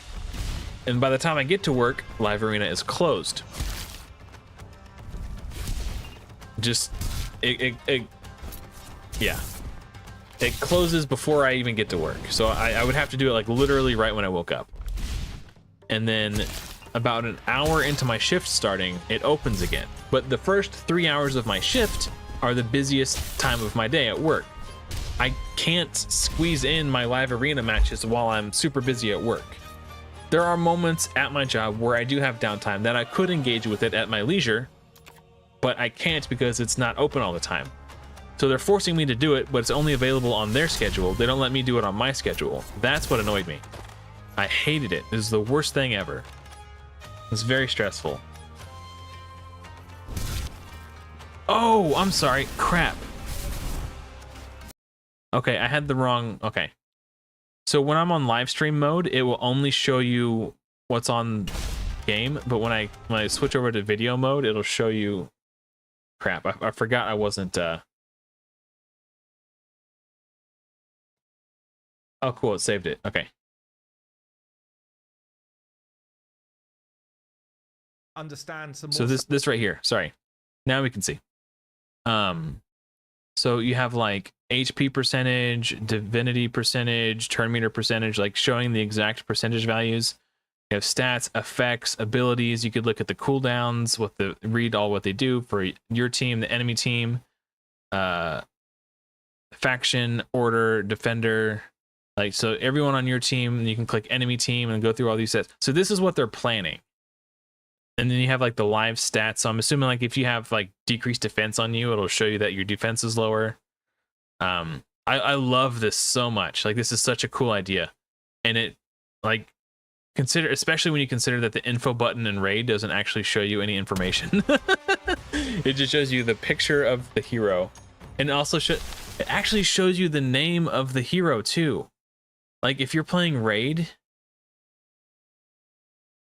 and you never played before, you're just in the dark. Like, if you get owned by an enemy hero and you don't know what they do, it's like you're trying to go through the index after the battle to like see what, like, it's insane. So this to me looks awesome. But obviously that feature hasn't been implemented yet because we're still in the alpha, but that's just kind of like a visual representation of what they're planning. Yeah, so it'll show you like literally everything you could ever want to know. An actual info button.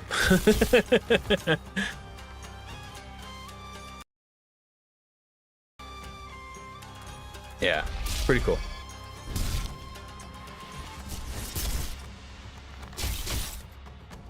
I think you should be rewarded for doing PvP, but I don't think you should ever be forced to do it, because I know not everybody likes it, right? And how do you reward someone for engaging in an activity, but not make it so rewarding that they feel like they have to, even when they don't want to, right? Like, that's, I think locking your daily energy behind PvP activity the way Raid does is probably a good example of how not to do it, because you're giving PvE rewards for PvP activity. I think you should incentivize people to do PvP, but offer them PvP focused rewards, whatever those may be. So maybe it's just more tokens to continue engaging in PvP, so people who really like it can get rewarded for doing it and go again. Or maybe you give them special gear sets that are strong in PvP, but the people who aren't interested don't have to engage with it if they don't want to. They're not losing out on PvE progression if they don't engage with the PvP. But on the other hand, if you force people to do PvP, it'll make the PvP more active, and it'll be easier for people to find matches. So there's that, like, it's important for the PvP, like, especially if you have a live PvP where you're engaging with another player in real time. Like, if the queues are dead because no one's forced to do it, so no one's doing it, and the people who want to do it, they can't, and then you end up in a situation like Raid where they can only have it open so many hours a day, and it's tricky, isn't it?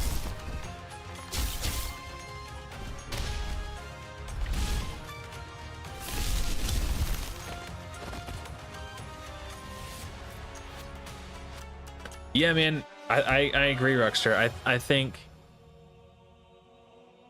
it's something that I know Brad has talked about a lot, aka Chosen, on the podcast, is like wanting as much information as possible. It may be different in PvP, but for PvE, I don't see any harm with it. Like, there's no reason not to give us the information, because even if they didn't show it to us in game, someone would data mine it and put it on a website somewhere, right? So all they're doing is putting the information in there for the people who want to seek it. I think making information available to players is good. Bringing the power to the players.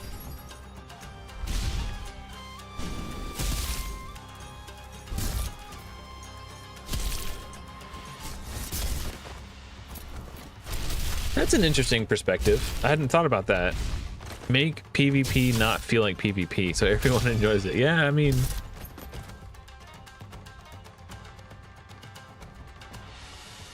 yeah, I think most people are mostly PvE enjoyers, especially in this genre, because like the whole point of this genre is you can play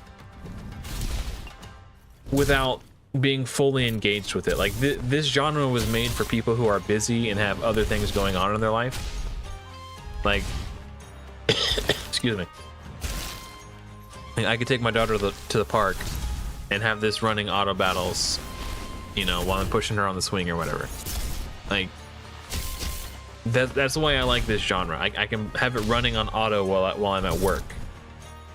It's turn-based, so if I do decide that it's kind of a slow day and I want to play at work, but then something comes up, I can pause it and then go take care of business and then come back and then unpause it, and, you know.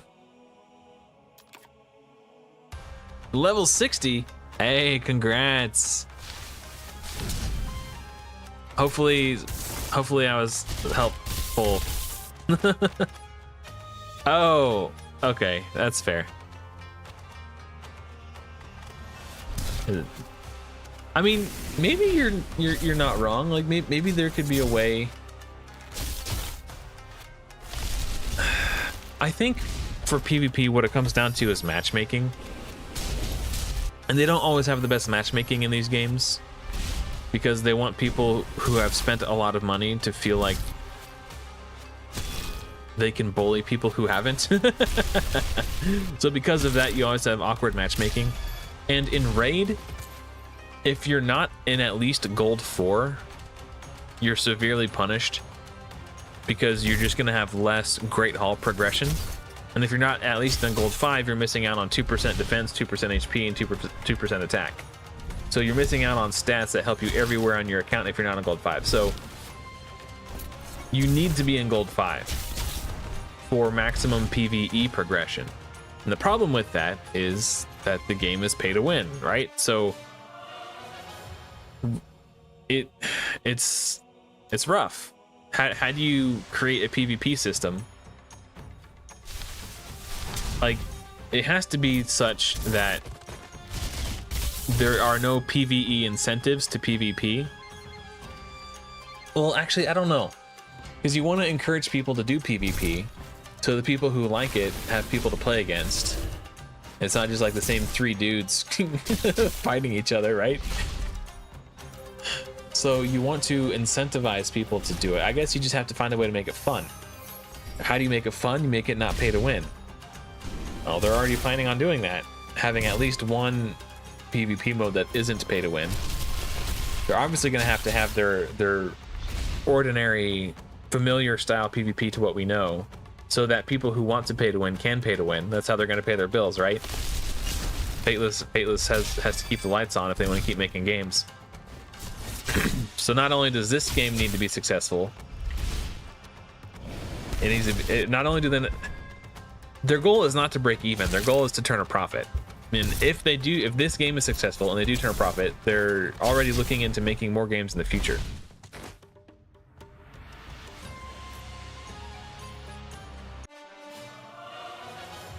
Ramses.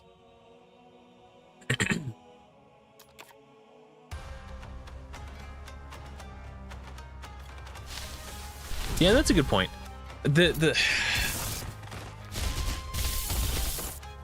Man, Boca's long time no see, man.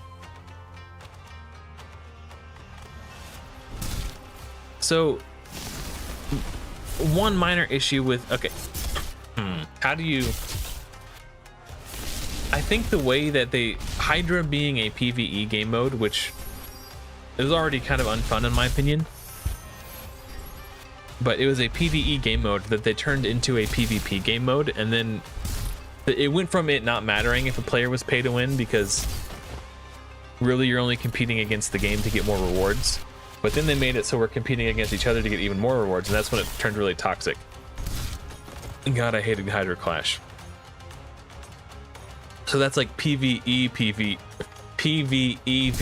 right? Player versus environment versus player. Like, I don't like that stuff. And the leaderboards, I will say, I knew, some part of me knew I wasn't going to be able to compete just because of my work schedule, and I liked to think that I had a chance though, right? I was allowing myself to have delusions of grandeur, and it was fun while it lasted. But the people who have the capacity to no-life it, and Ragewood, what was it, day 2 or day 3, made it to the final boss? Like, I was stuck at work farming something on auto, and then I look at Discord and Hell Hades announces that Ragewood made it to the final boss. I'm like, damn, well, good for him. I'm proud of him. I'm happy for him. But I'm sad that I didn't have the opportunity. I don't know. But yeah, where was I going with this train of thought? Oh, the leaderboards. So like, leaderboards are cool, and the people who want to be competitive can be competitive in that way, but I don't think the way that they implemented Hydra Clash was that great, because again, it turned a PvE game mode that I already didn't like and didn't want to do, and then they made it a clan-based PvP system. So now if I don't do it, I'm letting my clan down. So I'm like effectively forced to engage with this game mode that I hate, because if I don't, then I'm letting my clan down. And eventually I just left my clan. I was like, I don't care, guys. I hate this. I'm not going to do it. You can't make me do it. Screw this. And it sucked because I was in that clan with those people for like 4 years. It caused a lot of drama. I lost friends because I didn't want to play a game mode. So yes, it's cool when you have like social things to work towards together, but the moment it becomes competitive against other players, then it has the capacity to suck the fun out of it. I don't know. He did get some very fortunate hero pulls, but Ragewood is a very smart guy and he's a very good player. When Ethereal Restart came out, he was #1 on the PvP leaderboards in that game. Like it wasn't just luck. Like, there may have been luck may have been a factor, but it wasn't the only factor. And anyone who doubts that, fight me. Like, I've been talking to Ragewood for almost a year now. We've been covering Godforge he and I were among the first content creators for Godforge, and because of that, we've bonded a lot. We've become very good friends, and I've watched almost all of his videos. I don't want to say I've watched all of his videos, but I've watched enough of his videos to know that he's a really smart dude. He has a keen eye for detail, and he's an extremely underrated content creator, and I'm so glad that he was the first, because I'm hoping that he'll get some recognition that he deserves. And his channel is actually like super blown up. I think he's gained like 50%, like his subscriber count has increased by a factor of like 50% in like the last week. So I'm really happy for him.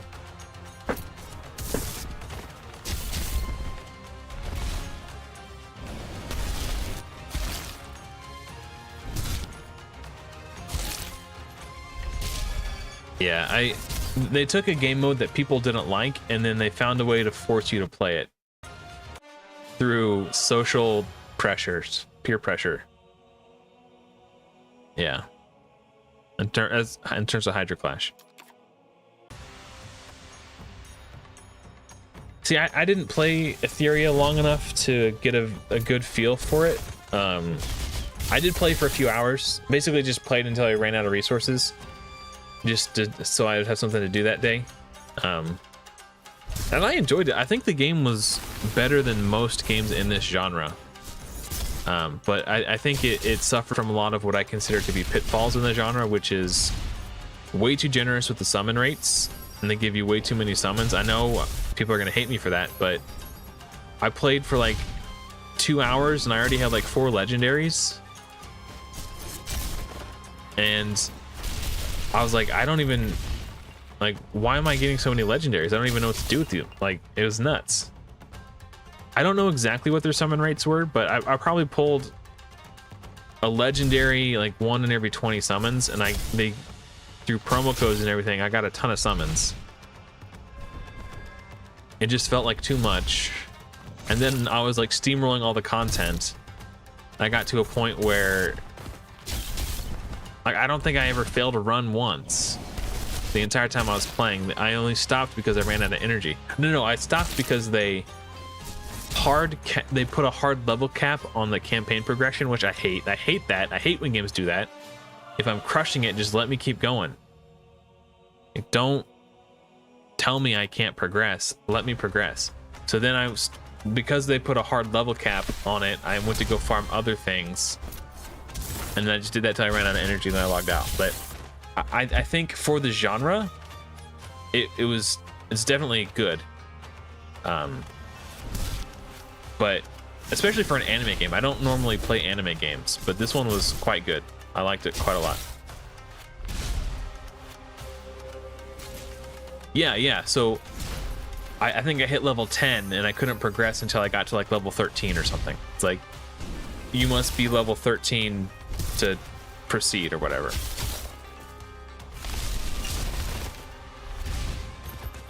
That's a lot of summons. Yeah, I don't like it when games give you too many summons. It makes me feel like it devalues them. If you summon too often and you summon too much, it doesn't make it feel special when you pull something.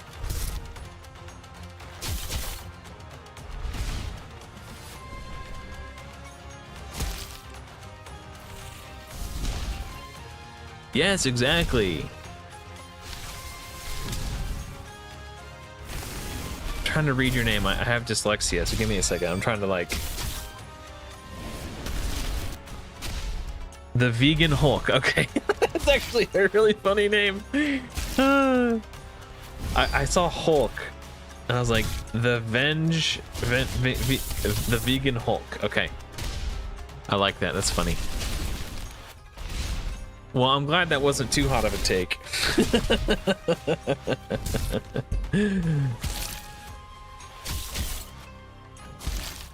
Yeah, you wanna feel like you've earned it when you get the thing. Like, I don't like handouts. Like that's why I'm playing with just rares right now. I want to see if I could beat the tower using only rares. I want to feel like I earned it. I'm not looking for handouts. I've heard a lot of people say that Dragonair's good. If it wasn't for Godforge, I probably would have tried it, if I'm being honest. I'm a very all in, all or nothing kind of guy. I don't have the capacity to split my attention between two things. So I'm just kind of all in on Godforge.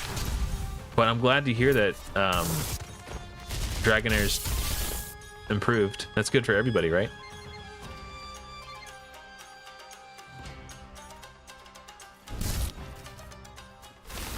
How do I feel about boosted summon rate events like 10x? And I think I like the idea of them, that they give players the potential to target something specific without it being like a free giveaway.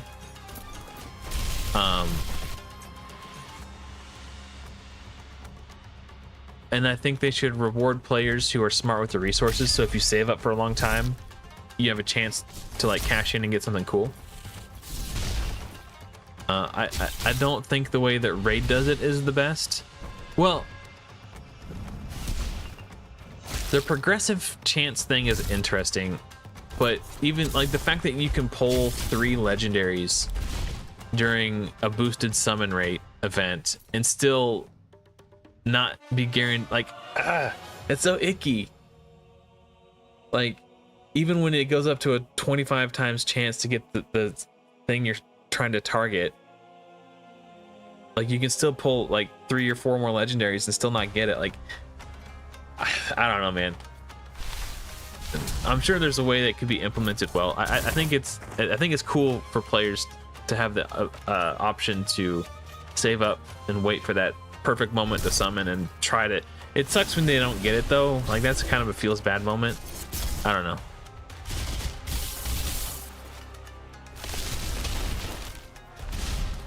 Raid does have a ton of champions. And what sucks about Raid is most of them aren't that good. Like, you've got a handful of top tier ones in every rarity. Like, you got some top tier legendaries, top tier epics, top tier rares. You even got a couple of like top tier uncommons that are useful in places. And then you've got like the mid tier ones that, like, if you pull them early on, they'll carry you. But then there's like a bunch of, like, even if you pull them early, they're not worth investing in because books are so expensive and potions are so expensive. Like, if you pull an epic on day 1 in Raid, you should be like, oh yeah, I got an epic. But most of the time you're like, oh, this, oh.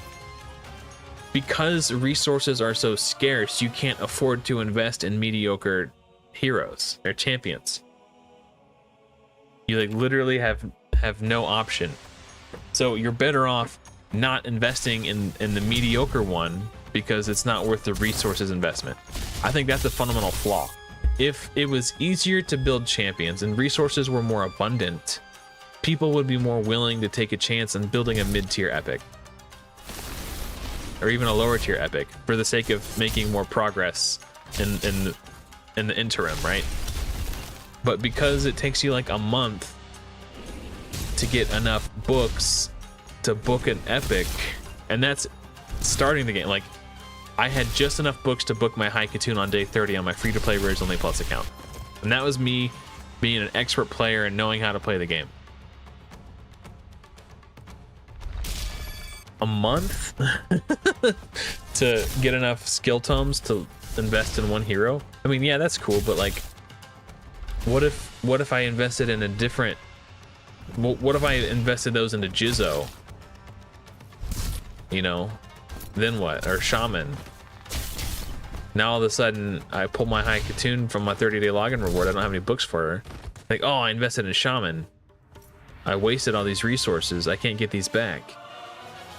I think if people could experiment more freely,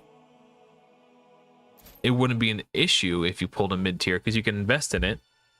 And then it's, you know, oh, well, it didn't work out. At least it didn't cost me that much. But no, it cost you an arm and a leg.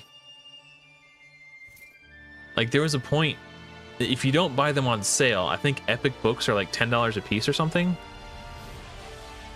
Like, if it takes 10 books to book an epic, that's $100. Are you kidding me? I don't know. I think unit resets are an interesting idea, and I think having them for sale in the shop is good, but also like add them to like the login calendar, so you get like one a month or something, or maybe one every 2 months, or however they want to do it. They'd have to have their economist balance it. But it's definitely something that would be interesting for sure.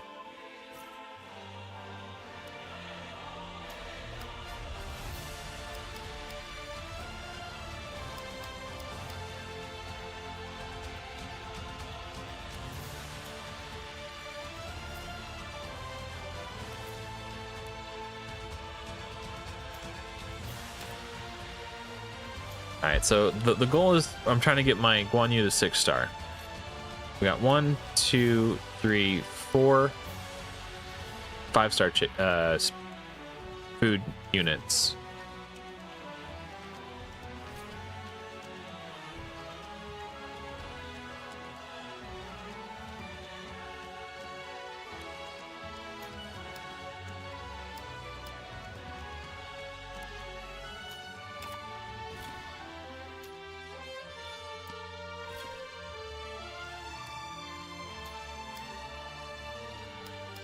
I was going on a rant earlier about how I don't like that there's a gold tax for this. I said I can't do any more of those.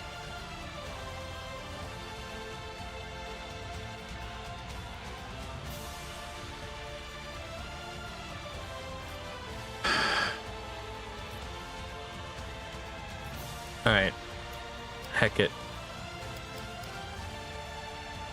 Oh, I've got these. That's cool. That's a big, those 3-star ones make a big difference. Who buys books? I used to. Went back before I went free to play.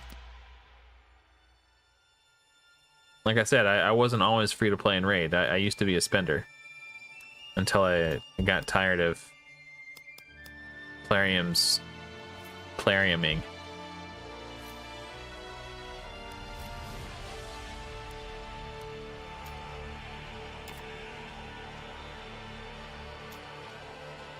Hey, Green Knight. Yeah, he's pretty cool. He does like a taunt and then a counterattack. There's more to it than that, but that's kind of like a basic. He forces people to attack him, and then when they do, he attacks them back. I guess I gotta go keep farming food.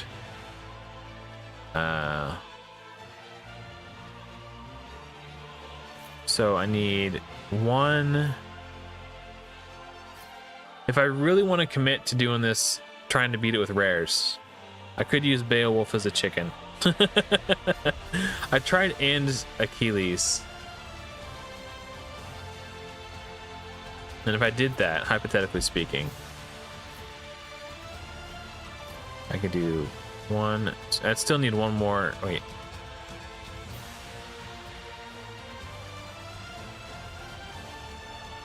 Yeah, I would still need 1 more 4-star. I am running out of commons and uncommons. Yeah. Maybe I need to farm a lower stage. Is that silly? I've heard some people complain about having too many commons and uncommons. To me, for me, it's the opposite. Maybe I just need to farm a lower stage.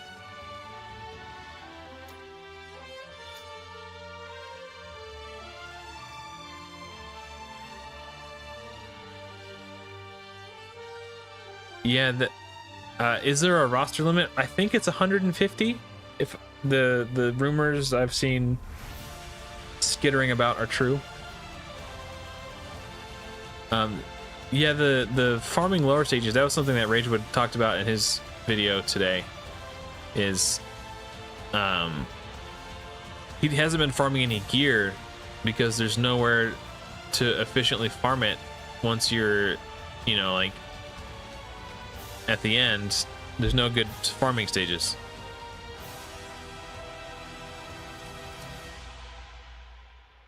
Level 40. Okay, I'll double back. But yeah, it kind of feels bad. Like when you progress, you want to,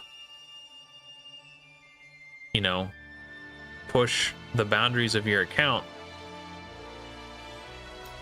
But now I'm like doubling back to farm commons and uncommons. So be saying to level 40. Let's try 49 and see how this does. We'll probably smash it really fast.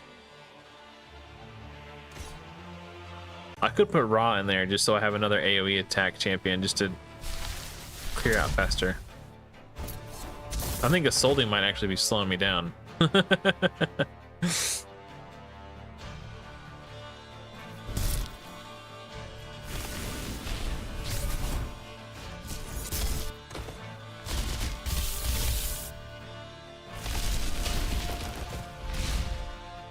Yeah, I thought I would just steamroll this, but it's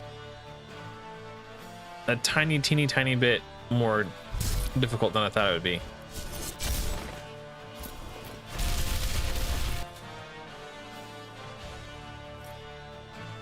I think I might just put Guan Yu in. Oh, I two-starred it. Whoops. Let's see. I want to see what happens if I just do this.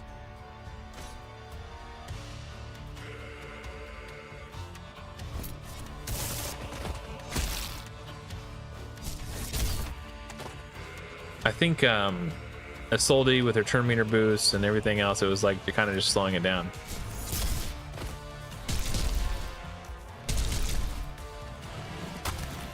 Oh, they locked out my core ability, huh? And I got crowd controlled.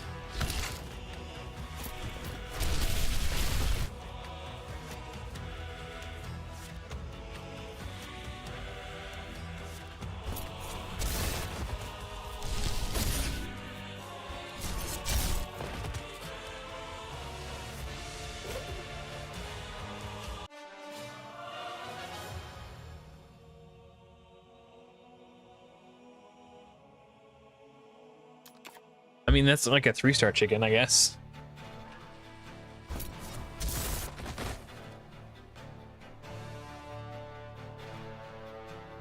Yeah, I don't know.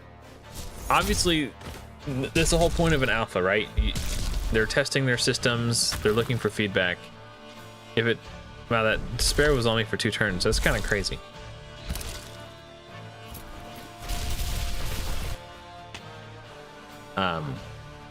So yeah, I think that's the feedback that they'll definitely have to take into consideration is, yeah. Actually, let's taking notes. I might make a brutally honest feedback video. So I'm taking notes so I don't forget. Feels bad to back farm. Hey, uncommon, look at that. Yeah, so I definitely agree with both of these points, Martin. So I think the way Fateless is engaging with their community is great.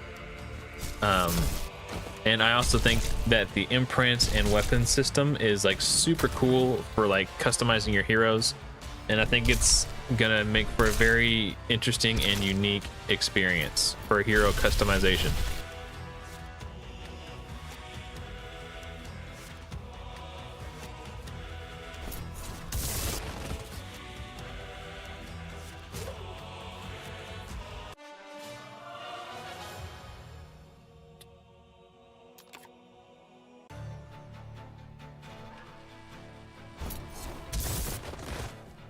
Yeah, I definitely think they're doing a lot of things right, and the things that, in my opinion, they're not doing right are like small adjustments that they need to make. So I wouldn't even go as far as to say that they're doing things wrong. I think they need to adjust some dials. So those are like minor changes, in my opinion.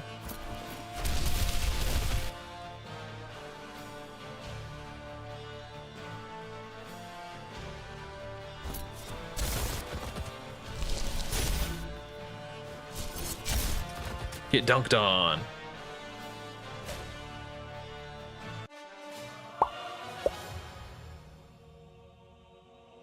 We are getting plenty of uncommons. That's good. It seems like they have a pretty high drop rate, but we need more commons so we could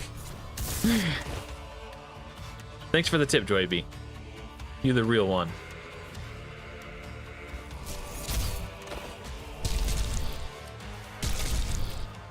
So I've been toying with the idea of changing the time of day that I start my live streams, because normally I would start at like 10 p.m.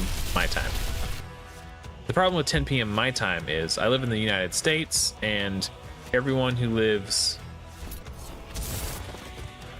east of me is probably already asleep, because it'd be like midnight my time, right? So the only people who are usually awake are people who live maybe west of me, like one time zone to the west, and then people who are like far east, like in Europe, starting to wake up, or like Eastern Europe. So I'm thinking if I push back my normal start time to like, I don't know, so right now it's 1:45 a.m. so if I push back my start time to like 2 a.m. notice, so this is what I'm talking about right here.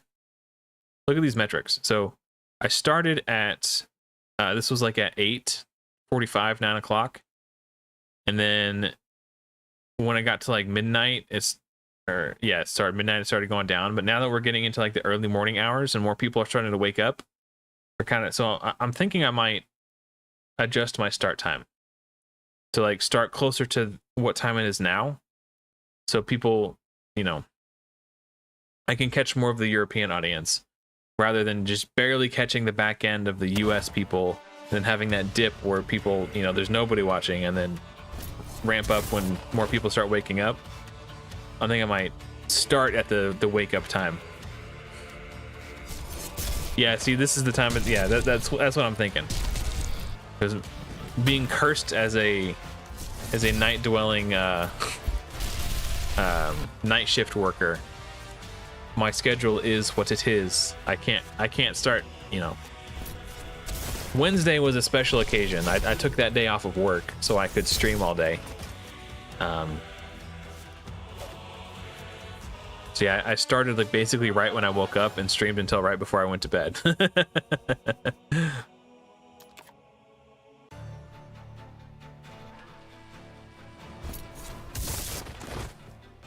Oh, so you just got off work. That's awesome. Well, that's good to know. Well, you've been a longtime viewer of the channel, so I assumed you were sort of like night shifty in that vibe if you're from the States. What's interesting, what kind of throws off my not my algorithm, my what's it, is it not statistics, my statistics, yeah, statistics is, it shows me where most of my viewers are from in general, but it doesn't show that for live streams specifically. So like the vast majority of my viewer base comes from the United States, but the vast majority of my viewer base is also the people who are clicking on my videos. I get way more views from a video guide than I do from a live stream in most cases. So that kind of skews my metrics. That's the word I was looking for, metrics. It skews my metrics. I need to figure out where the majority of my viewers are from a live streaming perspective, and then try to cater to those people more for my live streams specifically. Because like I showed earlier, I have that dip in the middle and then it goes back up. There's that period of time where most people are either going to bed and either going to bed or they haven't woken up yet. I do think I need to do a poll. Yeah. I'll probably post it on my YouTube page and then link it and do an announcement in the Discord, so just to try to get as many eyes on it as possible. It's something I need to do. And then also I know that for uploading videos, Sundays are atrocious for getting clicks on videos. So I'm wondering if streaming, hey, we are getting comments. So I'm wondering if streaming late Saturday night into Sunday morning is bad, but maybe it could be that Sunday mornings could be great for live streams because people have the day off. They're just looking for some chill vibes, something to put on the TV. I could do a 24-hour notice. I don't know. Oh, speaking of which, that is so funny. Okay, so speaking of scheduling a live stream, I've never scheduled a live stream before Wednesday's stream. That was the first time I've ever done a scheduled live stream. I didn't know how to start it. I was clicking start streaming on my screen capture software, which that's how I normally start a stream, but it wasn't working.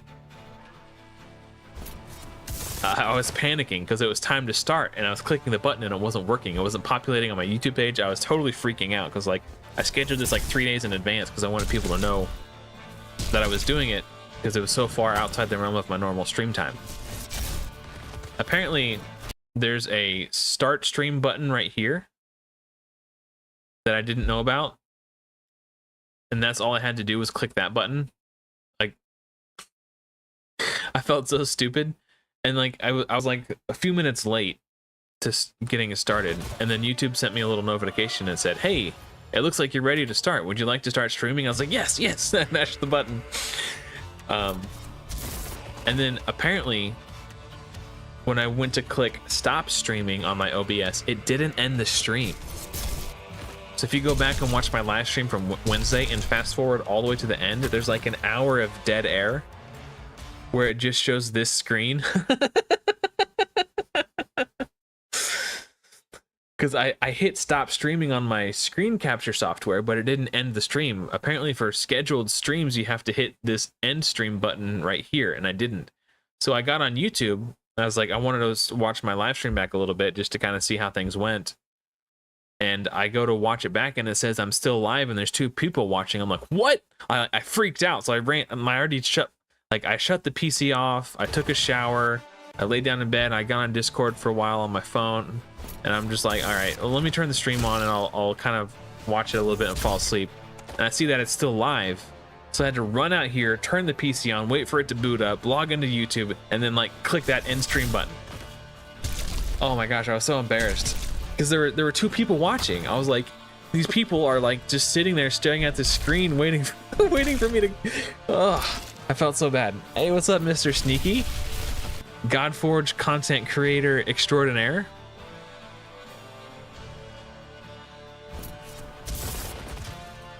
Last I heard you made it pretty far. What level are you on right now, Sneaky?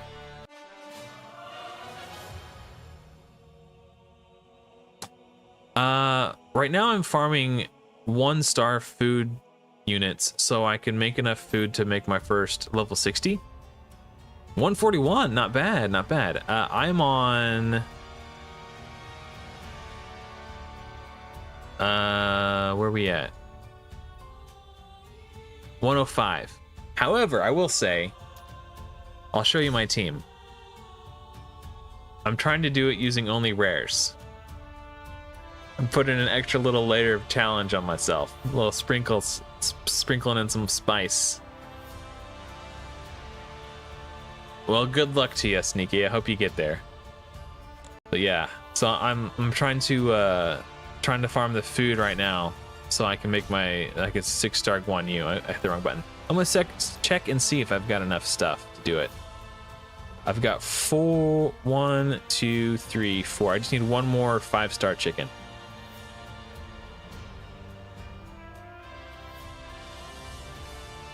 Oh, that's cool. Yeah, I think alpha is the perfect opportunity to experiment with stuff that you may not necessarily do otherwise. So, it won't let me use my legendaries as food champions though. I tried and it told me I couldn't do it, which is kind of annoying if I'm being honest.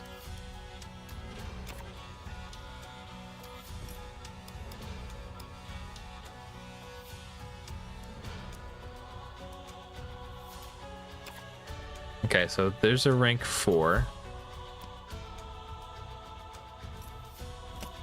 1, 2. Okay, so if I sacrifice Beowulf and Achilles, I could do it. I think I'm gonna commit. I'm gonna fully commit to the rares only. We're gonna eat these epics.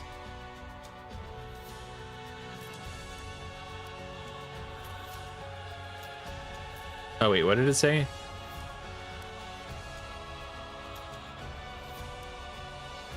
I don't know. I didn't read the second warning.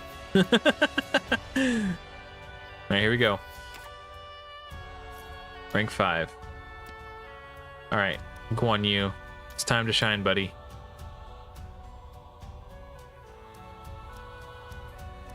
The mad lad did it. Whew. Ah, cool. Yeah, I pulled Raw and I pulled Bastet. Also, every time I pulled Bastet though, I used her as a chicken. Oops.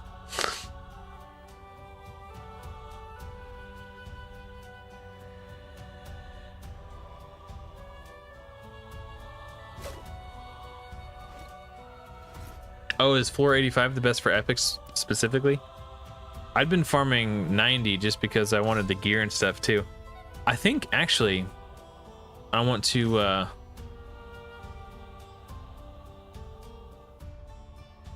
yeah, she looked cool, especially when with Raw, right? Oh, I think I want to ascend my dude too. Like I've got Guan Yu, Scotty, and Guan Yu, Scotty, and Isolde level 5 awakened. But I need to ascend now.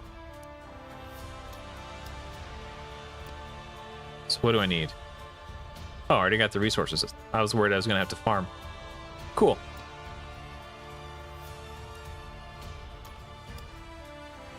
Oops, wrong button. Ascend.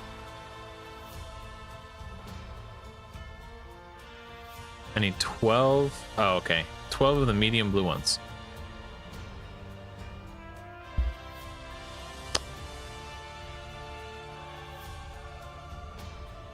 Nice, nice, nice. Oh, wrong button. I need medium green ones. Oh, I can get those here. Right? Raw, polished, and perfect. And which ones are the perfect? Ah, well, whatever. Yeah, Scotty is really good. Mine does not work now. I was complaining about that earlier. So when I have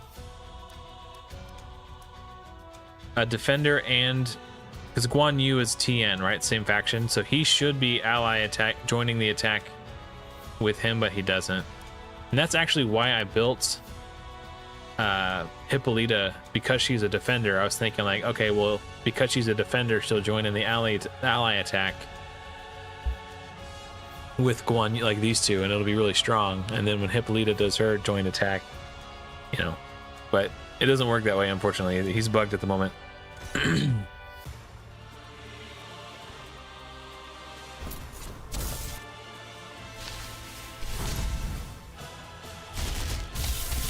I've been hearing a lot of people praise Icarus. Maybe next time I pull an Icarus, I'll keep it with the intent to build him. Maybe I'll. Sorry, my throat's still a little raw from. I did like a stream for 14 hours on Wednesday, and my voice hasn't recovered yet. Ryan, I'm so glad to hear that, man. I'm loving it too. Like, there's a few minor things. Oh, I'm playing this on auto. This is like the hard stage. There's a few like teeny tiny minor things like dials that they need to tweak, I think, but like overall, far and away, I think they've pretty much nailed just about everything.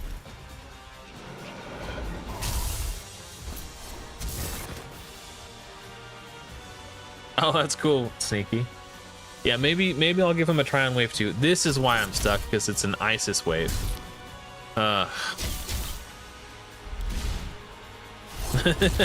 He is awfully flappy. Yeah, that's true.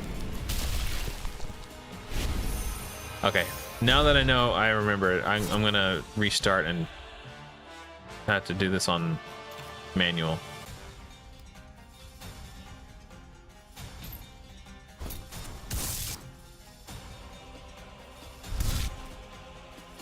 Oh.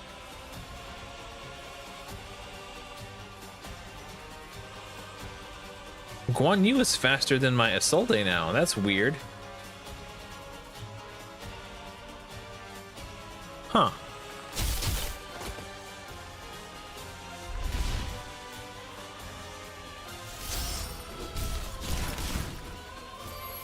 Yeah, my Guan Yu is just getting like one shot because he's the only person on my team who's weak affinity. He's weak affinity against every enemy in every wave. So that maybe if I ranked him up to 6-star, we would have a little bit more success potentially.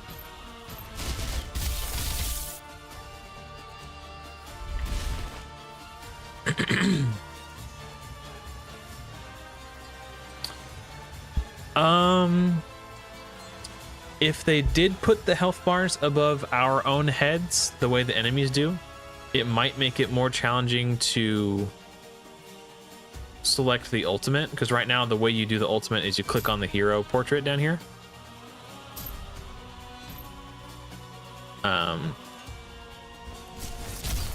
So yeah, I don't know. I think if they changed it, well, the reason they have these down here is because initially they wanted to have this be the default view that everybody uses, right? So from this view, the only way you can see everything is with these down here. But I just happen to prefer this view because I think you can see the most things at the you have the most visibility at any one time. Which is just, I just prefer to see everything.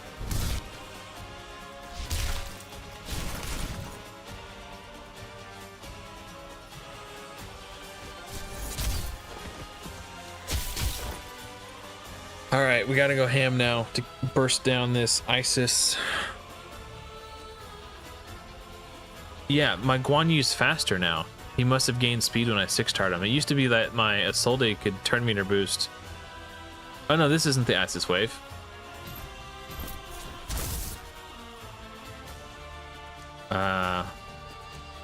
Interesting.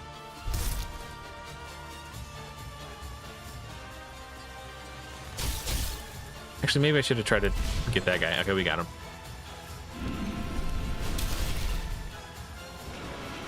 Yeah, I do think it's nice. Okay, I will say this.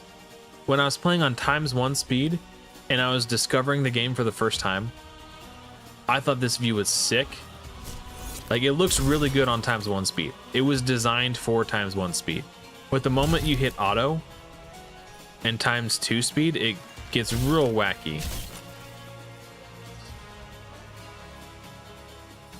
It falls off a lot.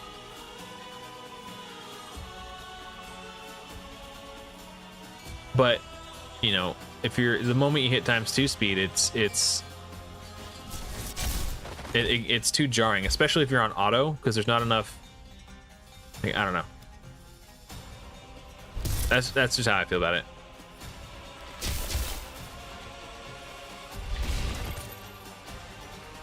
I might have to try to speed up Isolde now so she can.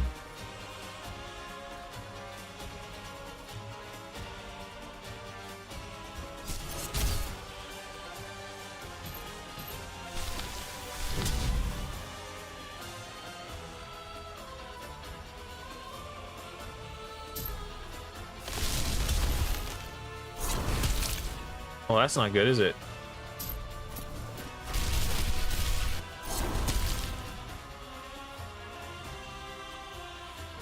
I need to make sure I hit her so I can kill her. Yes, okay.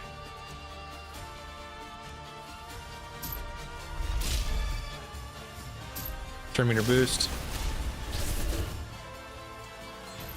So, Guan Yu should, in theory, join in on this attack. He died, but... Oh, yeah, Guan Yu, I 6-starred him. And he just bonked Scotty over there because he was confused.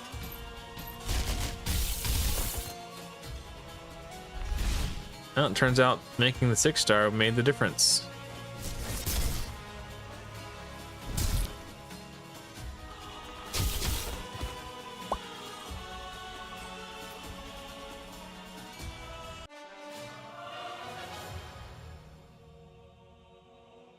Yeah, the buffs and debuffs, very small. It's definitely something that they need to work on.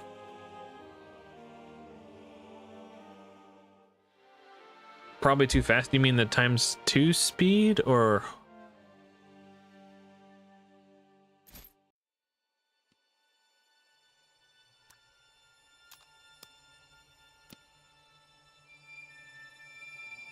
Oh, I got green ones. What do I need green ones for? I need green ones and void ones.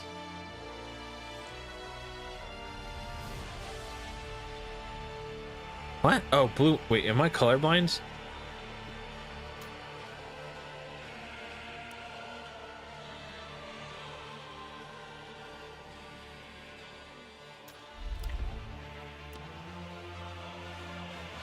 Oh, I need blue ones. Okay. Shishi is green, so I guess that's what ruined my brain. So don't look at Shishi. I need blue ones. Blue ones for Shishi. Oh yeah, for sure. But here's the thing, everybody wants to play on ×2 speed because it's faster and it's more efficient, right? So unfortunately, do I just want to... I could just max them out at 60. It would cost me a lot of resource. I have plenty of XP, but it's just the gold cost. Oh well, whatever.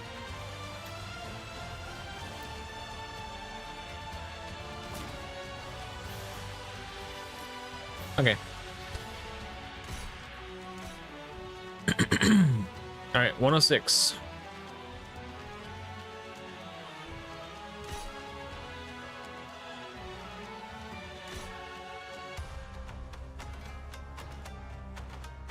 Let me see if we can just do it on auto now that... Oh, right, I need to make a Soul Day faster. That's what I want to do. Hold on. I knew there was one other thing. Heroes.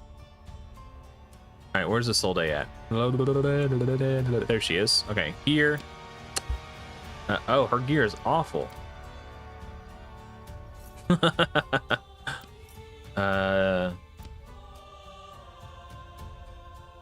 It's HP percentage main set on the chest. It's not bad.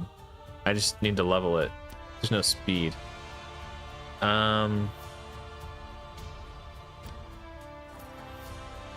I prefer she stayed with an HP main stat helm.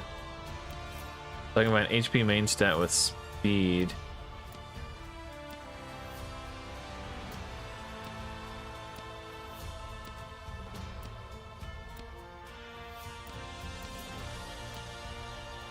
Or I would take initiative main stat too.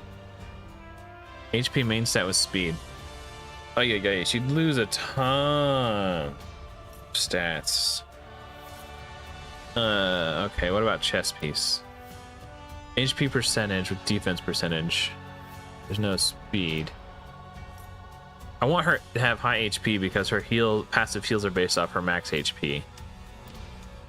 So I can find HP percentage with speed. Okay.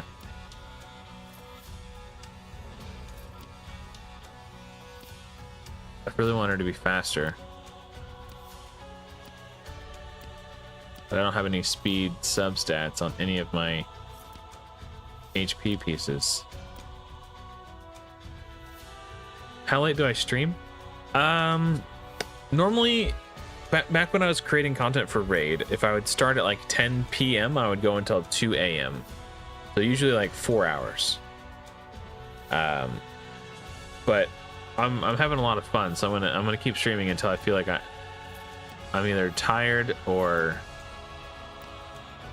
I'm ready to move on. Defense with speed. That's that.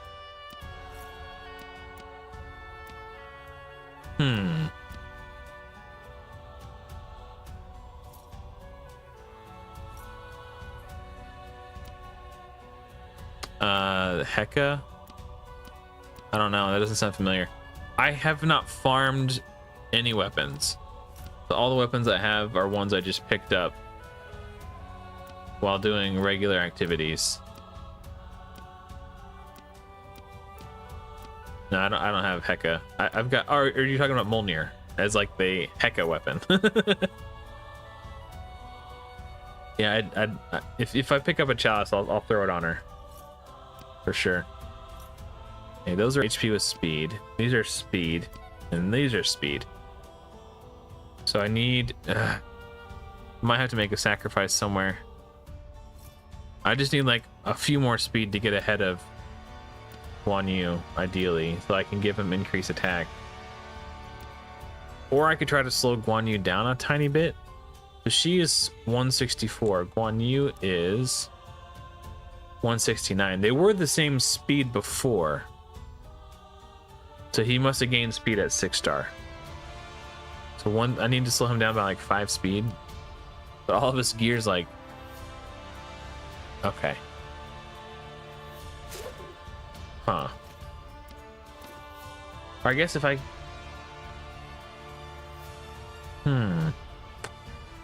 Maybe I can give him initiative boots instead of speed boots to get his ultimate faster.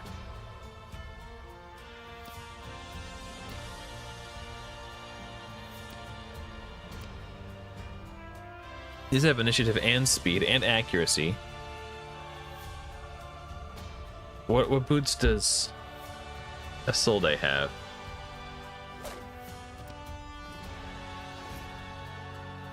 Two-star speed boots.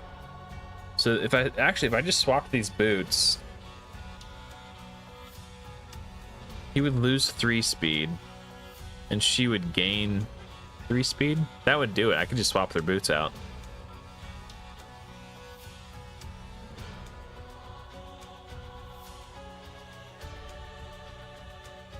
I could level up my gear. I'm really short on gold. I've only got 500,000, which doesn't go that far.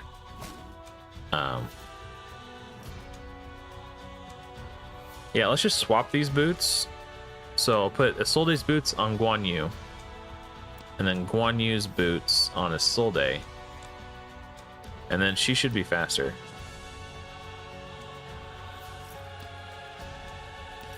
So now she's 166, and Guan Yu is... Oh, they're both... last time they were the same speed, Isolde would go first.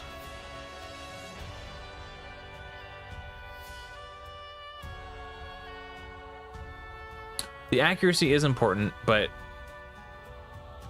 I don't know. I'm doing what I can here with what I got.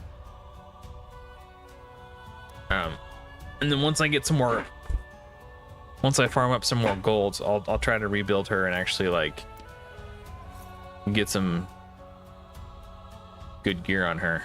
But I just need her to be faster than Guan Yu at the moment.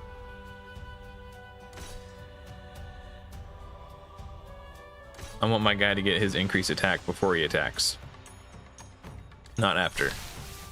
Yep. It was on auto.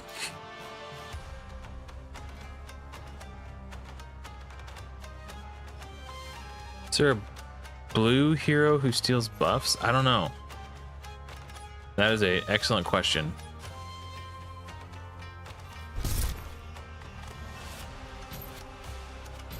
I haven't looked at the hero kits a whole lot. Let's see if we can... Oh.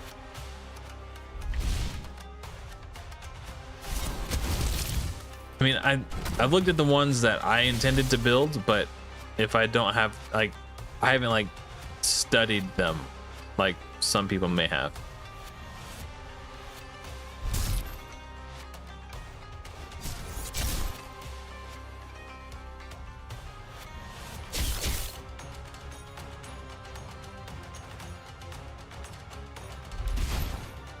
Oh, cool, we got attack down on him.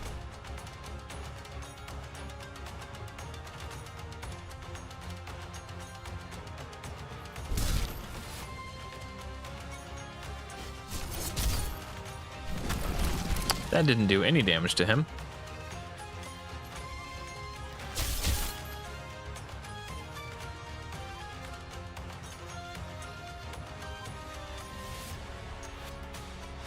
Oh, that's a good point.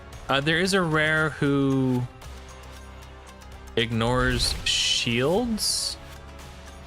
So while she doesn't steal the buffs, she can damage through them. She's the one from, what's the name of the faction?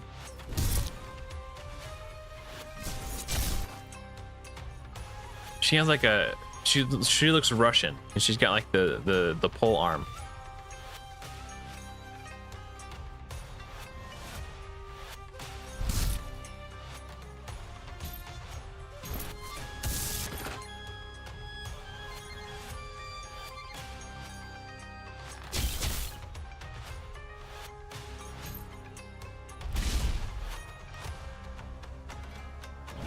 No, not Hippolyta.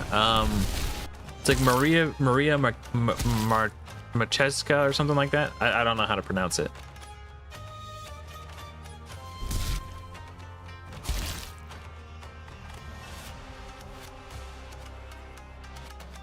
Wait a minute.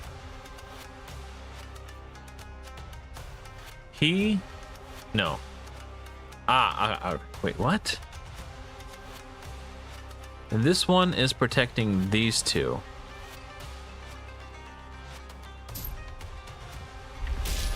But I attacked. Why is he? Is that just part of his kit that he counterattacks?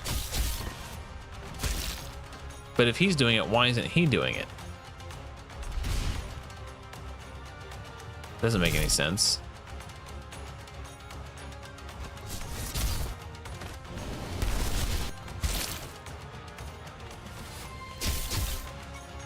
Alright, whatever. It might just be a bug. I don't know. There's so much happening that it's impossible for me to tell if it's A, a bug, or B, a misunderstanding of actual game mechanics, because I don't have the kits of all the heroes memorized. Wait, what? I thought for some reason there was an Isis in this wave, and that's why I had to restart it and be so careful with what I was doing.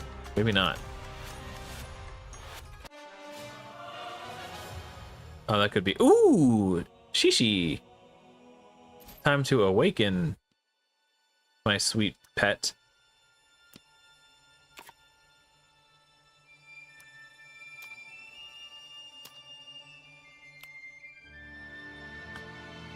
If the allies from the TN, then the buff cannot be removed. We'll see about that. I've been fooled. You fooled me before, Shishi.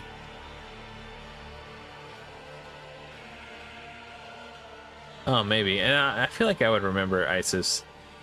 She was definitely on this stage. I don't know. I think I started this stage and was like, oh wait, there's something I wanted to do first, and then backed out, and then assumed that there was just going to be an Isis in it because I backed out. And I don't know. Let's just see if I can do this on auto.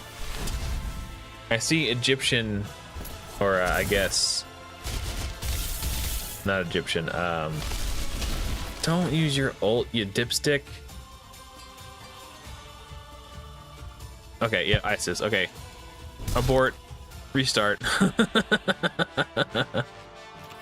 Take it off. Auto.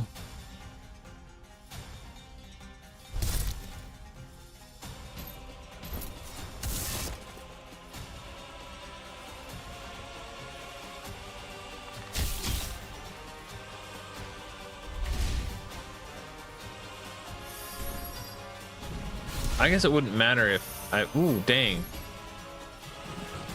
She kind of slapped, didn't she?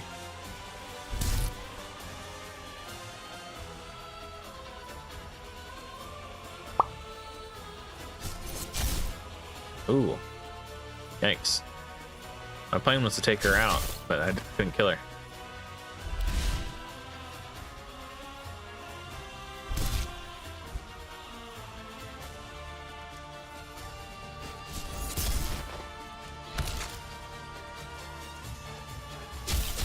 Yeah, I got 2 ults.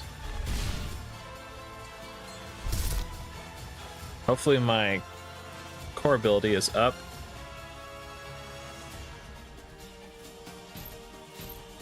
This one right here. She's the one who ignores shields. My core ability is not up. Well, that's a pickle. Hopefully the ult just smashes hard enough.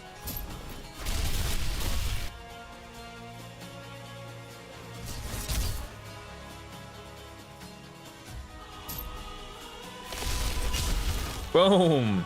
There we go. Hopefully the third wave doesn't have an ISIS or I'm hosed. I have no more cooldowns. Hey, welcome back, Sakib. You finally awake? Or are you falling back asleep? He was here a couple hours ago.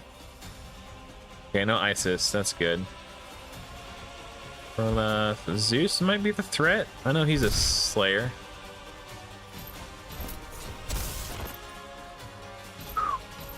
Six-star Guan Yu slaps, my guys.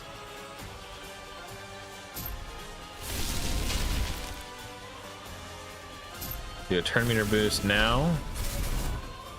And ally protects just in case. Oh, I should have done that. The core ability hits harder. The Sphinx is a big issue too. I've heard stories of, I've heard tales of the destruction she. Yeah, you're undecided. Okay. I think the mere fact that you're typing lends itself to the idea that perhaps you're awake. Or maybe this is all just a dream. Who's the threat? Musashi is probably the biggest threat here.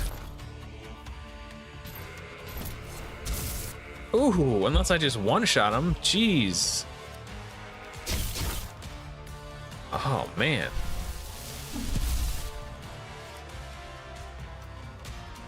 Boop. Little midnight tinkle. Pop in and say hi on the YouTube chat. Fair, fair, fair.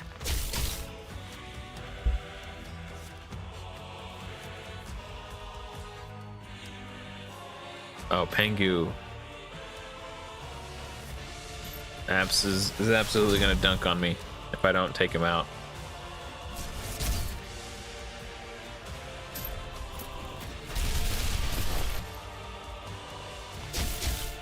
Nice.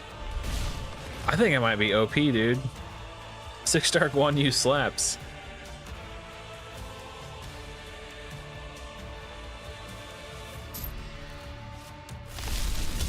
Also, Isolde is bugged. This should be a 4-turn cooldown, but somehow there's 5 turns left on it. That doesn't seem quite right, does it?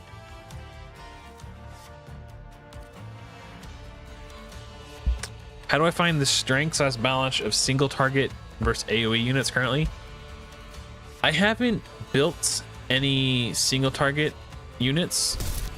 I was starting to build Beowulf before I decided to like kind of lean into this like rares only playthrough. So I didn't fully go through with it, so I haven't had a chance to test them. And of course, as Mr. Sneaky says, it depends on the stage. He has invested heavily in Icarus,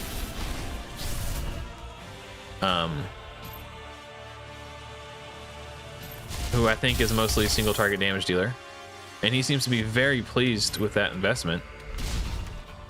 He won't shut up about it.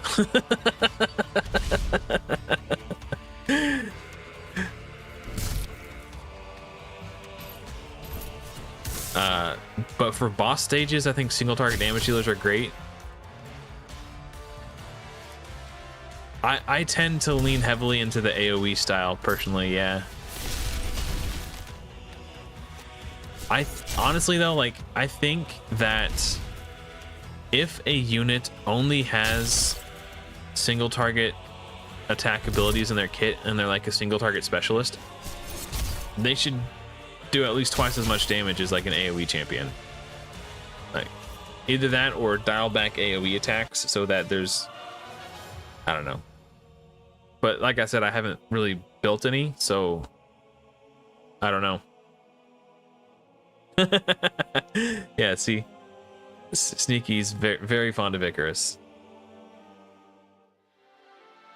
Yeah, it is. Yeah, the satisfaction of seeing those all the AoE numbers. I'm gonna hit auto just to see if I can do this wave on auto, because the last 2 waves didn't seem that hard. It's just the freaking ISIS, dude. Don't ult on the jaw. Oh, you dirty red skull.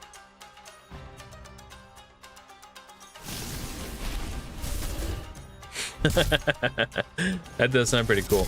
I do like how they built his kit, where if he's not on fire, it's like +5 speed, -5 initiative, or if he is under blaze, then it's +5 initiative, -5 speed, or whatever. I might have it backwards, but it's like, it's so cool that they, you know, like he flew too close to the sun, and you know, like they incorporated that into his kit. I thought that was really neat. Whoever designed him did a good job in that regard.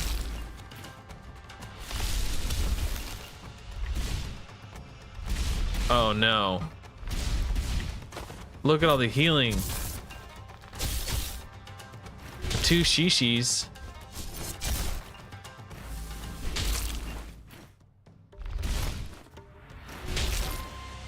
Yikes. Okay. Third wave is a lot.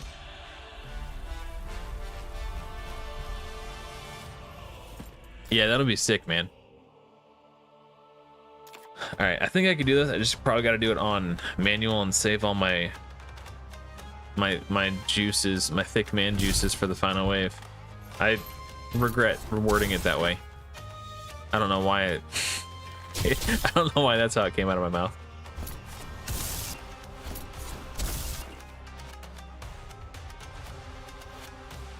Oh yeah, speaking of which, we the players aren't allowed to play with multiples of the same heroes on the same team. So why does the bad guys get to do it? Heyo, nice emotes there, Ruckster. Okay, yeah, I gotta bogart all my everything.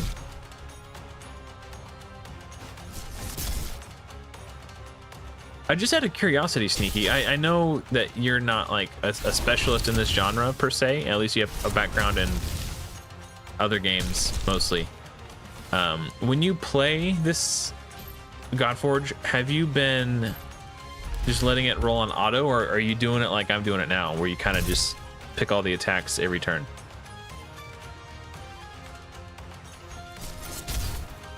Juices. Oh yeah. Okay. I was gonna save killing her for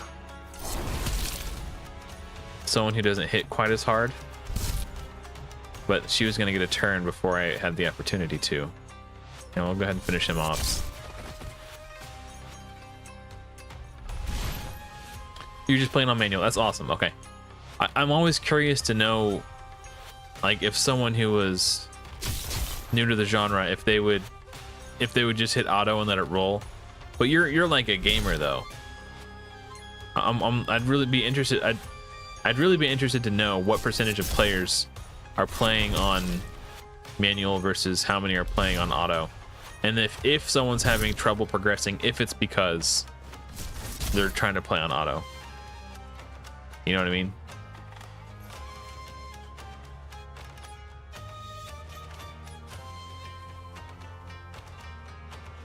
Oh, I see what you're saying, Rosa. Okay. Final wave. It's the final countdown. Now we land the drain.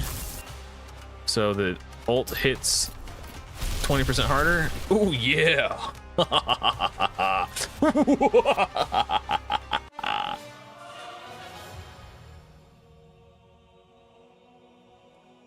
That feels good.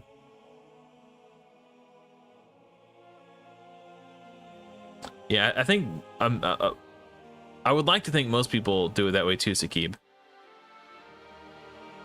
Okay, that's good, Martin. Joybee's going full auto. That's cool. That's baller. Ooh, boss stage. Oh, that means I could bring in Hippopotamus.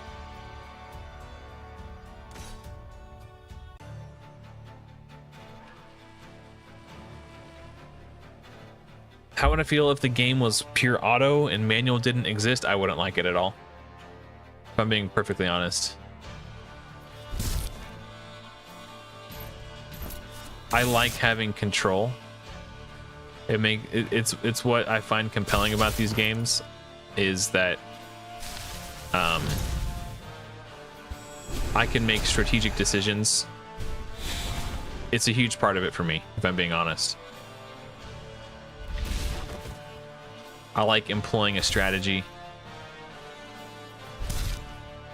and I like being made to feel like my input made a significant difference in the outcome.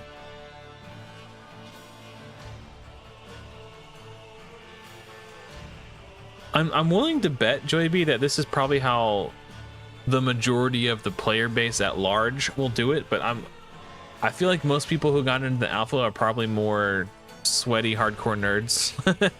So there might be some it might sway the numbers a little bit, but I'd be interested to see if the Fateless team did a poll, what the outcome would be. Yeah, I think Modred is the biggest threat, as he can confuse my team. But not if he's frozen. Oh wait, does he cleanse? He does cleanse. Okay.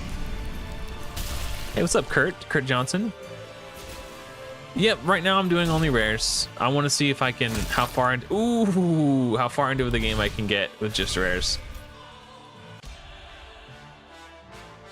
Okay, so I might have to use some cooldowns on the second wave, because that was kind of a lot.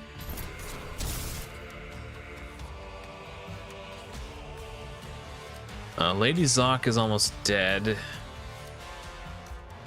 Yikes. The fact that I didn't kill her there and got her so low is really kind of a bummer.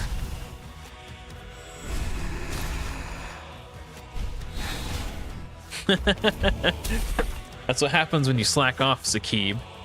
Can't be sleeping on the job and expect to still be number one.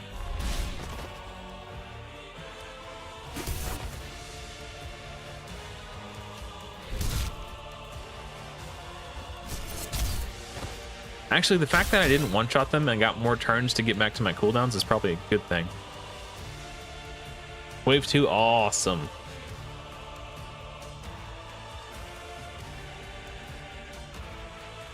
I think I'm gonna have to use some of Scotty's moves. Open with the decreased speed. And then I'm gonna try to... It's not gonna do a whole lot. Because he can cleanse. Oh, he's, what is this? Reflect? Or redirect? So the first hit has to freeze, and then the second hit can freeze him. Okay, that was clutch.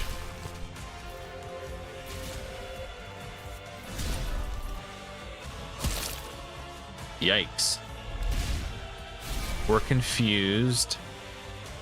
If Isolde gets her turn, does this cleanse or is it the ult that cleanses?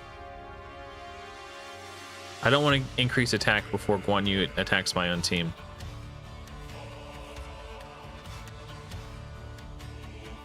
This is 100% correct, Sneaky. I agree.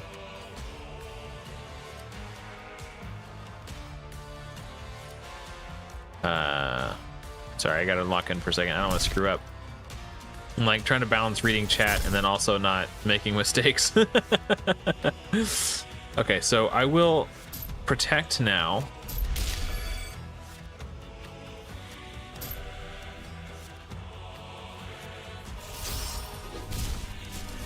Oh, cool. Guan Yu joined in. Big damage.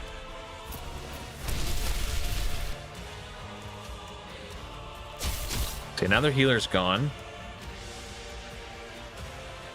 Do a turn meter boost.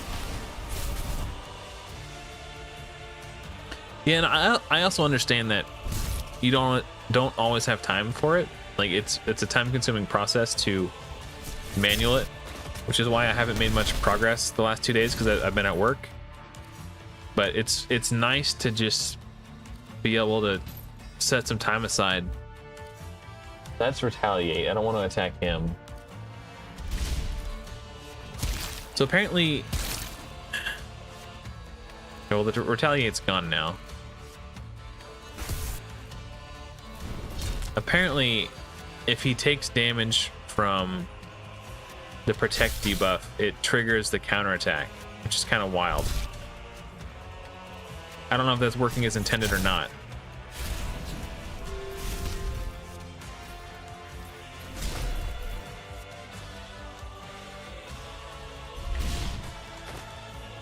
Let's try to freeze him. Or kill him, maybe? No? Not enough stank in the tank. I definitely don't want to attack him because he's got the counterattack buff. Alright, whatever.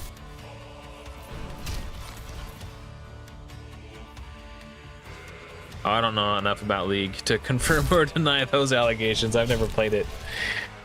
I think I might have logged in and tried to battle one time, and I was like, this game's not for me.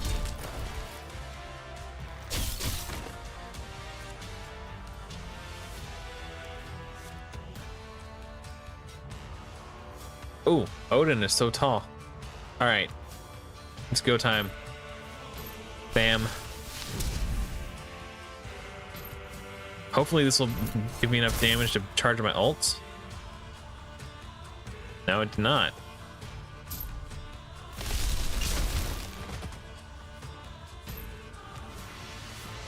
Oh, I gotta, okay.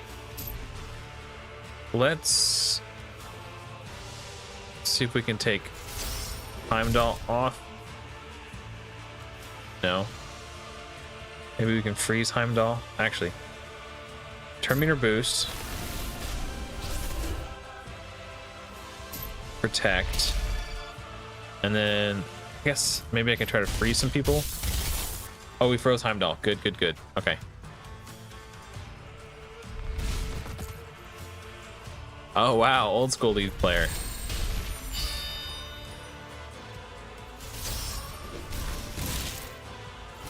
Oh, based on the animation, I thought my Guan Yu died. I was like, geez.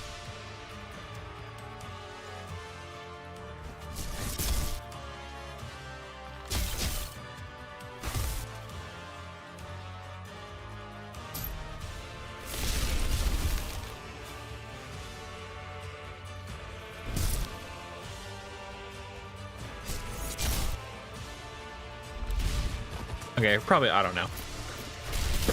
In the context of this game and similar non-positioned Raid Shadow Legends, I would be in agreement with you, but if you incorporate differing strategic decisions pre-battle, i.e. positioning matters. Oh, I get what you're saying about manual versus auto, right? Then I think auto gets a little bit more viable in your opinion. Yeah. So I think like Dragonair, for example. I have, oh, Gilgamesh. I have been informed that positioning makes a really big difference in Dragonair. Even though that might be factually accurate, I didn't feel that was the case when I was playing the game. So even if it is true, it's not abundantly clear in the moment that that is the case. Because when I hit play, they just all clump to the middle and just start smashing into each other. So from a player perspective, I'm like, what's happening? I felt like my decision and positioning didn't make that big of a difference. Because they all just immediately, no matter where I put them, they all just converged in the middle and started bouncing off each other. So I was like, well, that's kind of lame. So, but I have been informed that my assessment was an incorrect assessment, and it does in fact make a huge difference about your positioning. Yeah, I saw you going on about Gilgamesh earlier. He looks pretty cool.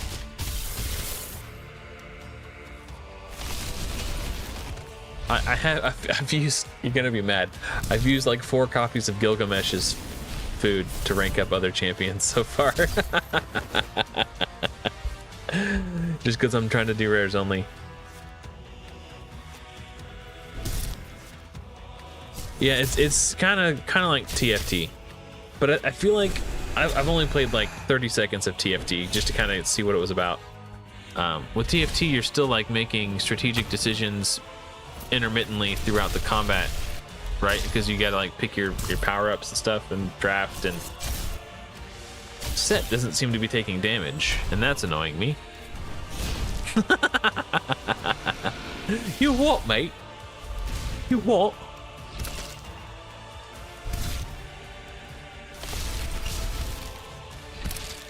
Okay, that's interesting to know, Martin. Thank you. Okay. But yeah, like they should make it feel like it matters in the early game too, because for me personally, when I was playing, I never got the sense that it mattered, so I lost interest. I want to, like, I don't know. Like, obviously, you got to find the balance between like being new player friendly and making the people who are interested in actually engaging with the game like on a serious level are, what's the word I'm looking for? You want to make sure that it's engaging for serious players, but not so crazy that the new players can't even get into it because it's so overwhelming. So finding that balance is always hard.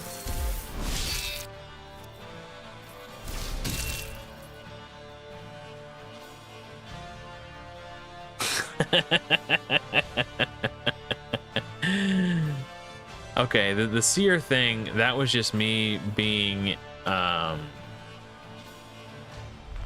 uninformed player. Me using Gilgamesh to rank up champions was just me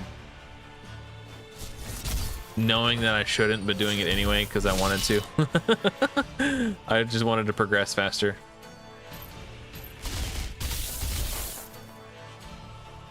Scotty is so flippin' good, dude.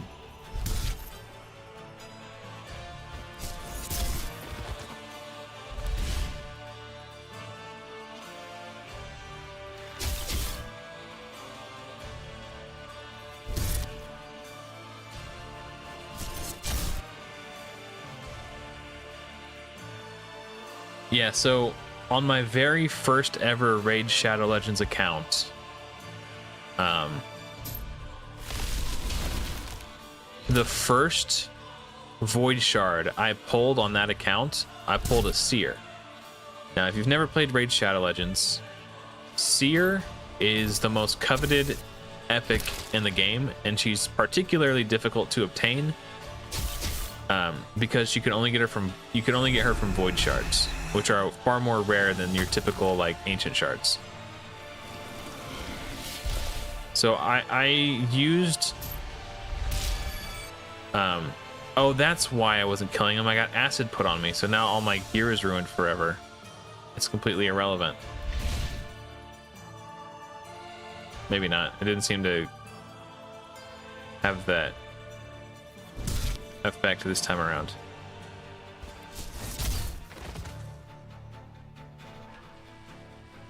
I don't know who's a bigger threat between... Even, I guess I should try to secure the kill in case Freeze doesn't land. Okay, so Scotty's gear isn't working because she should have killed Ramses there. But Tien or Shishi's seem to be fine.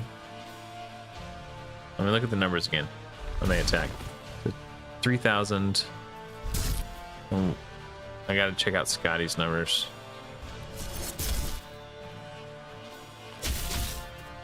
Yeah, she's not doing any damage. The acid bug.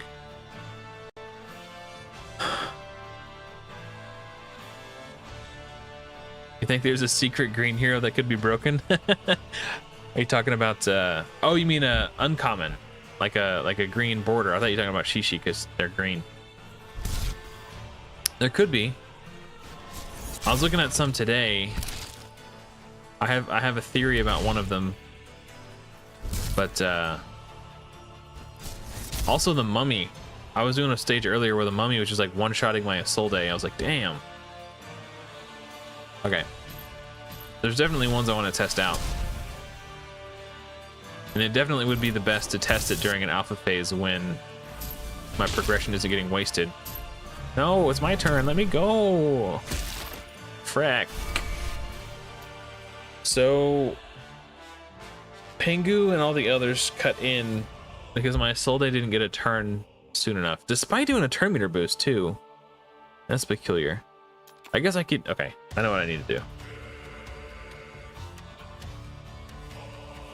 Oh, that's who I was looking at earlier. Yeah, I wrote down his damage multipliers. Where's it at? Yeah, we were looking at him earlier. I wrote down his damage multipliers right here so I could compare him side to side with Ramses. It's backwards. But yeah. I got my handy dandy notebook. Yeah, I thought that was cool that he's got like a bonus 25%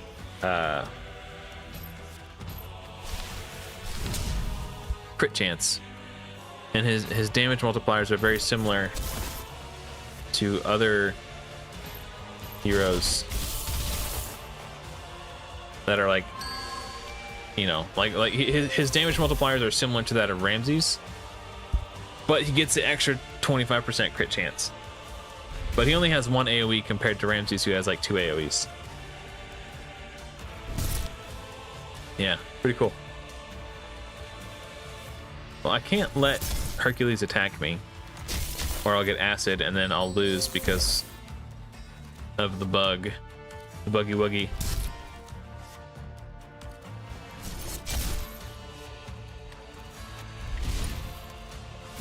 No, don't attack me. Please don't attack me. No.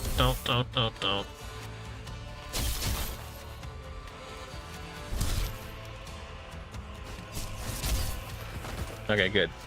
Now we need to make sure we kill Ramses so he doesn't have a chance to place poison on me. So Ramses has to die first.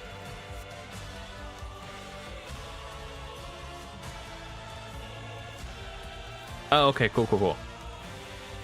Well, okay, yeah.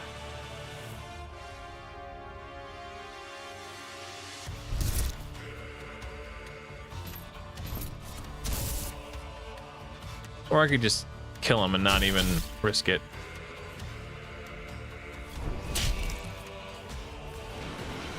So my Scotty and Shishi aren't fast enough to go, and they weren't fast enough to go even when I turn meter boosted them on the final wave. That's kind of interesting. My Isolde is fully skilled up. I think it's bugged. Yeah.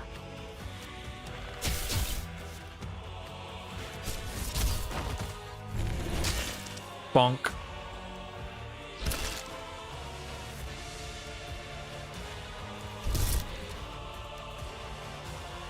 Yeah, she's fully awakened, ascended, and booked, and all that. She's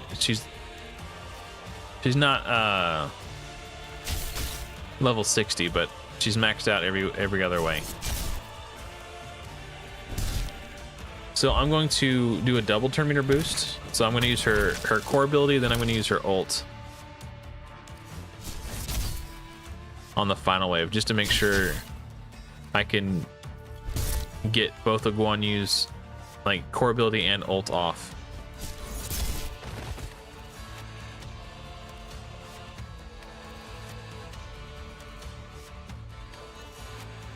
I will do this turn meter boost first, then this turn meter boost, because sometimes the turn meters don't populate until the next entity's turn. So now they've cut in. So I'm gonna do this first to land drain, so that when I ult, it does 20% more damage.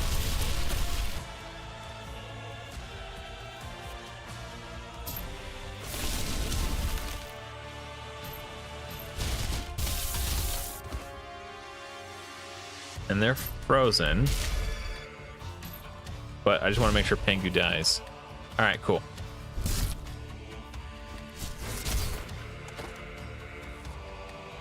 Yeah, Isolde is really good. She might be the best support rare.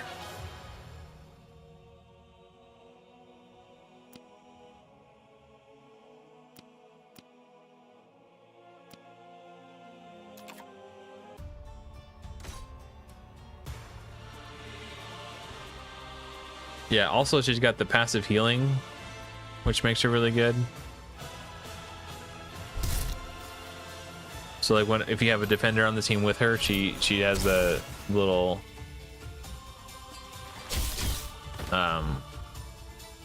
tosses out those heals.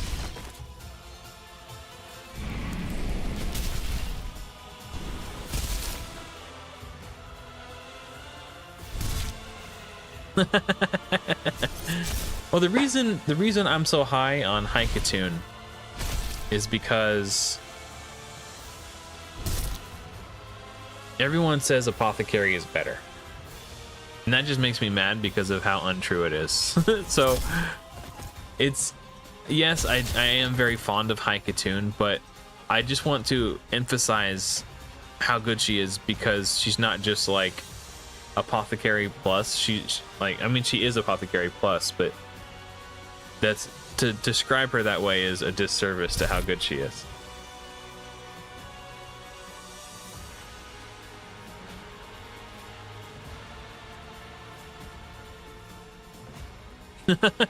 Hey, Sakib, you're the one who brought it up, man.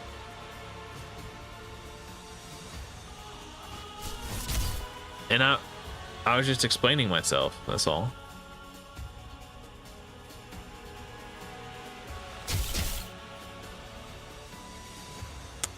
I just realized he's gonna go and clear off everything and heal.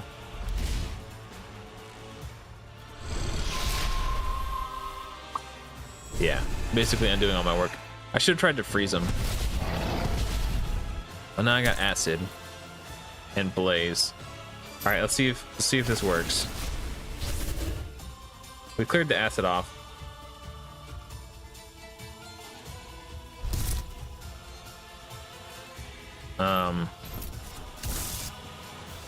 It didn't matter. It's still, but it's not doing any damage.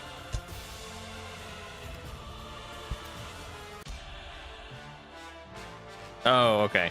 I thought you were face palming it because I was going on about it.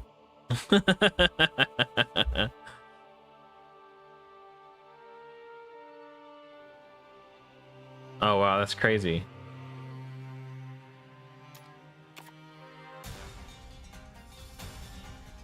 So wait, you're saying Avenger set with the 4-set bonus on a Soul Day?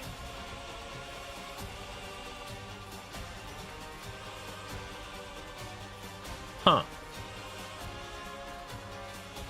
So you attack her. Oh, because she takes damage from Radiance and that procs the Avenging, so then she attacks. Okay, I see what you're saying. Oh, that's interesting.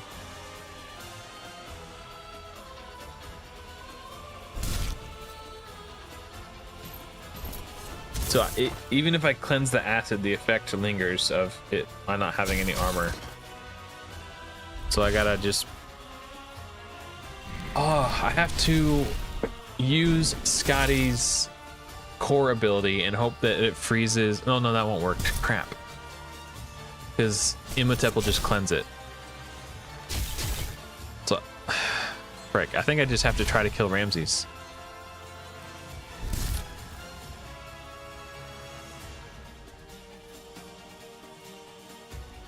Huh. That's interesting. That's cool, Sneaky.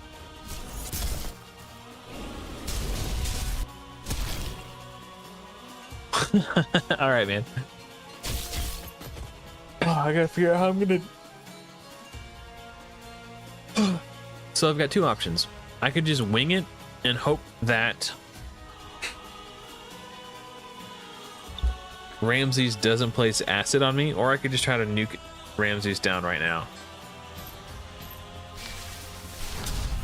Let's see if we can just nuke Ramses down.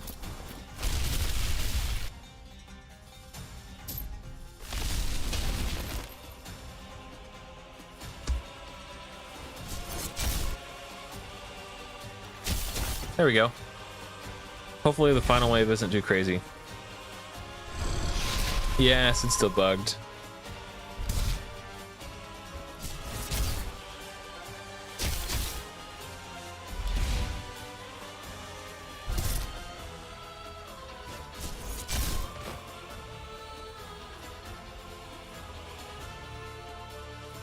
And there's an Isis.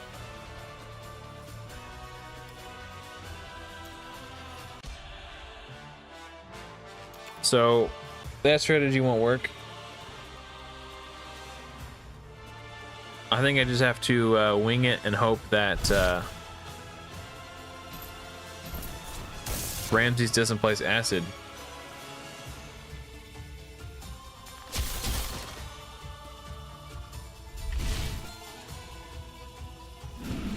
Like he whiffs.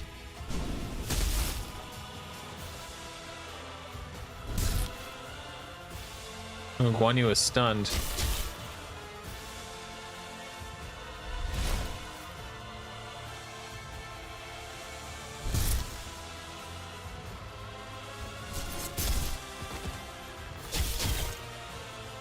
So I can't. What can I do? Maybe I still just focus Ramses. I just don't use all my big abilities.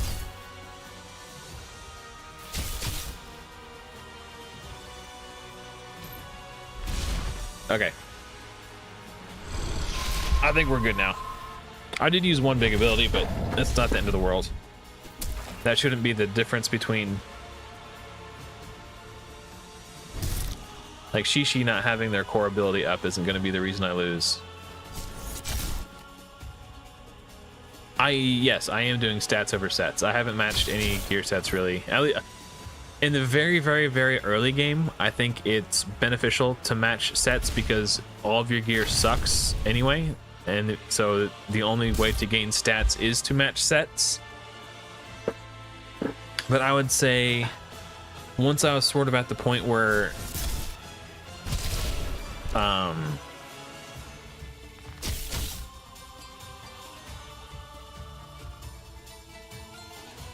I would say probably after floor 80, like by the time I beat, or sorry, once I beat floor 90, at that point I had a full team of 5 stars. And then I farmed a bunch of floor 90 to get actual gear. And once I had actual gear pieces, then I started re-gearing people and going for the stats over sets. But if that's what I've been doing. Ooh, Martin's number 1. Y'all slacking.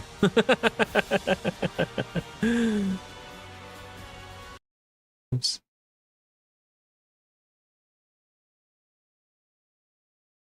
Sorry. Okay. Increase attack. Ooh, that weak hit. Frick.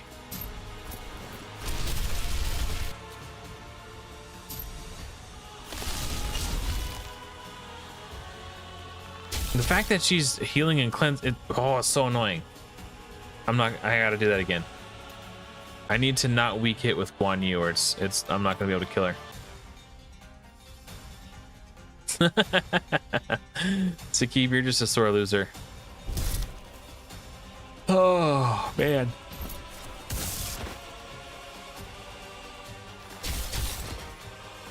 Well, how you jumped to 3 was first you lost the spot to Joey B, and then Martin snuck in. You're slacking, bro. You're sleeping on the job. Okay. I am starting to get a little tired. I think after this stage, I'm going to call it quits for the evening. Power down. But I do want to beat this one first. I'm going to take a break, eat some food, and then I think I'm going to make my honest feedback video. And, yeah. Alright, Sakib, I'll catch you later, buddy. Sleep well, homie. Yeah, I'm exhausted. Let's see here. Okay, I gotta save my stuff for the next wave, but I do need to focus down Ramses.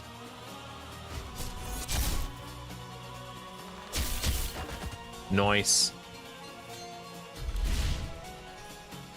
Doesn't matter who I attack because he's just gonna heal and cleanse everything. Oh, he doesn't cleanse.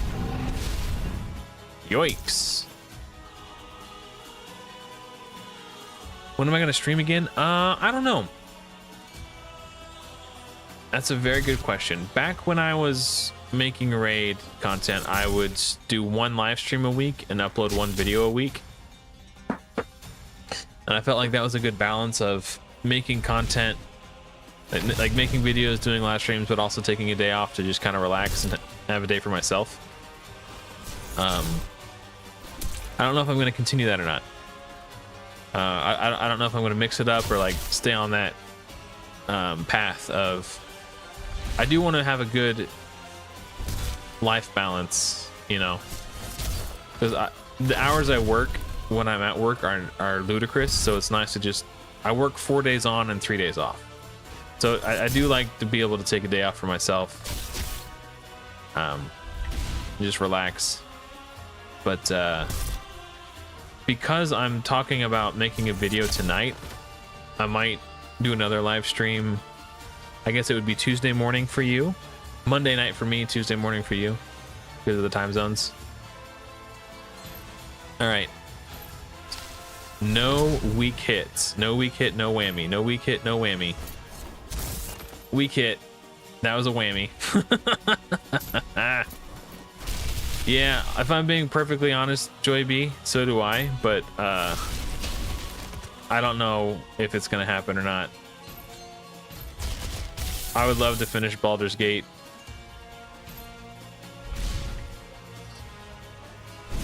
Oh!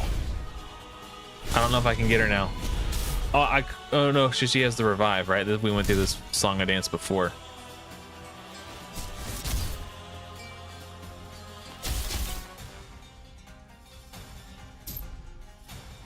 I think I need to save everything.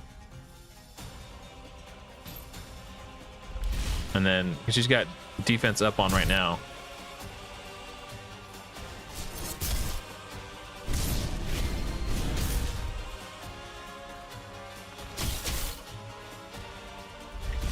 Actually, if I can keep her low enough so she's not at full, and then go through that same rotation again of like bursting all my, letting loose the juice.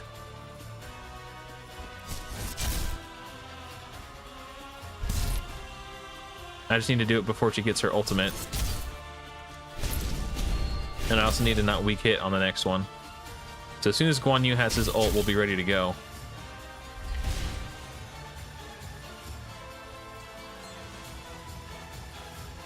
And I need to not weak hit. Should be this next go around. Yeah.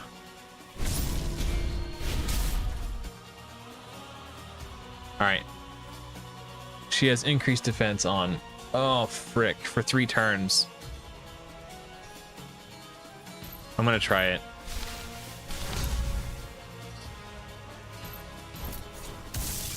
Okay, no weak hit. That's good.